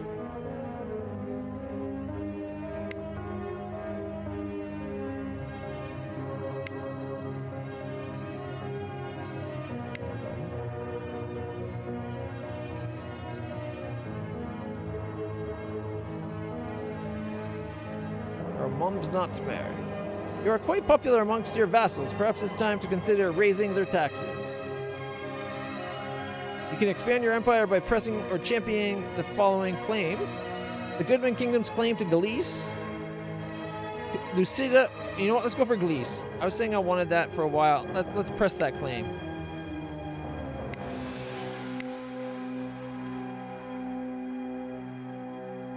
Takes 5 action points. Diplomacy.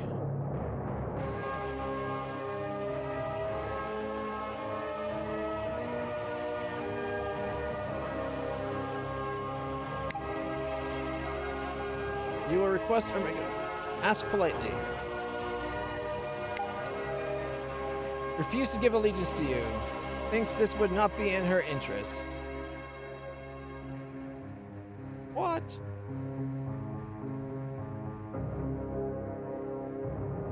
Oh, because of her master. Okay. Do we go to our boss, the Archon, and be like, Archon, I want the planet. You said I could own it. I got the claim. Not at all, because I have the hots for its ruling body right now. But what a body. Right? Huh? Okay. Let's see. Okay, our son's not doing anything, but he's sick. Beta's not doing anything.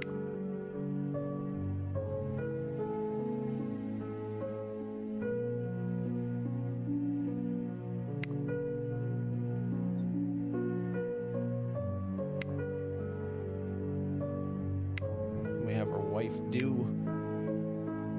Reveal that your brother is in an intimate relationship with your wife?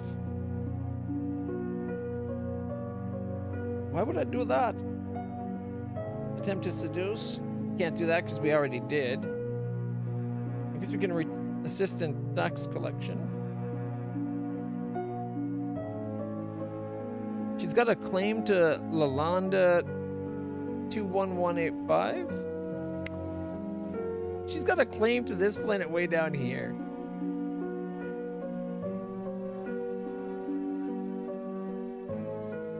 Alright, Archon Mira Singleton prevented a Rattlelong outbreak on Corniforus from spreading to other systems by putting... I don't know what. Here we go, history.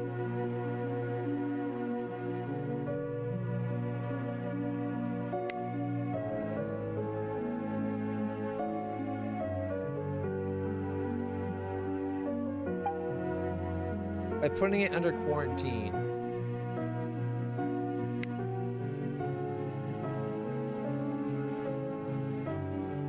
Someone accepted her proposal to put an unknown person into rule.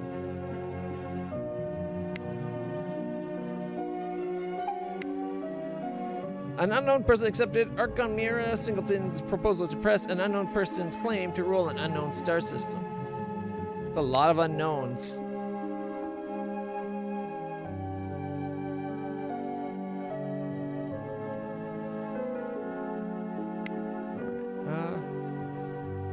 Where's our wife? There's our wife. She's going to assist with tax collection. What's our wealthiest planet? 5? Yeah, it looks like a 5 is the best we have for wealth. Oh, wait, no, wealth is 6. Wealth of 7.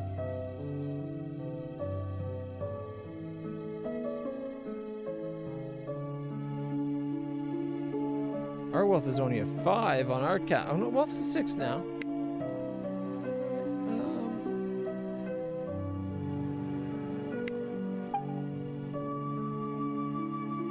She's going to help collect tax on Mazar because it's the wealthiest planet. All right, Beta Goodman.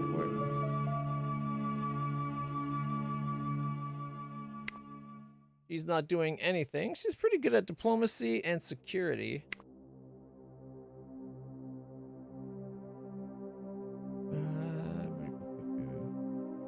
Personal protection.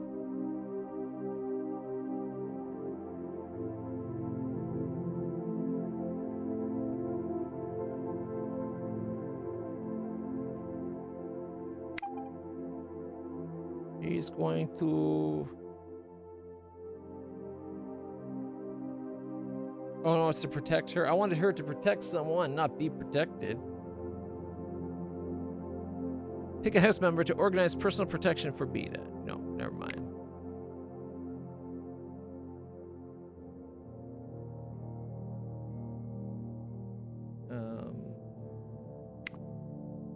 Where can I see the fleet? What is it like?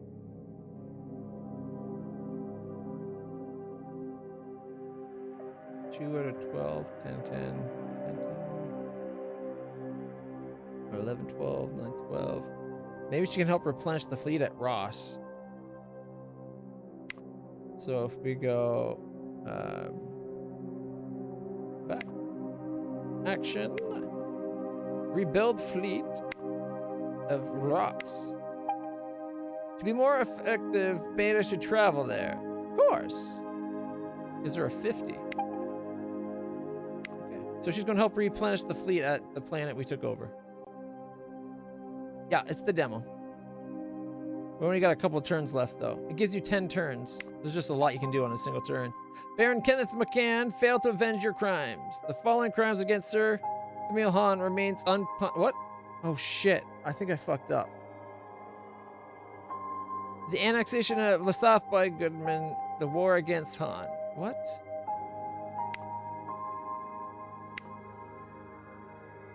The following crimes against Sir remain unpunished. Yeah, but okay, I wasn't going to do that.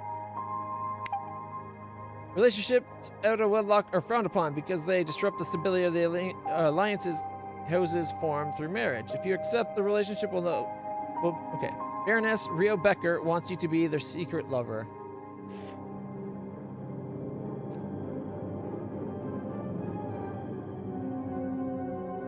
It'll be a secret of easy discovery. First off, we have a thing for Gleese's ruler, I believe, or was it? No, it was Sigma Draconis, wasn't it? The Kelly colonies. Either way, we have the hots for a wife and someone else. We don't have time for a secret lover. Could be useful. Refuse offer. You refuse the offer of the secret loving. Baroness Nichelle Drake demanded that Archon Mira Singleton press Baroness Nichelle Drake's claim to rule the Baron domain. That's King Planets. Where's the Baron domain? Arnold Kingdom. Where is the Baron domain?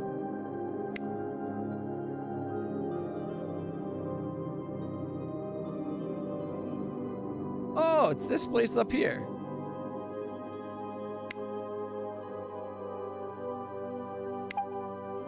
She refuses, though. It's not even part of our league. Rebelled against Archon Mira Singleton and formed the Drake colonies, pressing Duchess Nichelle Drake's claim to rule the Dominion. Oh, so the person that was ruling this planet here wanted our leader to give her this entire section over here. So she wanted to be elevated from a baron to a duke. No wonder she didn't do it. She already probably has an issue with the fact that I'm bigger than she is right now. But it cost her the planet. Your daughter-in-law is pregnant. How? Who? Oh, is that the one where we married her off to our son's going to have a... We're going to be a granddad. Our son's got a baby coming.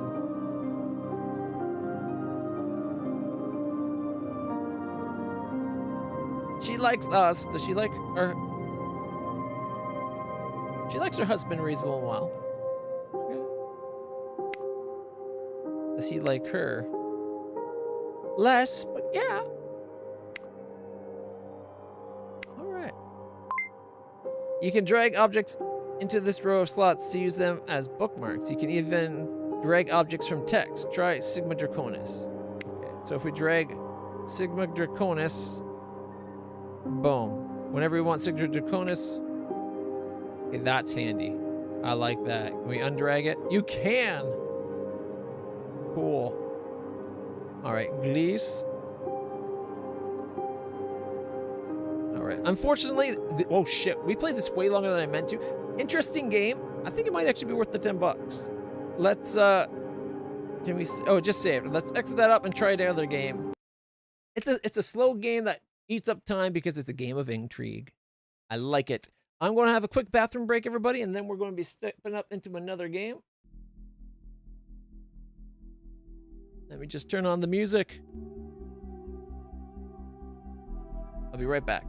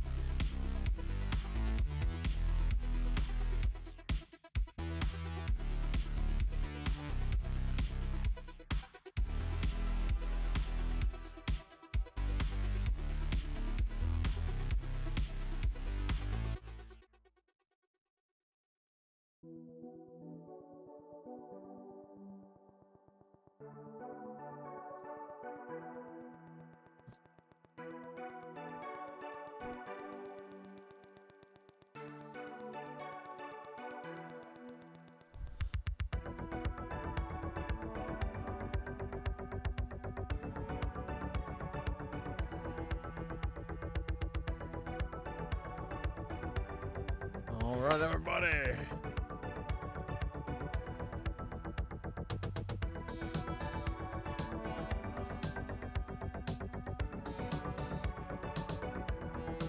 All right, the next game I was thinking of checking out, because we've already checked out these two. I think they're both winners, actually. They're both pretty good games. But I think the next one we'll check out is called Scorched Lands.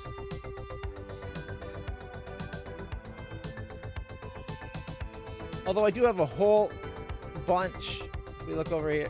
Hey. I have a whole bunch in the Steam window that I kind of wanted to look at that I was kind of interested in.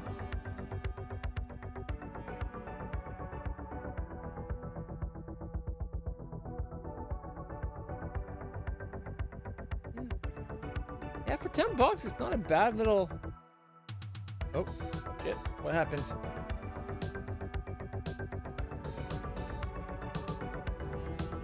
My TV just lost the display.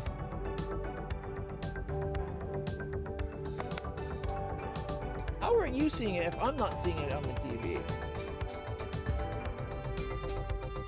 Oh, it's because it's trying to do a resolution my TV can't do.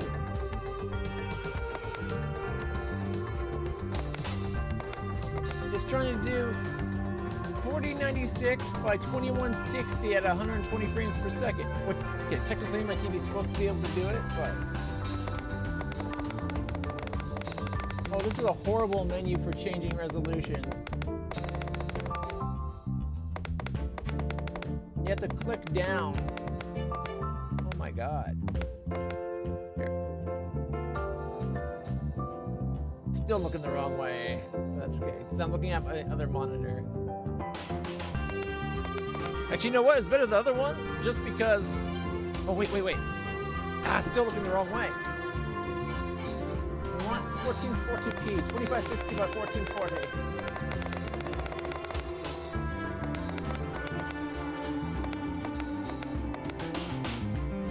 Alright, and while my TV can do 120, I don't want it doing 120 on this game. Is that the right one?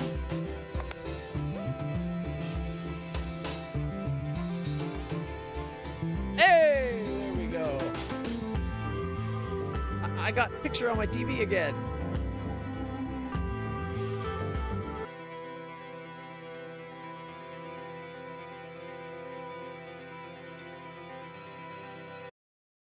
I had to Alt-Tab out to get the picture, or to turn off the music.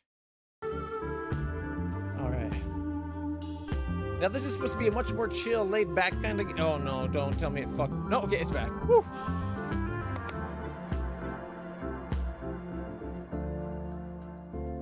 Alright, let's put this to about 90.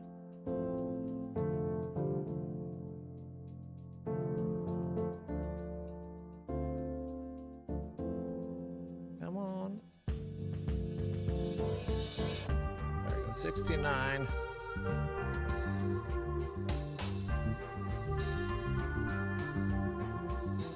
Trying to do 120. That's not what I set it to at all.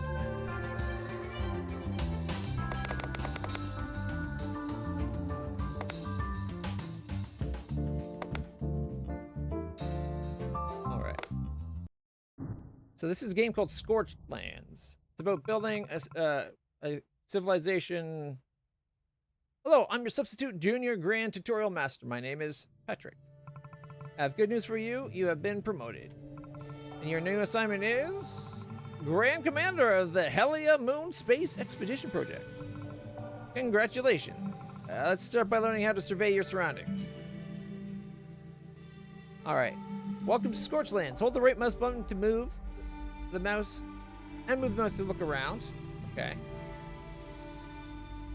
Not while the menu's up, apparently. Zoom in and out with the wheel mouse, or period and comma. Try looking around a bit. Alright.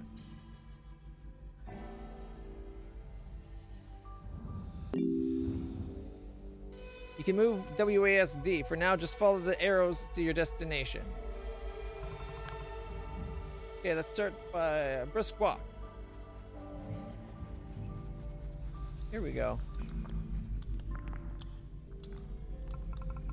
Oh, I see here, already here. Great. I wonder if we can use the gamepad. This structure is the spire. It's the heart of every colony. See the big glowy crown or crystal on top? Yeah, you know what it does? Magic! Capable of converting hostile volcanic terrain into a livable environment. And in the right conditions, it's capable of interplanetary teleportation. That's right, we're going to the moon, baby! It's, okay, time to, I missed that one, I accidentally hit spacebar. Time to put on your moon pants, Commander. Let's do some moon science. But before our little space mission begins, we first need to go over the basics. Looks like some genius decided to build random stuff next to the mountain. We won't be able to mine with those. Let's help the poor guy and level the place out. All right. Hold the right stick and press A to bulldoze multiple buildings. Start bulldozing with X. Okay. You know what? As much as I like the moving around with this, a right stick controlling an aimer thing I don't love. Let's try it with the keyboard and mouse.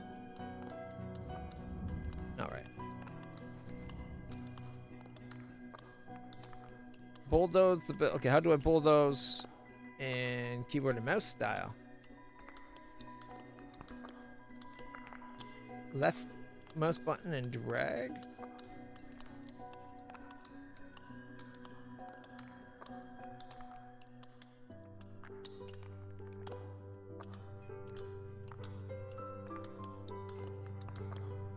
Like, it's listing things above me that don't seem to do anything.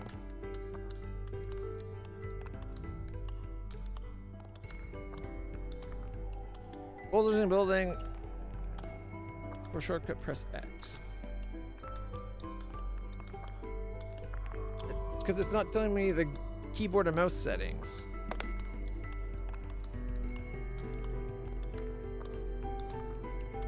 Bulldoze is F. Interact is E. Okay, so F.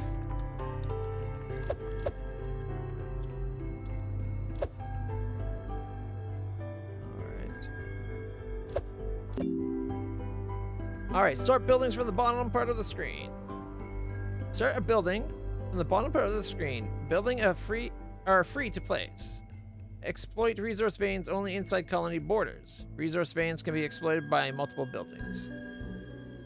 So in other words, they want us to build mines.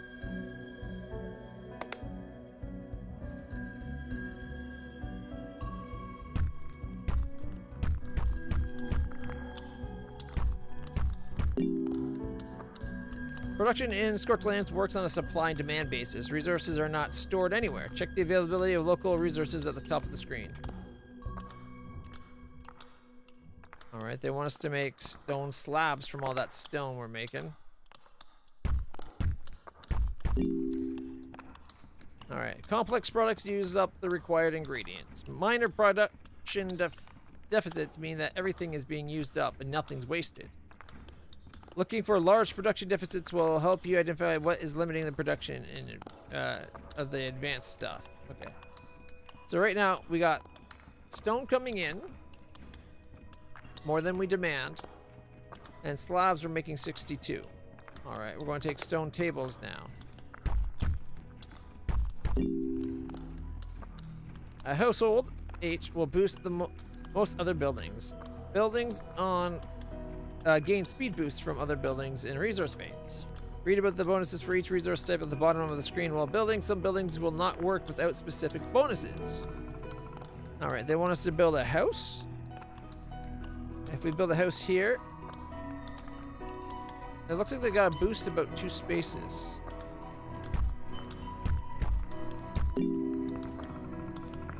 Construction of the colony will let us use the tablets we've made for making scientific breakthroughs. Let's do exactly that and learn how to create new colonies. All right.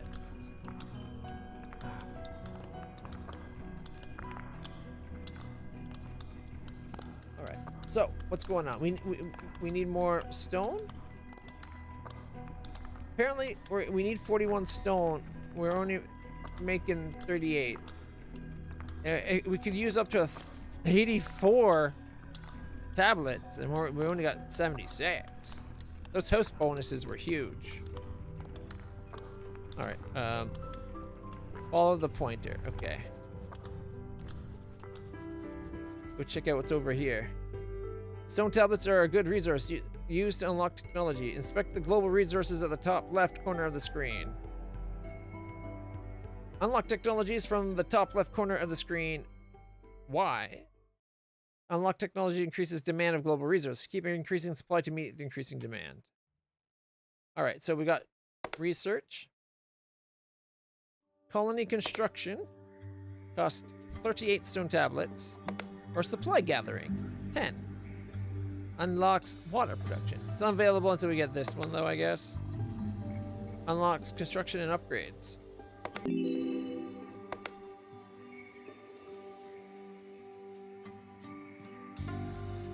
Start placing a new colony from the top left corner of the screen. T. Each colony costs some population. Population is refunded when a colony is destroyed. Alright, so we're going to start a colony. New colony. Boom. Confirm.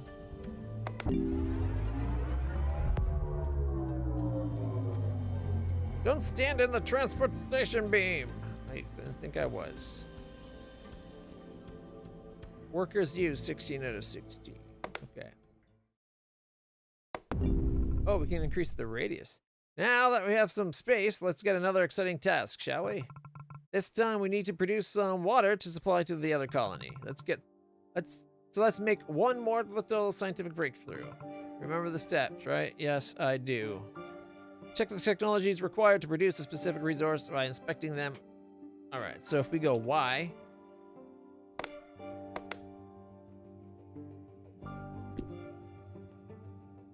water. Let's unlock some water. And now we can build water structures.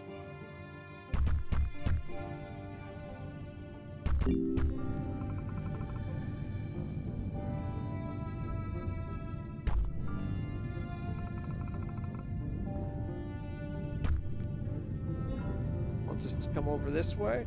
Oh, look, there's 2 other colonies. Are they transmitting things? Now it's finally time for something a bit more interesting than swinging a pickaxe or getting water. And that's, of course, a good old long-distance matter transmission. Now, onto the difficult part. Let me introduce you to Dr. Gunther, our local scientist. Ah, ain't that beautiful? You're probably wondering how these naughty boys work. Well, too bad! Explaining that would take a whole day. For now, just click one of the lasers and pick a resource to send. And then the bird brains inside will make the magic happen. Yeah? Thank you for the deep explanation, Gunther. Lasers transport resources between colonies. Click any laser to configure the resource transfer. Once in configuration, pick the resource you want to send from the side panel. Adjust the transfer rate after picking a resource. All right. So we select this guy, and we're going to send water. Is all this water really so necessary for a space mission? The sauna's complex. I mean, yes, lots of water needed. They're making a sauna on the moon. So this one's doing what? Trees? Getting coal.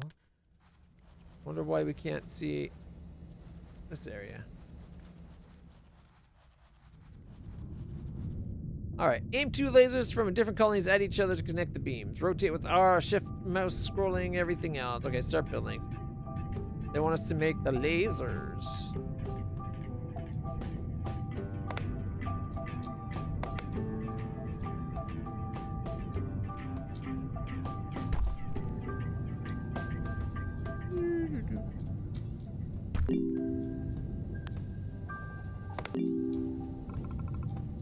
How are we looking on that water situation, Samantha? We We still need more for the jacuzzi. I mean, more water. Jacuzzis now?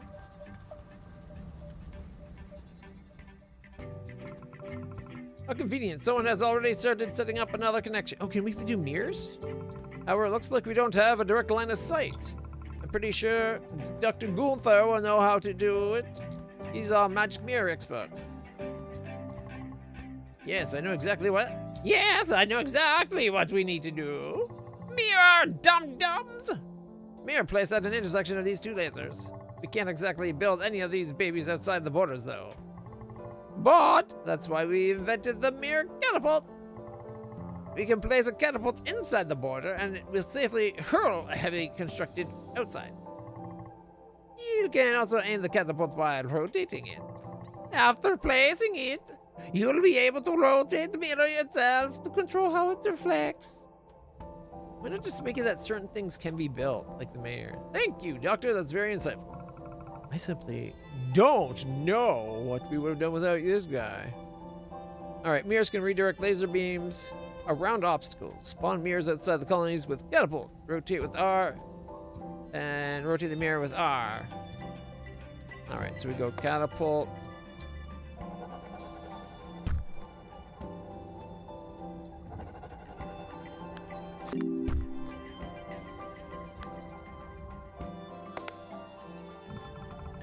Hopefully all this water will prove useful for the mission somehow. For now, let's continue on to the last step of our training in combat. So now that that's there, it's only there as long as the catapult's here. That seems really kind of stupid.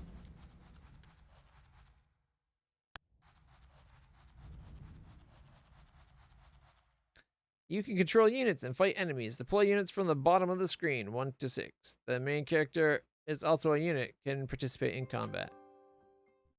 A unit's health is represented by the green ring around it. Standing next to a friendly unit will give anyone more green bars. All right. So we want friends.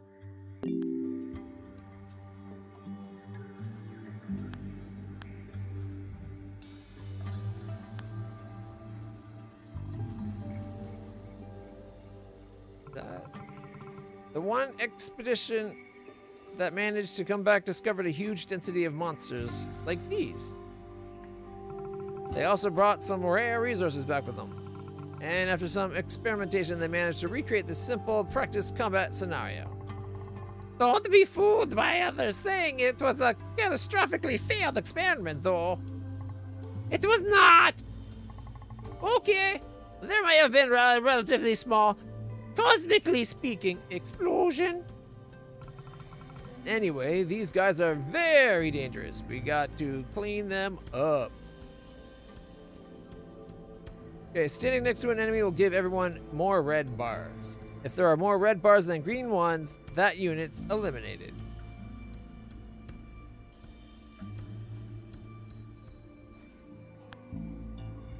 All right, how do I get more people?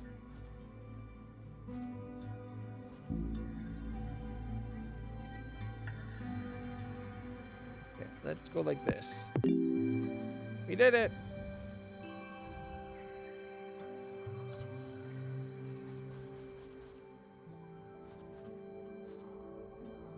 Ooh. Hello. Hey, got a moment? I'm to look local magic crystal enthusiast. I always do weddings. See that crystal in the middle of the monster cluster? This one is what's keeping all those monsters going. If we get our hands on it, the whole cluster should crumble. Collecting red crystals eliminates all nearby enemies. Doing so also lets you claim nearby scorched lands. Gaining terrain gives you more population to spend at colonies.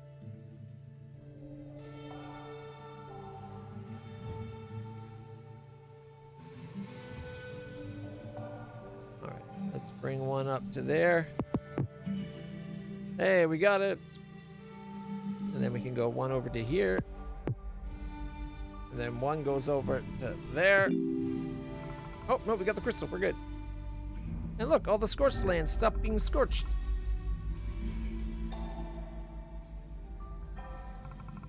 Okay, there looks like there's some tougher foes in the area too. You'll have to be able to approach them with someone standing next to you and covering your backside. These enemies will have to be surrounded by at least 3 of our warriors to be defeated. That pact is going to be tough, but we've got some extra warriors coming to help. Stronger enemies can prevent you from stepping closer. Inaccessible terrain is marked by a red outline. Make sure you have your units boost each other when approaching.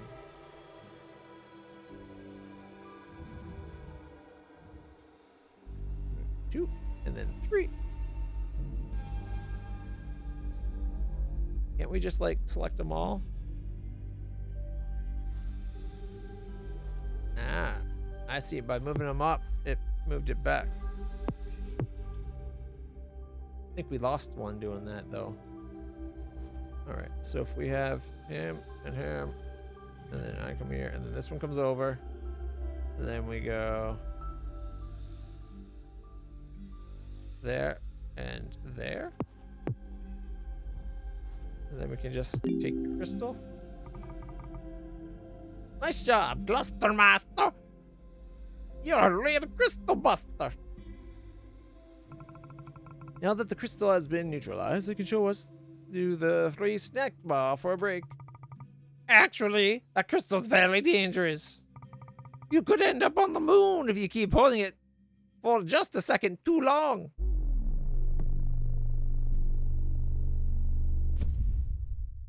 I think we're starting the game now. Off he goes. He's the true pioneer of our expedition, going in first and alone. We can join him in a more conventional way, though, through the spires. After the snacks, of course. Congratulations learning the basics. You should now be able to play. All right. Tutorial done. Hey Siri, start a timer for 51 minutes. Apologies to anyone with an iPhone. Bum, bum, bum, bum, bum, bum, bum. All right, welcome to the campaign. Here are some tips to get you started. Settle next to stone spires in order to set up mining produce resources used to unlock tech. And unlock the terraforming technology to prevent or progress further. Okay. All right, this is the map that we got. All right, place a colony to Stone Spire. All right, let's go colony. New colony.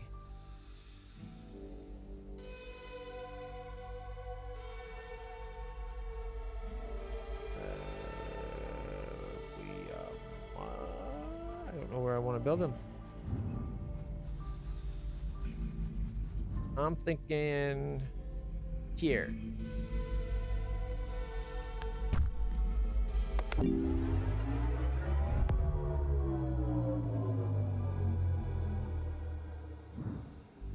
Because now I can do stone.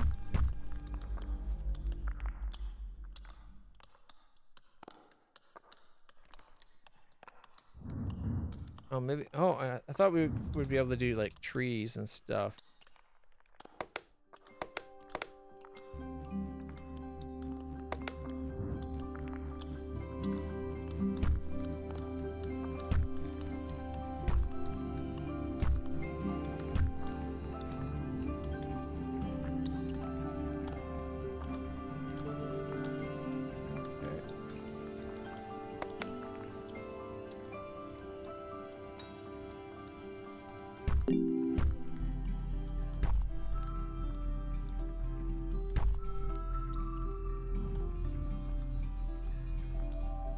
And then we can do households for bonuses. That's all our people.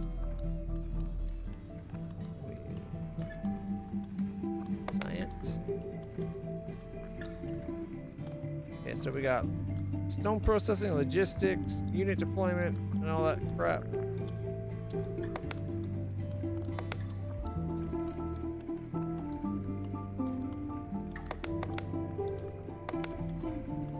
Let's go for the colony limit.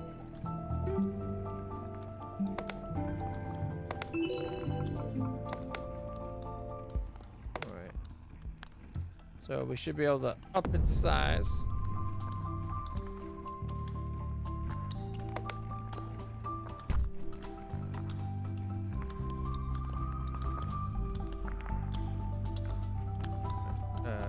What was the bulldoze button again? Was it F?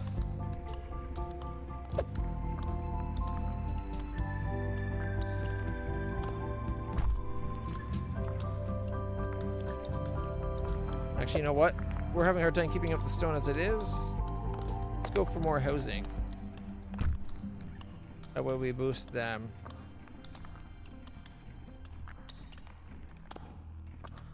And we can boost everything else.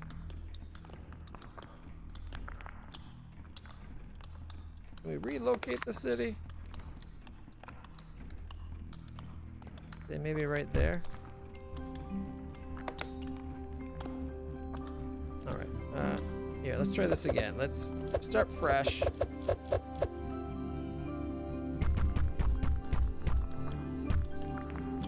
Alright, and then we go 2.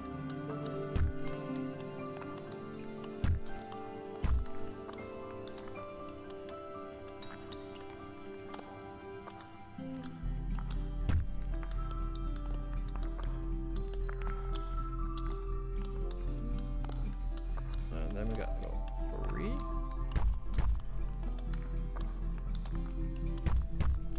And then we go housing.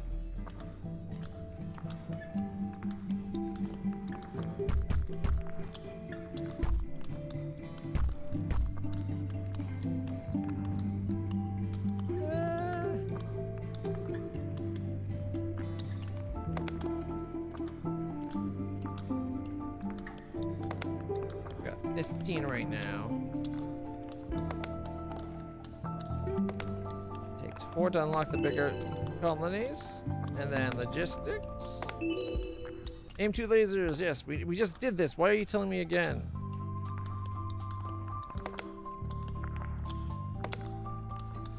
We need 6 and we got 3. Alright, so if we up this.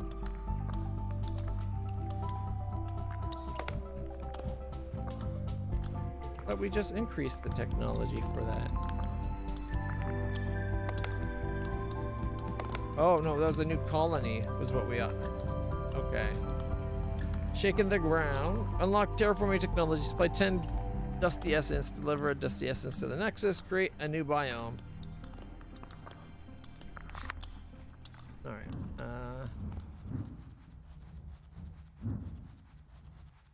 We could go new colony. Where's a good spot for it? Like here, I guess.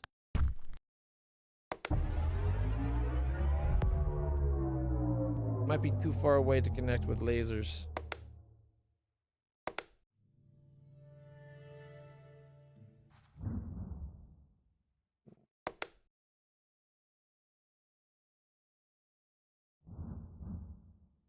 Oh look, you can connect them to those things.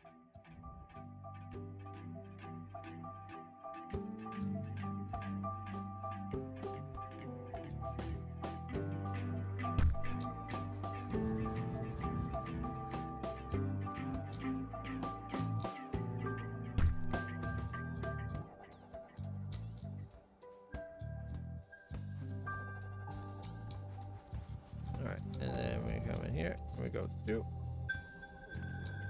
That's not far enough. I don't know if we're going to be able to get it to the right spot.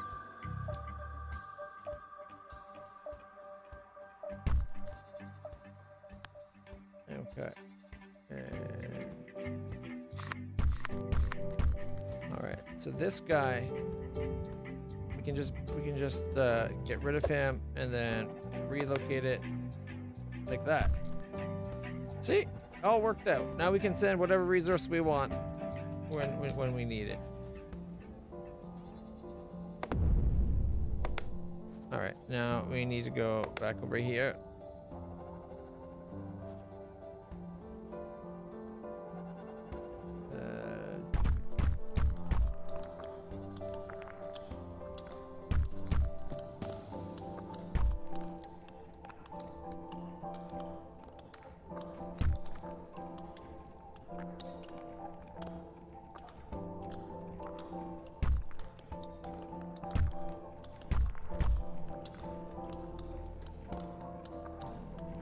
Need more stone.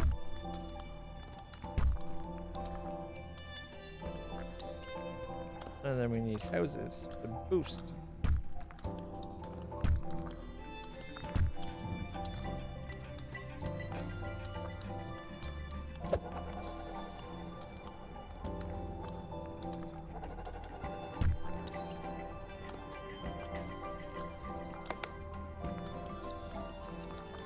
Terraforming 1 requires 8. We got 33 now.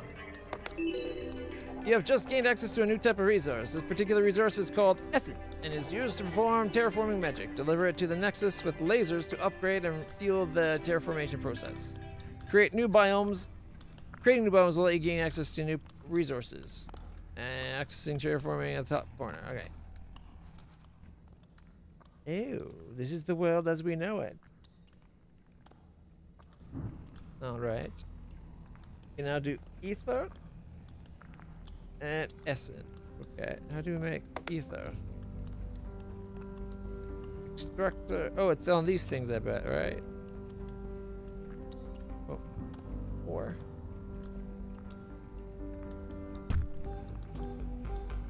Yeah. And then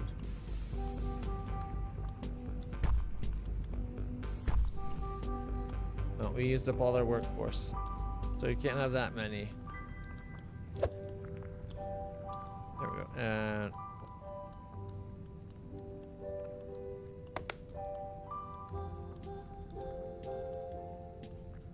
so geysers give 1, households give 25%, thaumaturgists just give a bonus, as do workshops. Okay.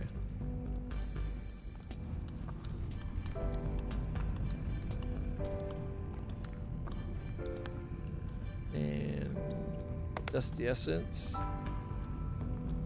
Oh, wrong spot. All right, so we could do what, 5, 6, 5, 6. I think 6 is going to be our best.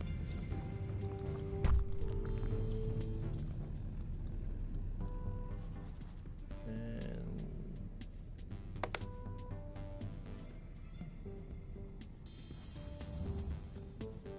no more workers, though. Metal processing? Okay.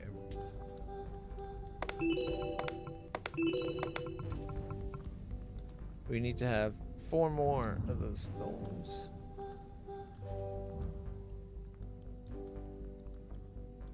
You know, I could probably just send it from in. I don't know why I connected these two.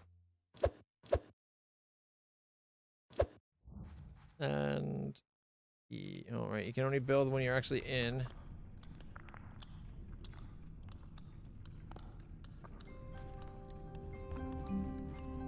Put it there.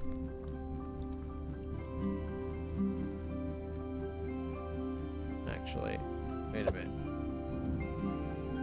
I think I'm gonna have to use the both to mirror it in. So we send from here, right? So.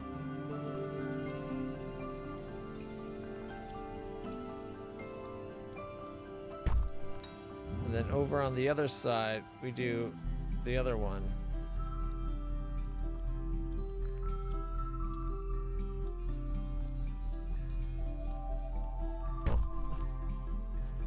Of course, I'm off by a spot.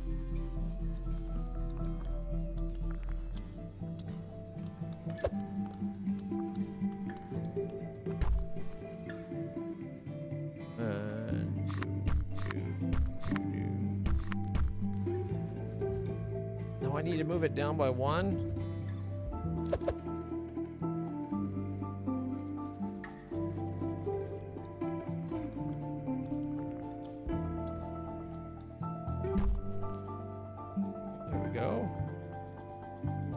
This city still has 2 people available if we need, you know.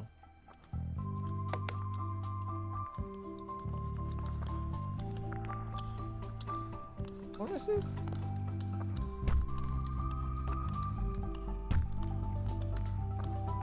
Alright.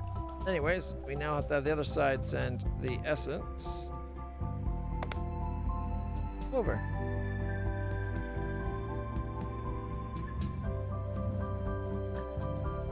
Something to say. The master transmission lasers are one of the master transmission lasers are one of the great achievements of our technology. Oh. What is going on with the... It didn't actually crash, it just kicked me out for a second. Alright, we're back. The Nexus is another experimental and untested piece of equipment, just like the spires. But is much bigger, even more dangerous. What? For now, this humble structure will help us utilize the ever-present energy of this world for terraformation. So right now, we should be fueling this bad boy up with some essence and testing it in action. Okay. What's he got to say now? We're looking for new recruits to combat the volcanic monstrosities. Why is my phone not staying on? There we go.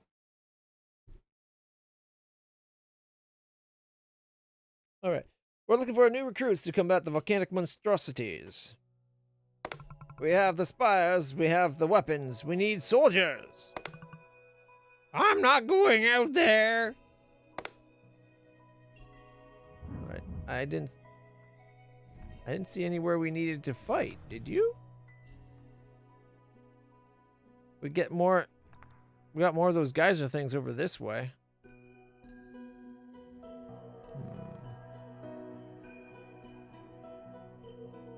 Okay. So in this colony,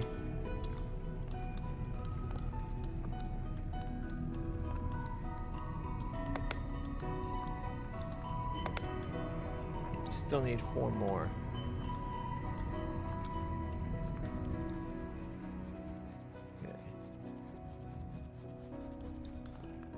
This colony's used up already. We've got 24 soldiers. Can we go exploring, find someone to fight? Yes. Yes, we can. What was that? It was like a thing just flew past on the screen.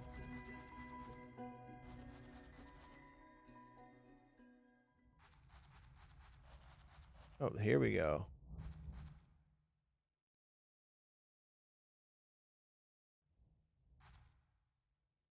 All right.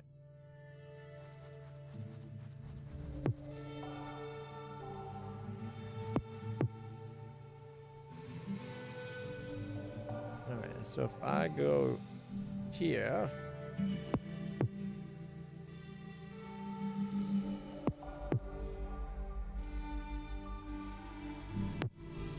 boom. Ah, ah, ah.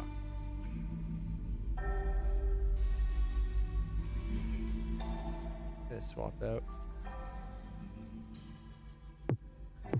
All right, we'll keep them undeployed until we need them again. It's a good place for some metals. Oh, here we go.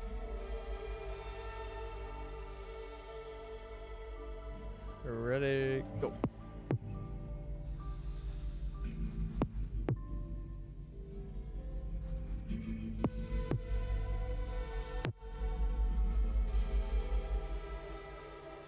Man, just go for the crystal. I don't see what's so tough about that.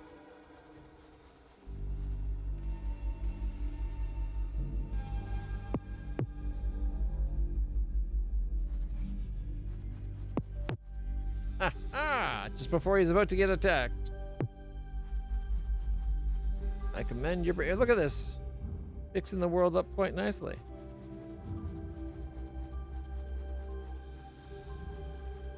All right.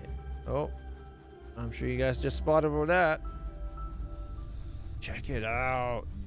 We got lava. Oh, and we got those tough sons of bitches.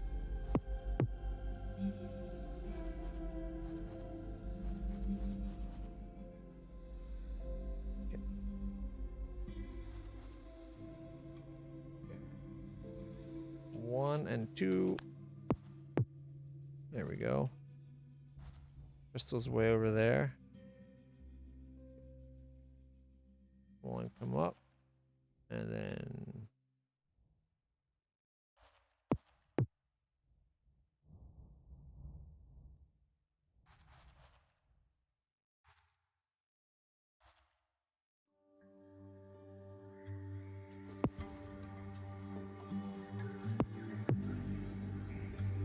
Alright, let's see.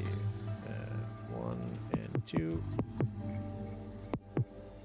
Oh.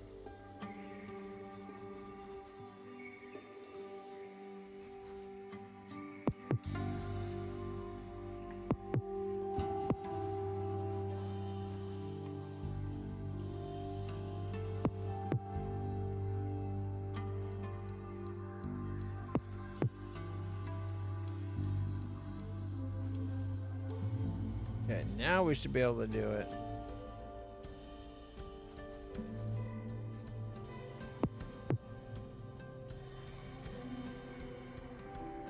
Go, go, go!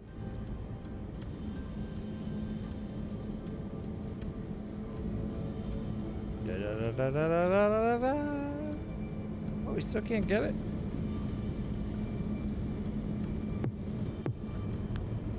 Transmuting resources requires you to unlock the appropriate transmutation technology. Figures. There's always something.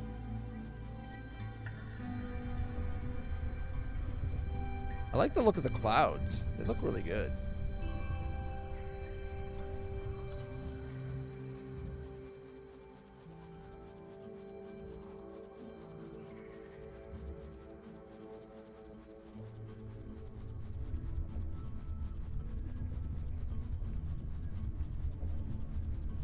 Oh, got blocked by the lava.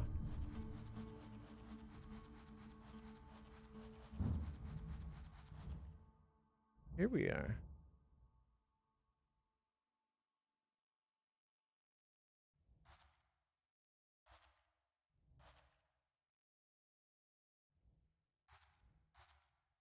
No?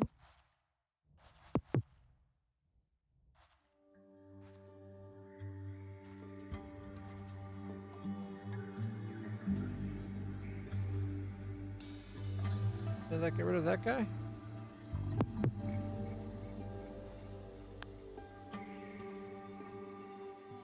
Or do I have to do it like...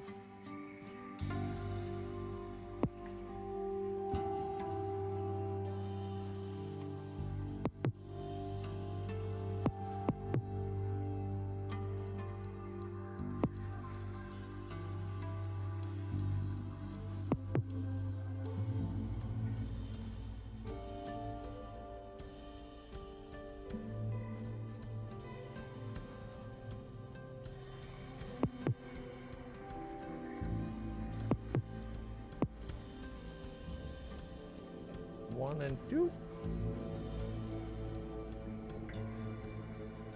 111. Shouldn't that guy get down? He's got 3 green and 2 orange. Or does that mean I need 2 more on him? Okay, so that guy's actually stronger. He needs 3 green to kill.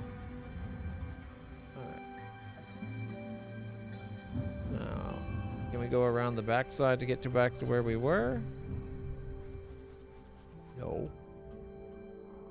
That guy takes 4. That one's a 3. Okay. So there's bigger versions of things we've already seen is what we just learned.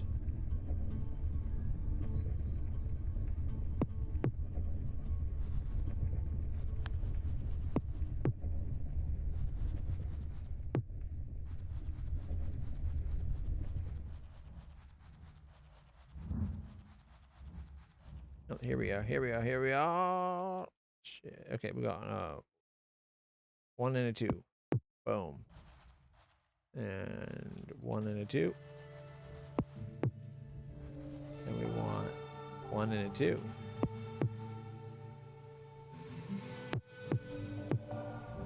There we are.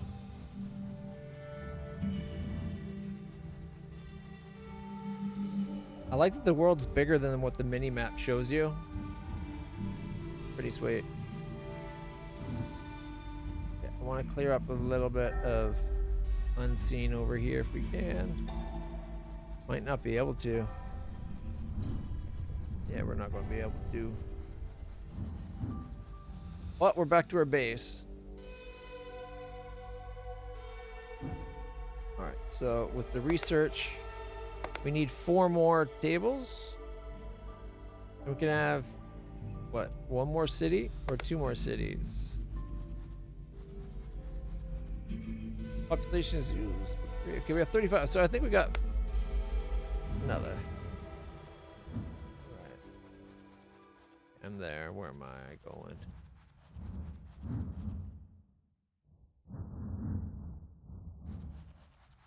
I guess we need a good spot with lots of rock.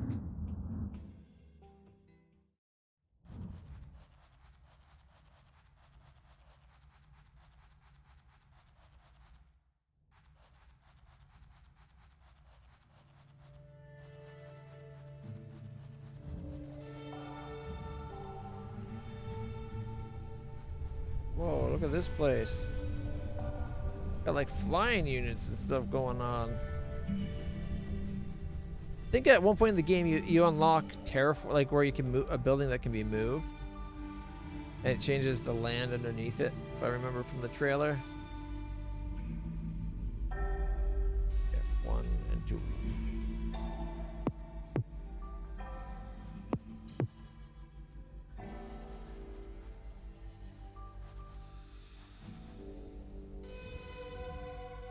That's not enough.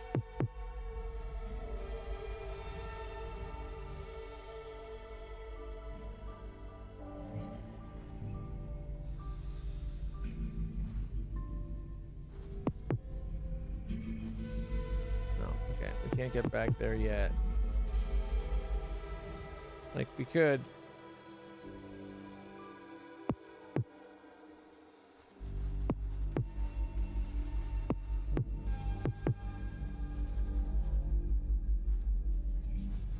Can't get rid of that one.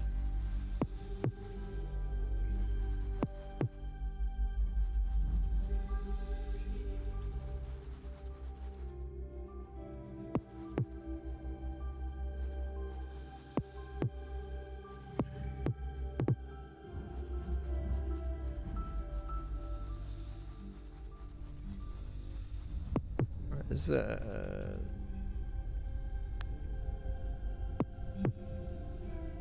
This is one I think we can solve.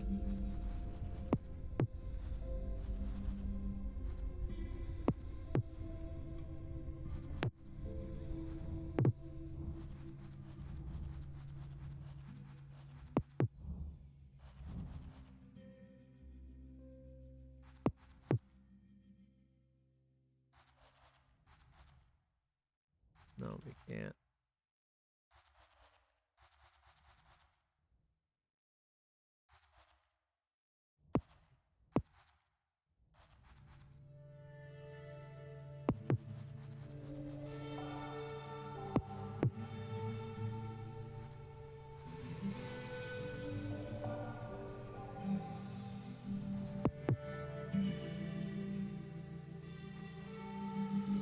No, okay.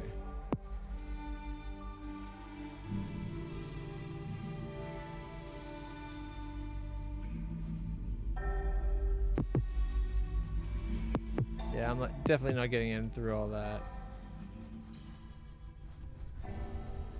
Heck, there's a golem in there. We've never even seen golems before.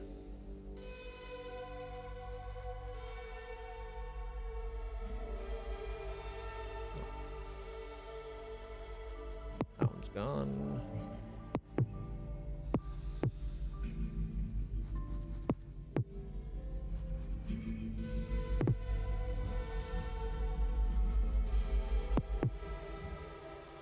Nope.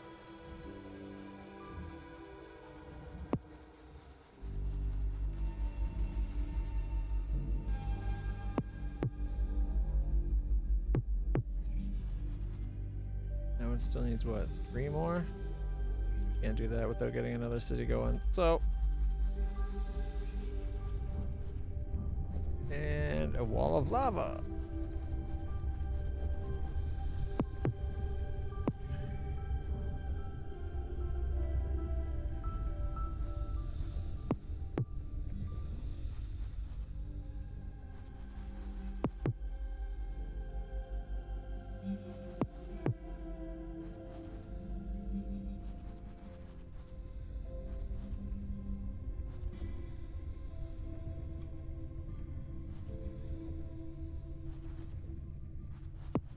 No, we can't get enough. Push it out.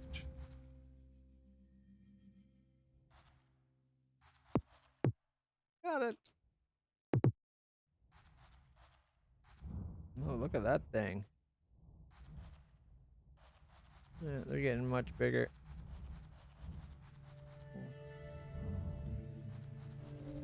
How do I get home? That way. I think I see the spot to get through.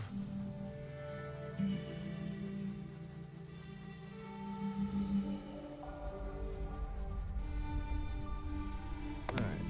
We need a new colony.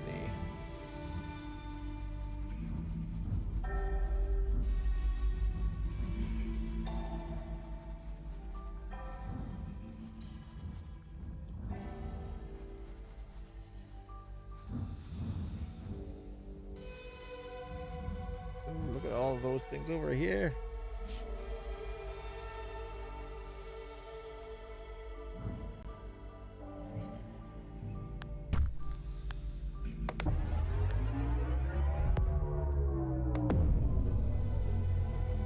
Didn't quite.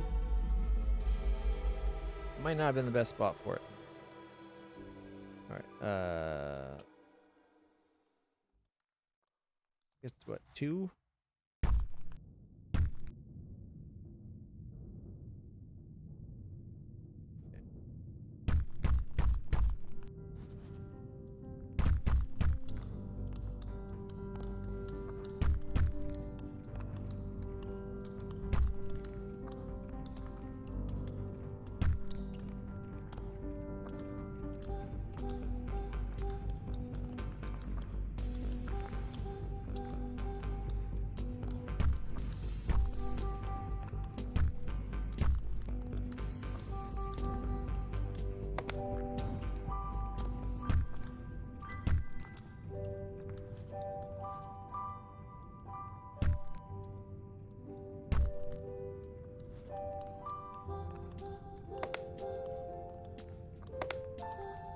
Alright. Unlock metal processing. Laser fast travel. Logistics 2. Natural bridges. Colony limit. We need to get arcane tablets now. Radius increases arcane tablet. Is everything arcane tablets? Yeah. Everything's arcane tablets. Alright.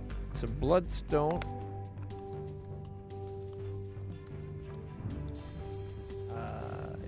How to use these. An ore mining facility. It's not much, but it's hard working. Is it like instead of these guys?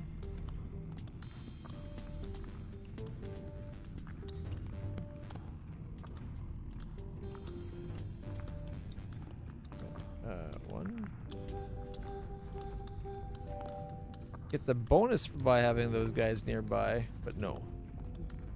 3, 4. Arcane dust takes all those. Arcane metal. Okay, so we need a stone slab and arcane metal.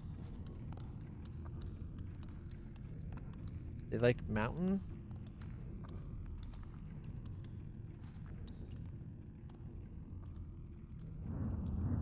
I think we have to be on the other biome. That's Firelands. Where's mountain biome?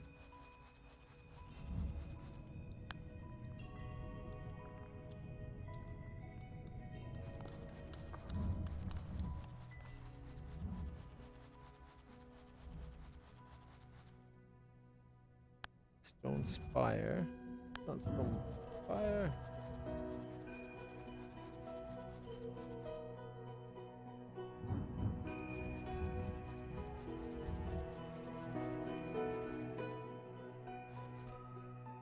shaking the ground. Supply 10. We need more dust essence.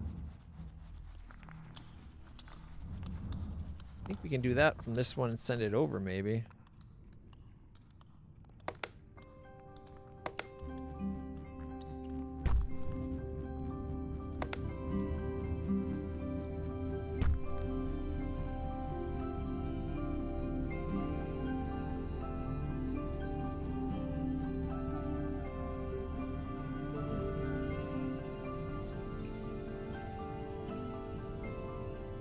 Households.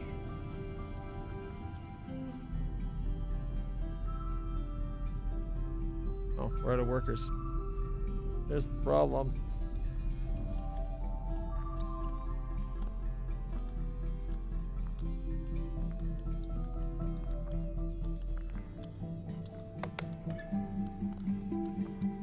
We do have a lot more room for people if we need to.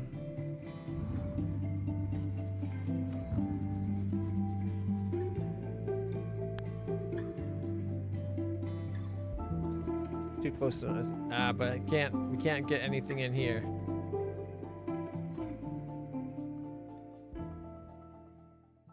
If we went there and then we made it bigger, can we do that?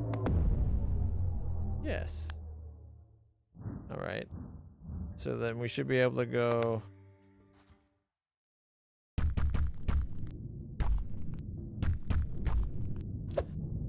like so.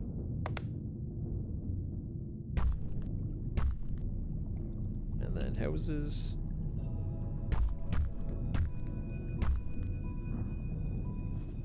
All right, we got more ether.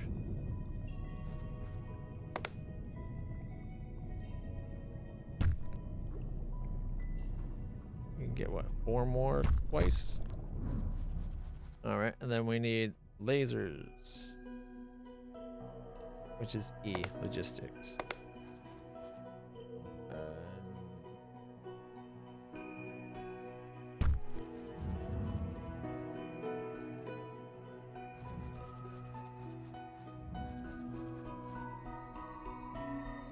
Good, line them up.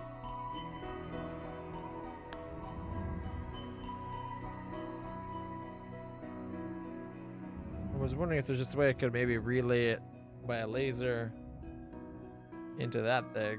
Go direct. That'd be what? 2.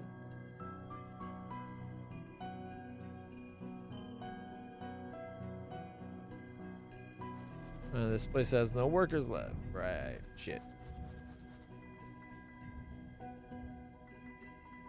Alright. How would we get this one lined up so we can have the laser effect go where we want it to?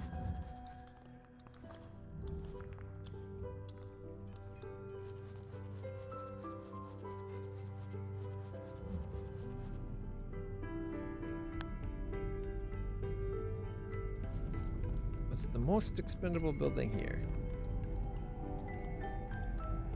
That one? And then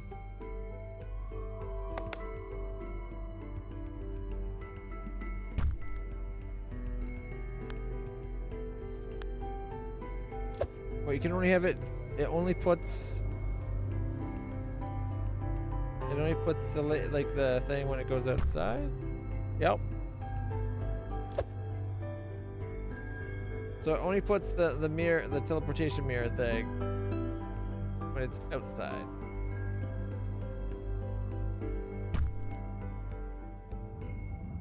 In that case, there should just be a mirror option. So you can do mirrors from inside.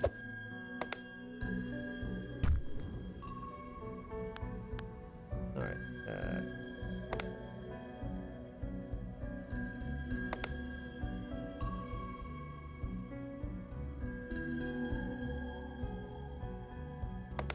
Okay.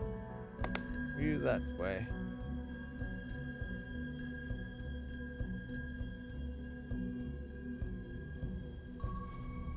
But now it's stuck over here.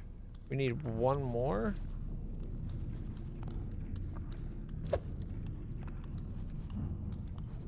Can Can we get a laser, I wonder, pointing to that mirror as well? Probably not.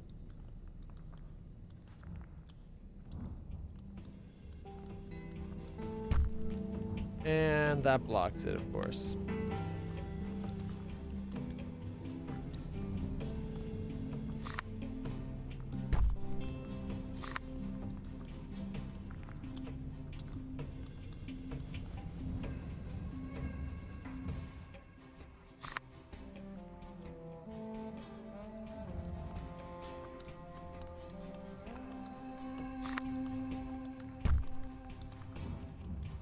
Still misses. Oh. All right.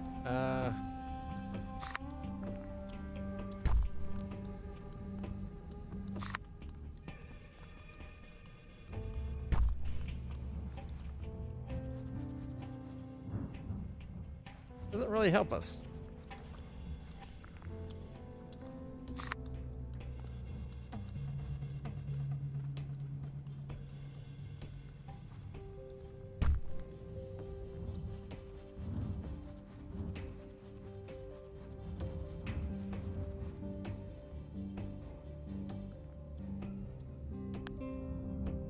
So it's sending all its essence stuff.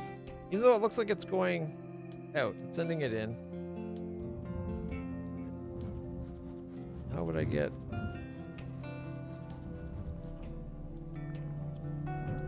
Having it where it's not an amount you make, it's an amount you've total, like you just get a total amount. So it's like this city now makes the resources you see at the top. So we now have 11 stone, 12 slabs, 30 tablets or whatever. But now we need the other stuff. Oh, not the fast travel though. Unlocks 3 population. Okay, that needs both.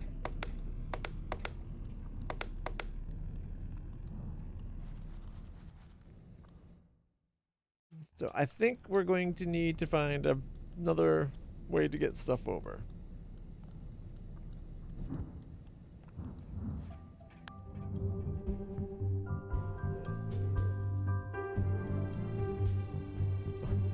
Oh, look, I can move it. Can I put it where it's in the way of both?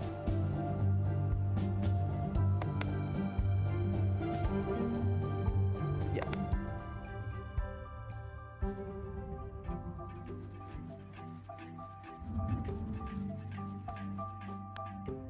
And then we can say, you. All of it.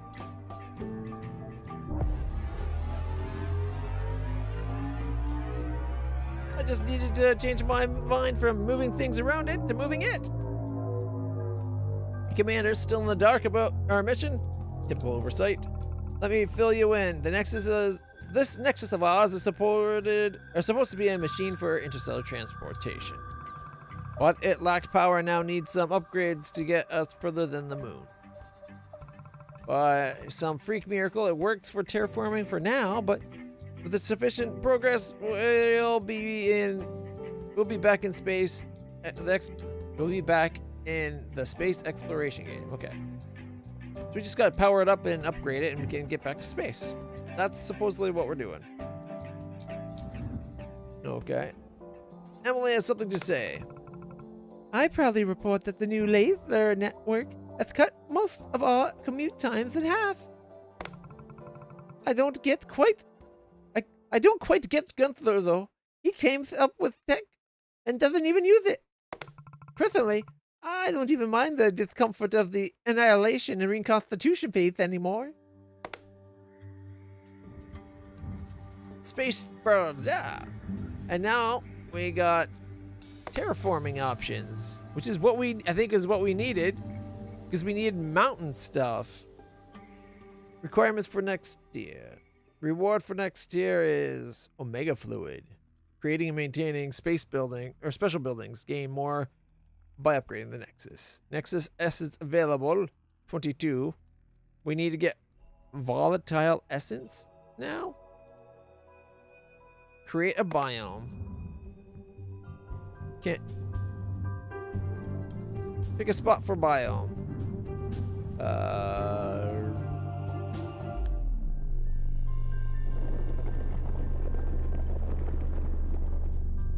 Bigger than I thought. But now I gotta pick where.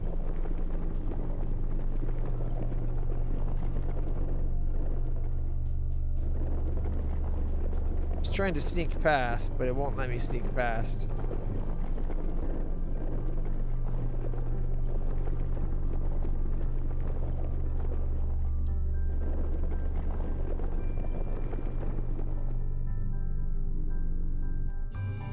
Alright, let's give me a moment.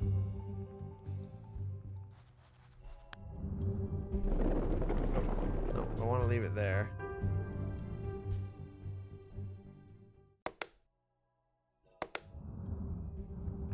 I need to find a better spot. Like maybe this way?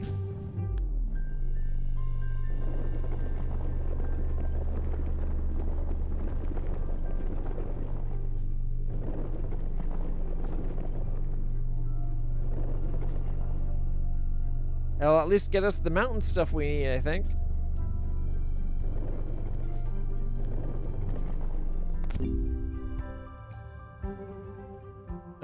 Are those warrior ants? Resources available in the new biome. All that stuff we needed. So that's what I was missing out on. How interesting. I had no idea this would actually work at all. And definitely not that it would do exactly what I said it would. Oh, and what was your prediction exactly, Doctor?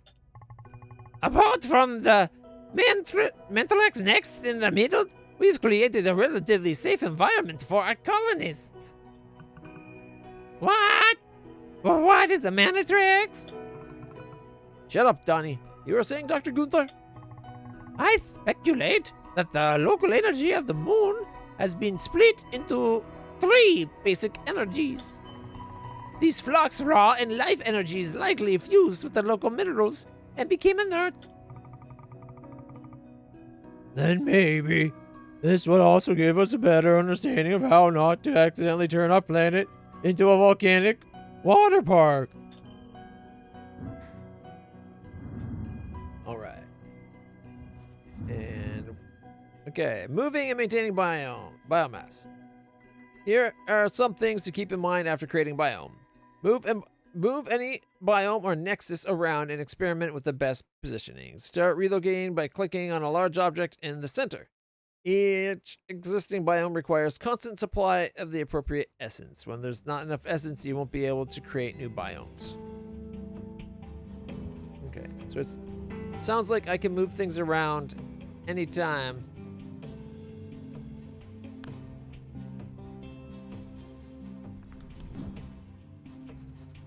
Don't. Okay, where is it? It's over this way. Downside, I don't have a straight line to laser things into that. That is a bit of a negative. Maybe I should have built it over this way.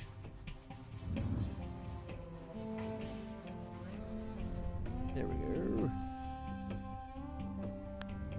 So, clicking that allows me to reposition. Can't go onto the unclaimed lands, though. Oh. Wait, what if we do it here? Because then we got nice angles. Placing or relocating a terrain, altering structure near some of your colonies can cause resources domains to disappear.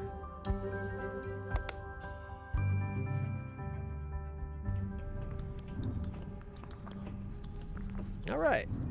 And now, when we do a new colony,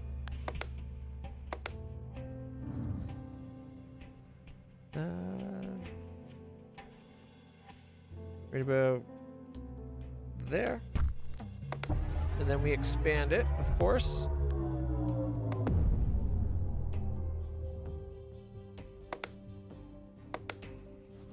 But look, we actually get resources from it now. Whereas last time we didn't. But we have to be careful. We do need all 3. So, 1. Okay, here, let's do those 2 in the corners.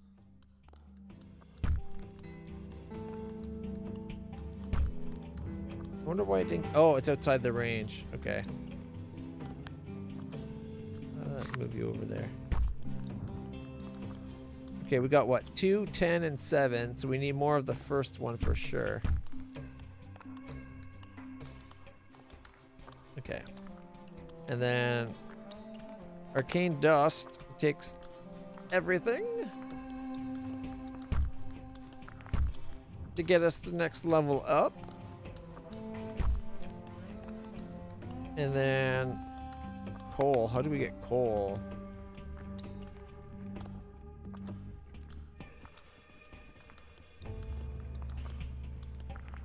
Gathers resources from the ground. Nothing goes to waste.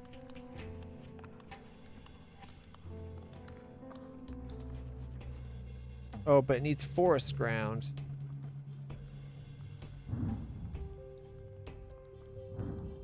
And then, okay, arcane metal. Oh, we're going to need to get coal.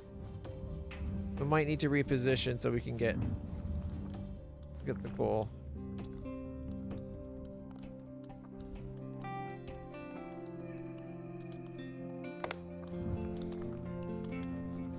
Like I could give houses to give us both boosts. 19, 16, 19, and 27. Wow, actually the houses didn't seem to change anything.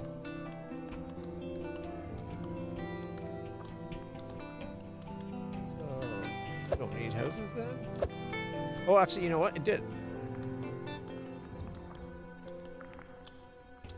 If I go here, got us 3 extra. By doing it right again, did nothing. So I think once something's been boosted by a house, it can't be boosted again. And that got us a tiny bit of extra of the other stuff. Okay. I don't get how this works, though. Like...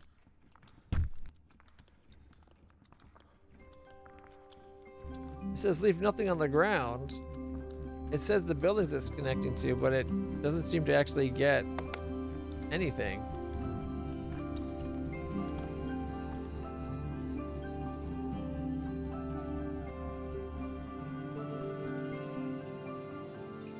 Oh, according to the timer, it's time to switch to another game.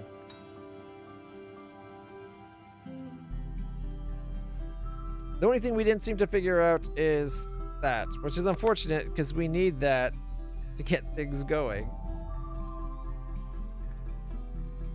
Because we need to make this we need this to make coal. So now we need 11 coal. Do we get coal from over here maybe?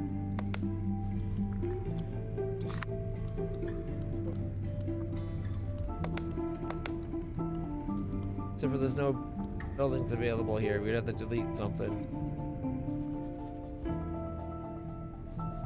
Where's a house booster? There we go. And then I could maybe say coal. But yeah, like even with that, it doesn't get anything. It just says 0.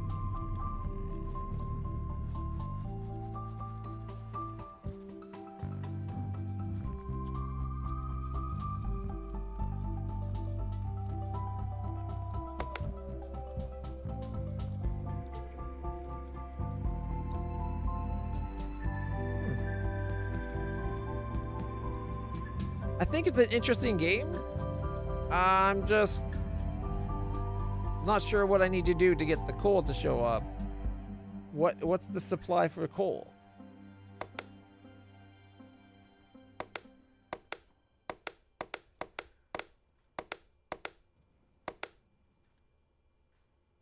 Oh, Biggs, how's it going? It does look like there's a decent amount of content to the game, and it's very forgiving. Like the fact that you can like pick up, you can take your bases and relocate things. Like, oh, you know what, this didn't work out for our base, let's maybe move over this way and we could have something over here, right?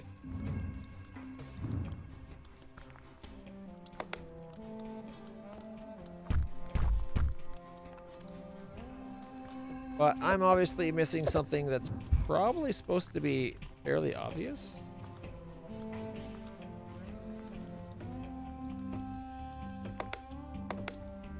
And I don't get it.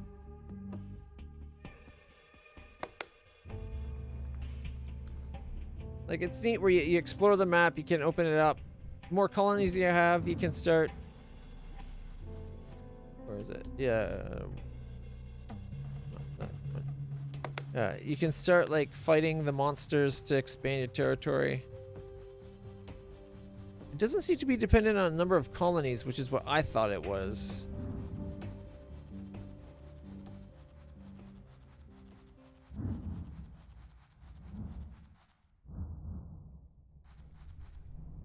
So we could kill him off. Boom, boom.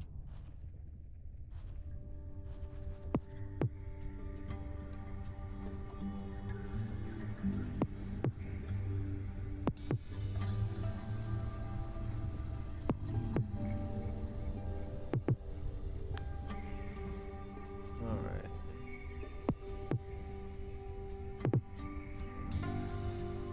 So it's neat. I like the exploration. I like the look of the world. I just feel like a bit of a dum-dum right now.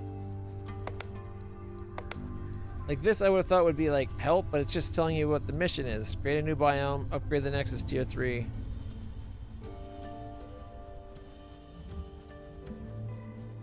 Maybe there's yet another type of biome? I don't think there is.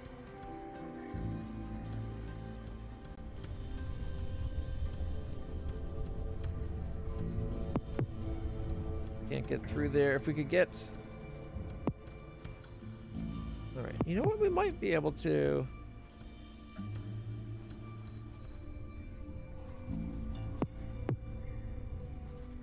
We can push our way in. We might, if we can get one person to there.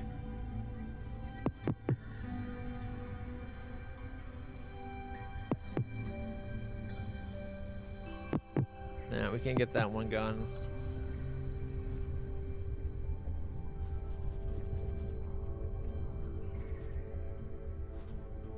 Don't got enough strength to push them out. I bet at some point your soldiers start getting stronger.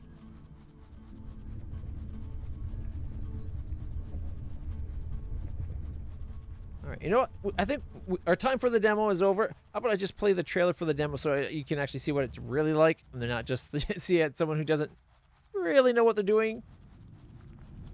Figures. I thought that maybe these people would like unlock a new type of soldier for us because they got these. Oh wait, we can come up here.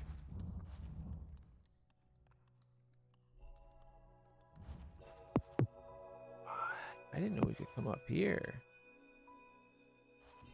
Okay, let's see. One. Cool.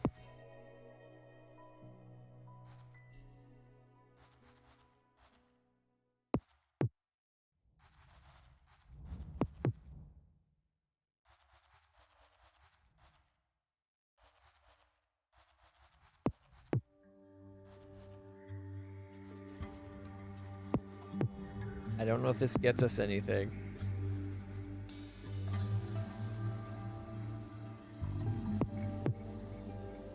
Well, it gets them gone. I guess that's something.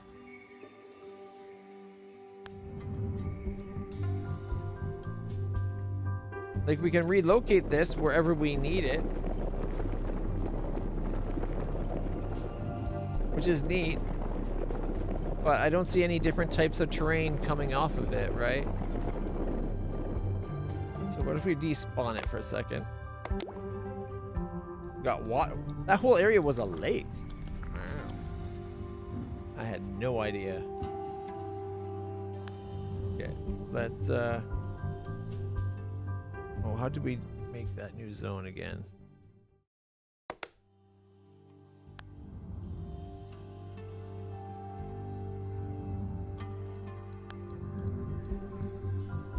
Can relocate where we want our base to be. It does tell you what the ramifications of that are. Technology, no, that's research. Okay, it's this window to create a new area.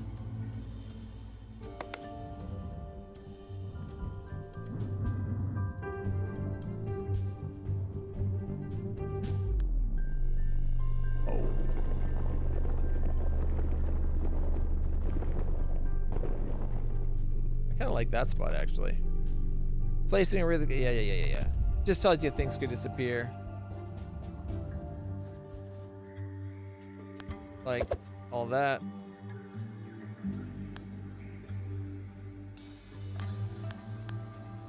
And now this city is kind of pointless here. So let's relocate the city to over here. And we go there. Confirm. This way we get both biomes. And then it's already increased size. Okay, so 2.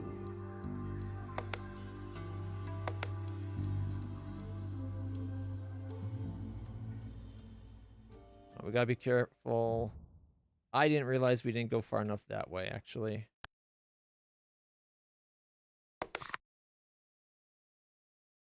We need... there.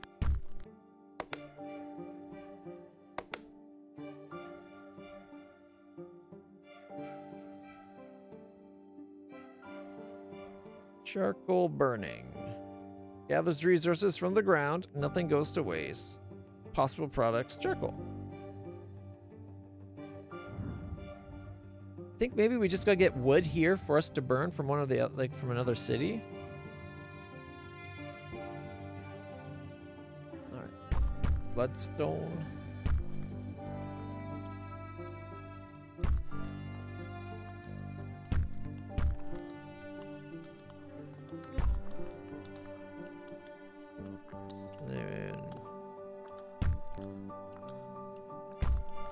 Alright, we're converting a lot of our bloodstone stuff up to arcane dust.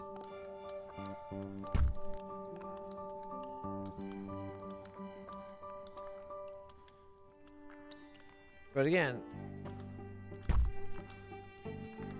it doesn't seem to do anything.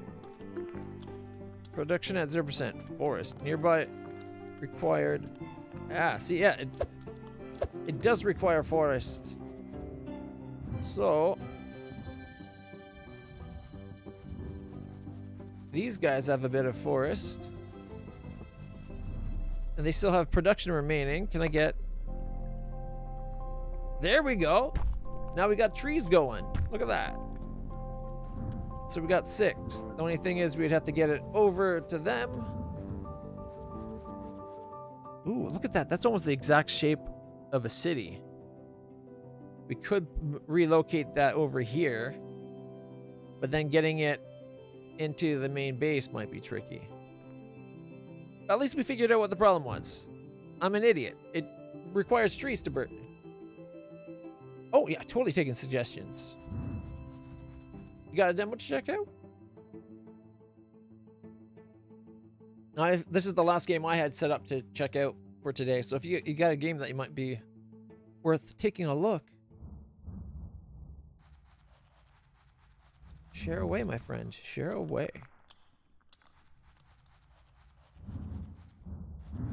Need a good forest. Mind you, we got a lot of people left. We can always create more cities, right?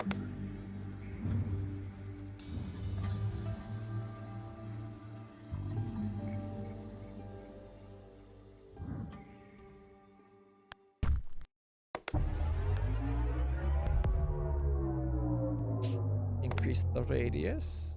Yeah. So. Fine.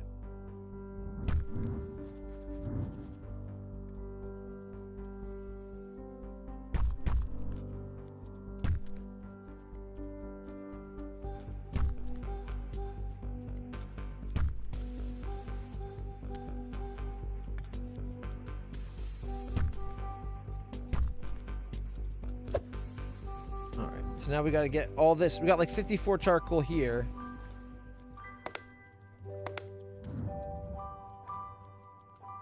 We need to get it all the way over there, though.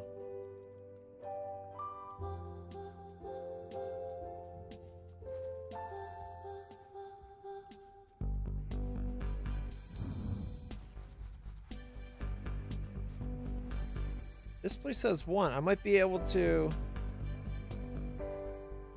Does this place have any? I have enough where we can chuck.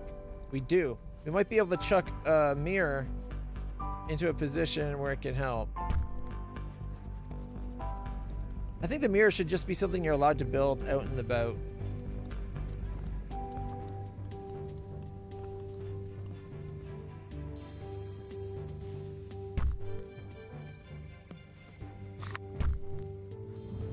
Look at that. Look at that.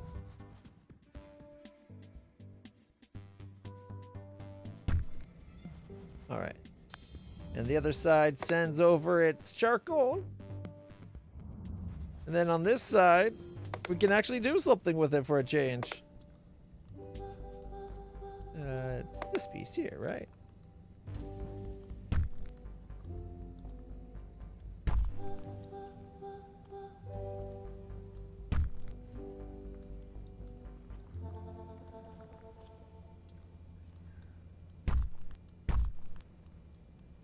All right, so we have 38, 32. So when we go down,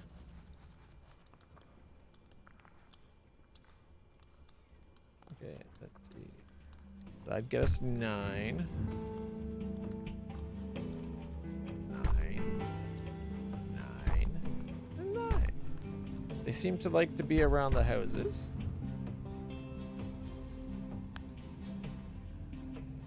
Oh, we still need stone slabs here. Okay.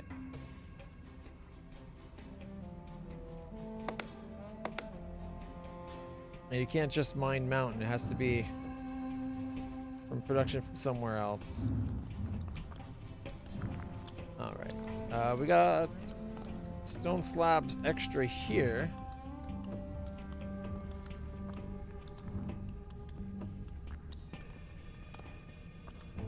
What house would we lose to be able to modify?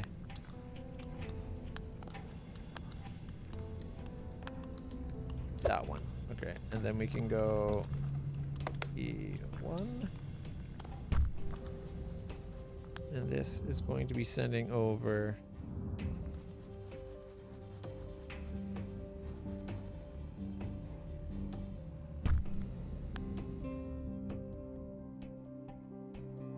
stone slabs.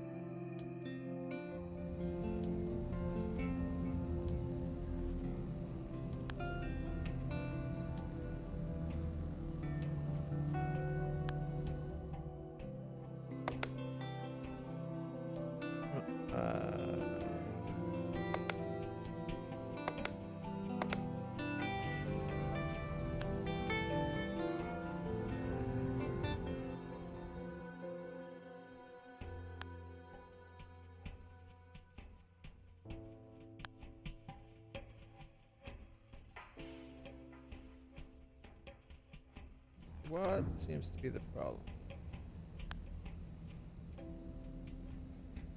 We got 22 of the arcane peppermints.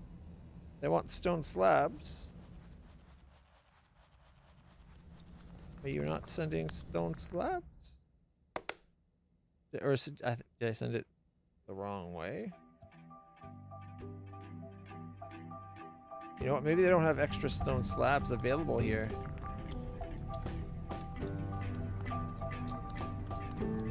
Because there's demand of 72, and we're only getting like 55.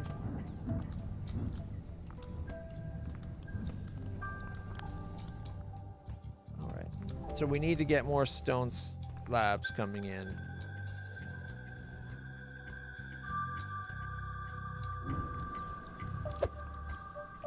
Okay, what if we make another new city?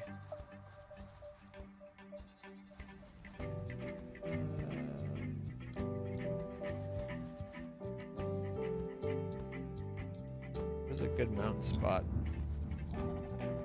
that's in line. We could do, I guess we could do it right here. It's not a great spot for it.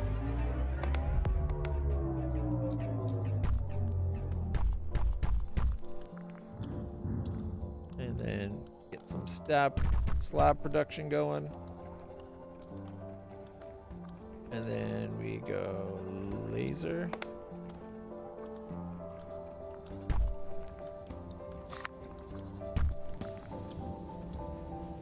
this guy is sending over all his slab.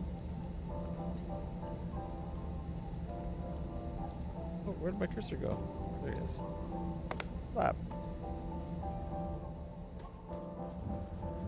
And all of a sudden, we now have 30 of the things we need. Look at that. We now have... Well, we are at -2 stone slabs. But we do have the arcane technology. I keep losing my cursor, and I don't know why. I realize now all I have to do is click to get it back, though. There's performance-enhancing potions. Logistics 2. Because we have to, well, we'd have to get 2 more stone slabs first. Well, that's easy enough. Let's add housing.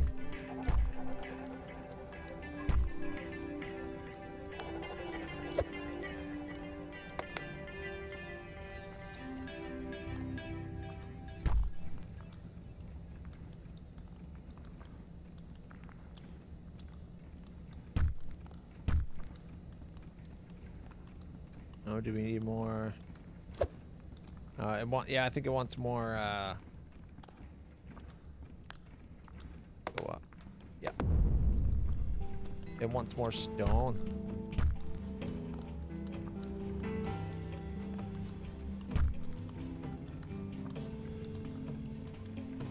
What if we get rid of you to put a house? We're up to 17 stone slabs. 19. That didn't change anything. Okay.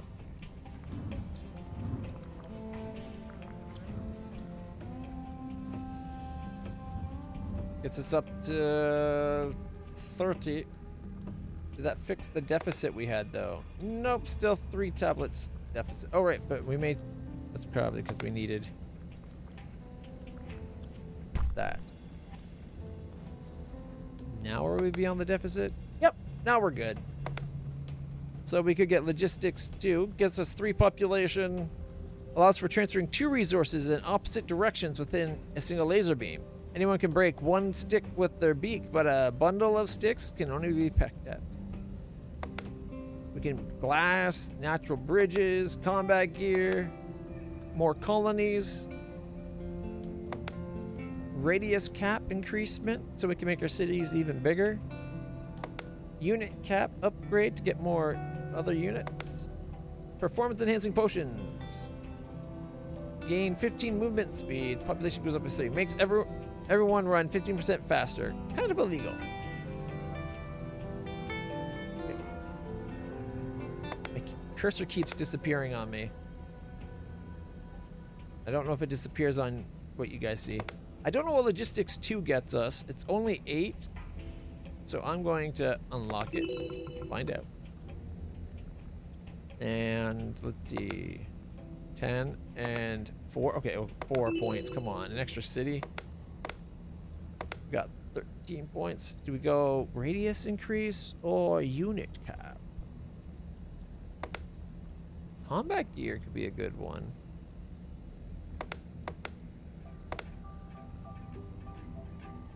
Max colony radius goes up. 10 for that. Another colony. Make our fighters better. Alright, it's a global resource. Create equipment. Once you have enough resource to supply, you'll be able to assign a piece of equipment to a unit. To keep using equipment you make, you will need to maintain the resource supply, just like for other global resources. Access the equipment management screen at the top left corner, or press I. So now we can make better equipment for our people.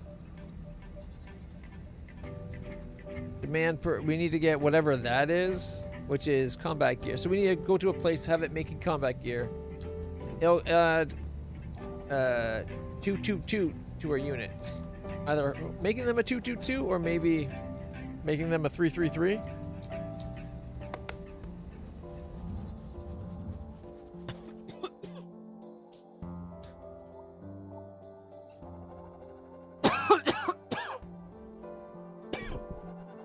Excuse me.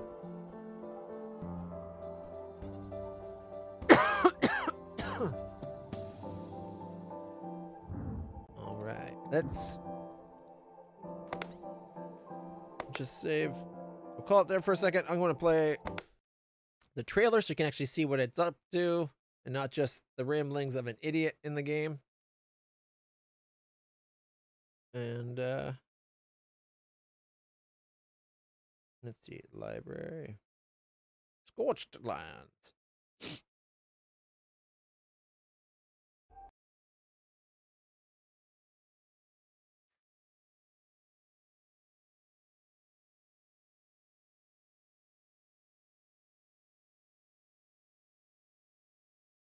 I don't know what's going on.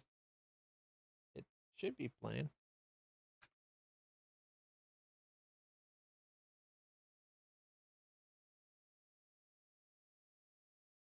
Why is it a blue? What? I've never seen the play button.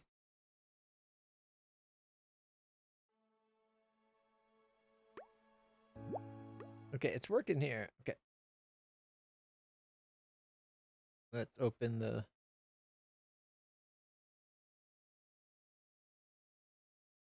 Close this. Something's going on with Steam.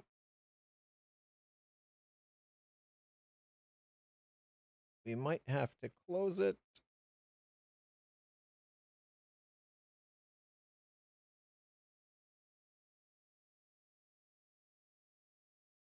There we go.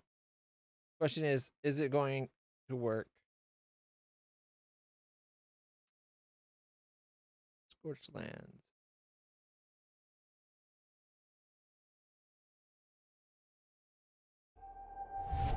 There we go.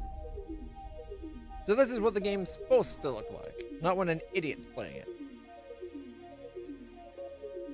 Relax, take your time to create your perfect world.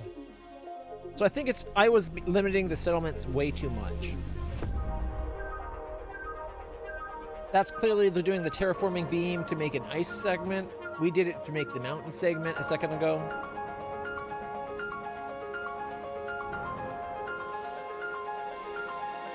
Terraform, build, explore.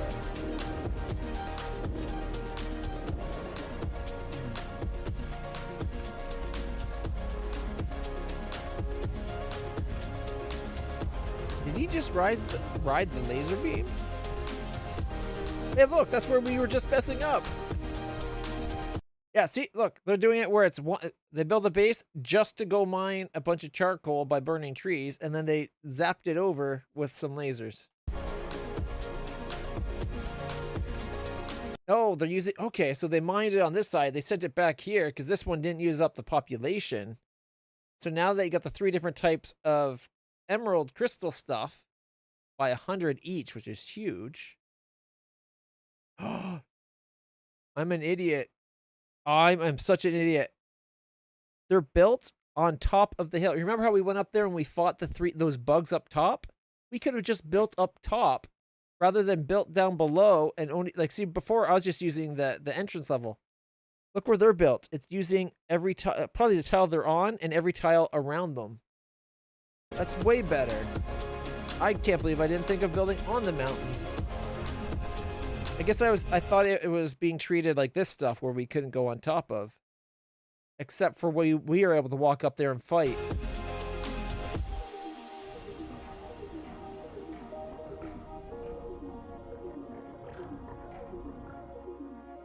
Alright.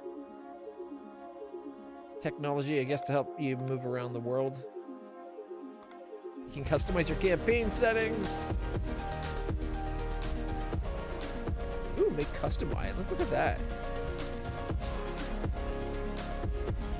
Okay, now that I see this working, it looks a lot better.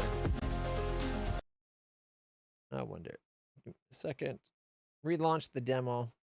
I want to check that just to verify. Made with Unity.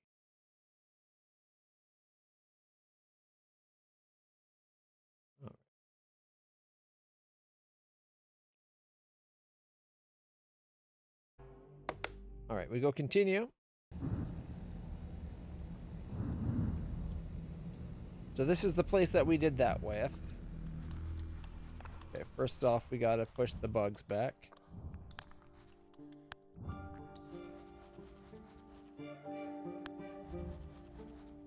know, there's something weird going on.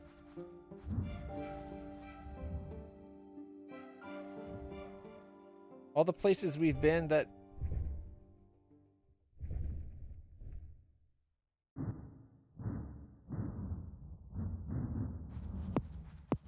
Okay, let's get rid of these bugs real quick.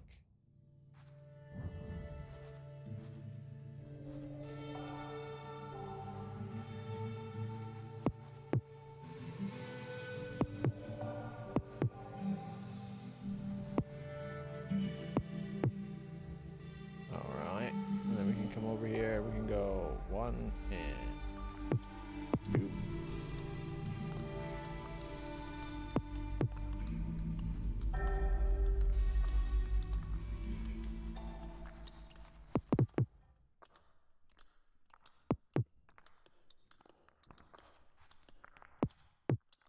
There we are.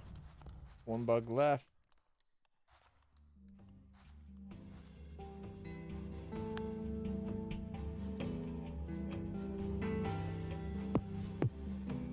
Alright. Now we find out if I was a complete idiot. So in here, had we built the orange guy. Yeah, look at that. See, I was building them down here. You could totally build it up here. 7.5 from a single one. As opposed to 4. So there's the problem. They need to be built up top.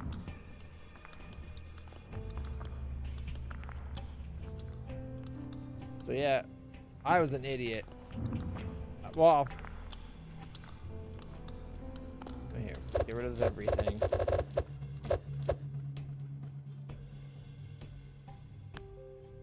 Relocate.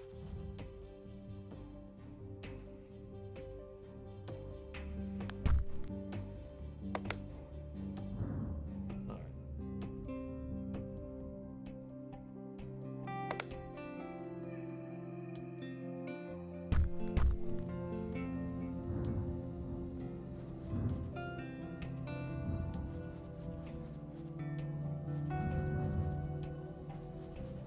Then up here, it would just be a matter of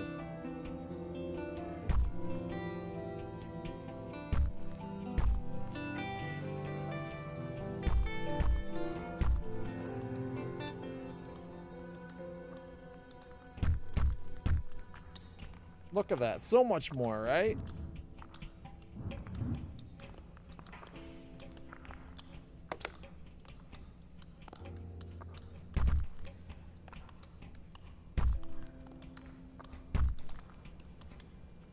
Arcane dust, it needs more.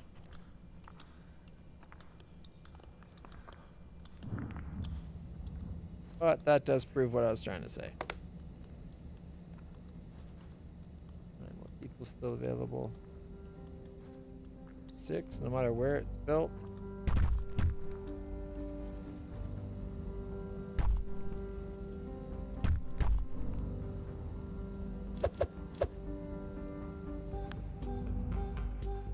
Transferring coal.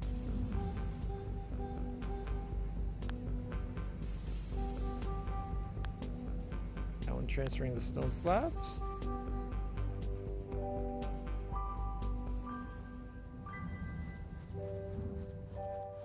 Huh. I wonder in here, could we have done... No, yeah, see, you can't build up here. I think it's understandable that I didn't realize you could not build up here, or that I didn't realize that you could, because over here you can't, and they're the same height, right? Like, had they made these so they're shorter or something, so you could then clear. But I guess once our guy goes up top, I should have clued in.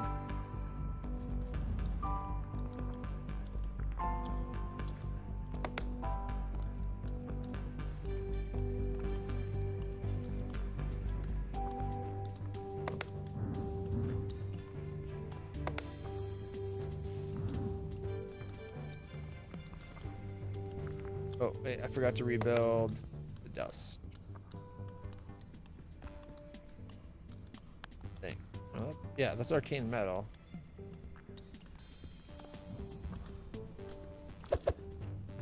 Forgot to do the dust first. There we go. Everything's up and running.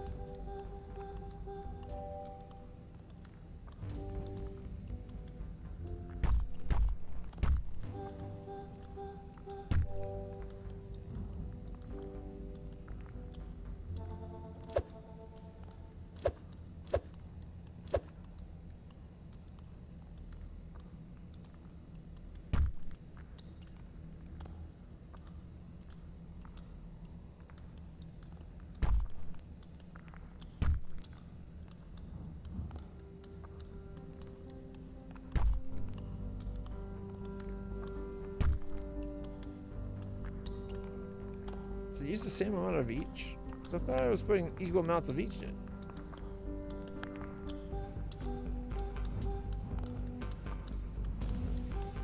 Either way, that did get everything running again. Not enough for production. Not enough what for production? Bloodstone?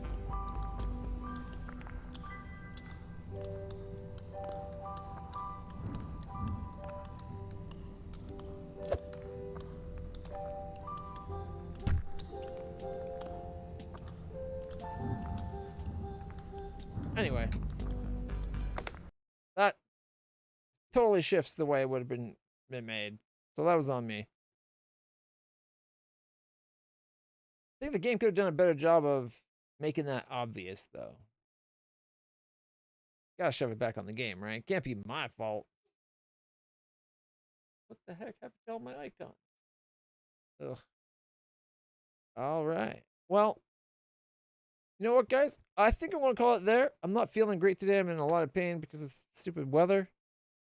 And I need to go get some sleep. Let me know if you have more games you'd like me to check out going ahead in the week. There's a couple games that seem really cool. Why did those icons switch places? That was weird. I think this is something to do with my TV changing resolutions and having fences on. Not positive on that, though. But for now, guys, we're going to call it there for today. If you want to take it easy and hang out some more, feel free to hit that follow button. I'll be back again tomorrow. Usually my streaming is Friday, Saturday, Sundays, but while I'm on medical leave, I'll be doing every day. I'm up for it. Please follow and subscribe, whether YouTube or Twitch. You know what you have to do. Hit the button so you can know when I'm live. And we'll be back with more gaming goodness tomorrow. And until then, stay happy, stay healthy, stay awesome. I'll see you all in the future. Brexis, if you're still here and you want to watch some anime, I'll meet you on the Discord. Till then, everybody, goodbye. Stay happy, stay healthy, stay awesome.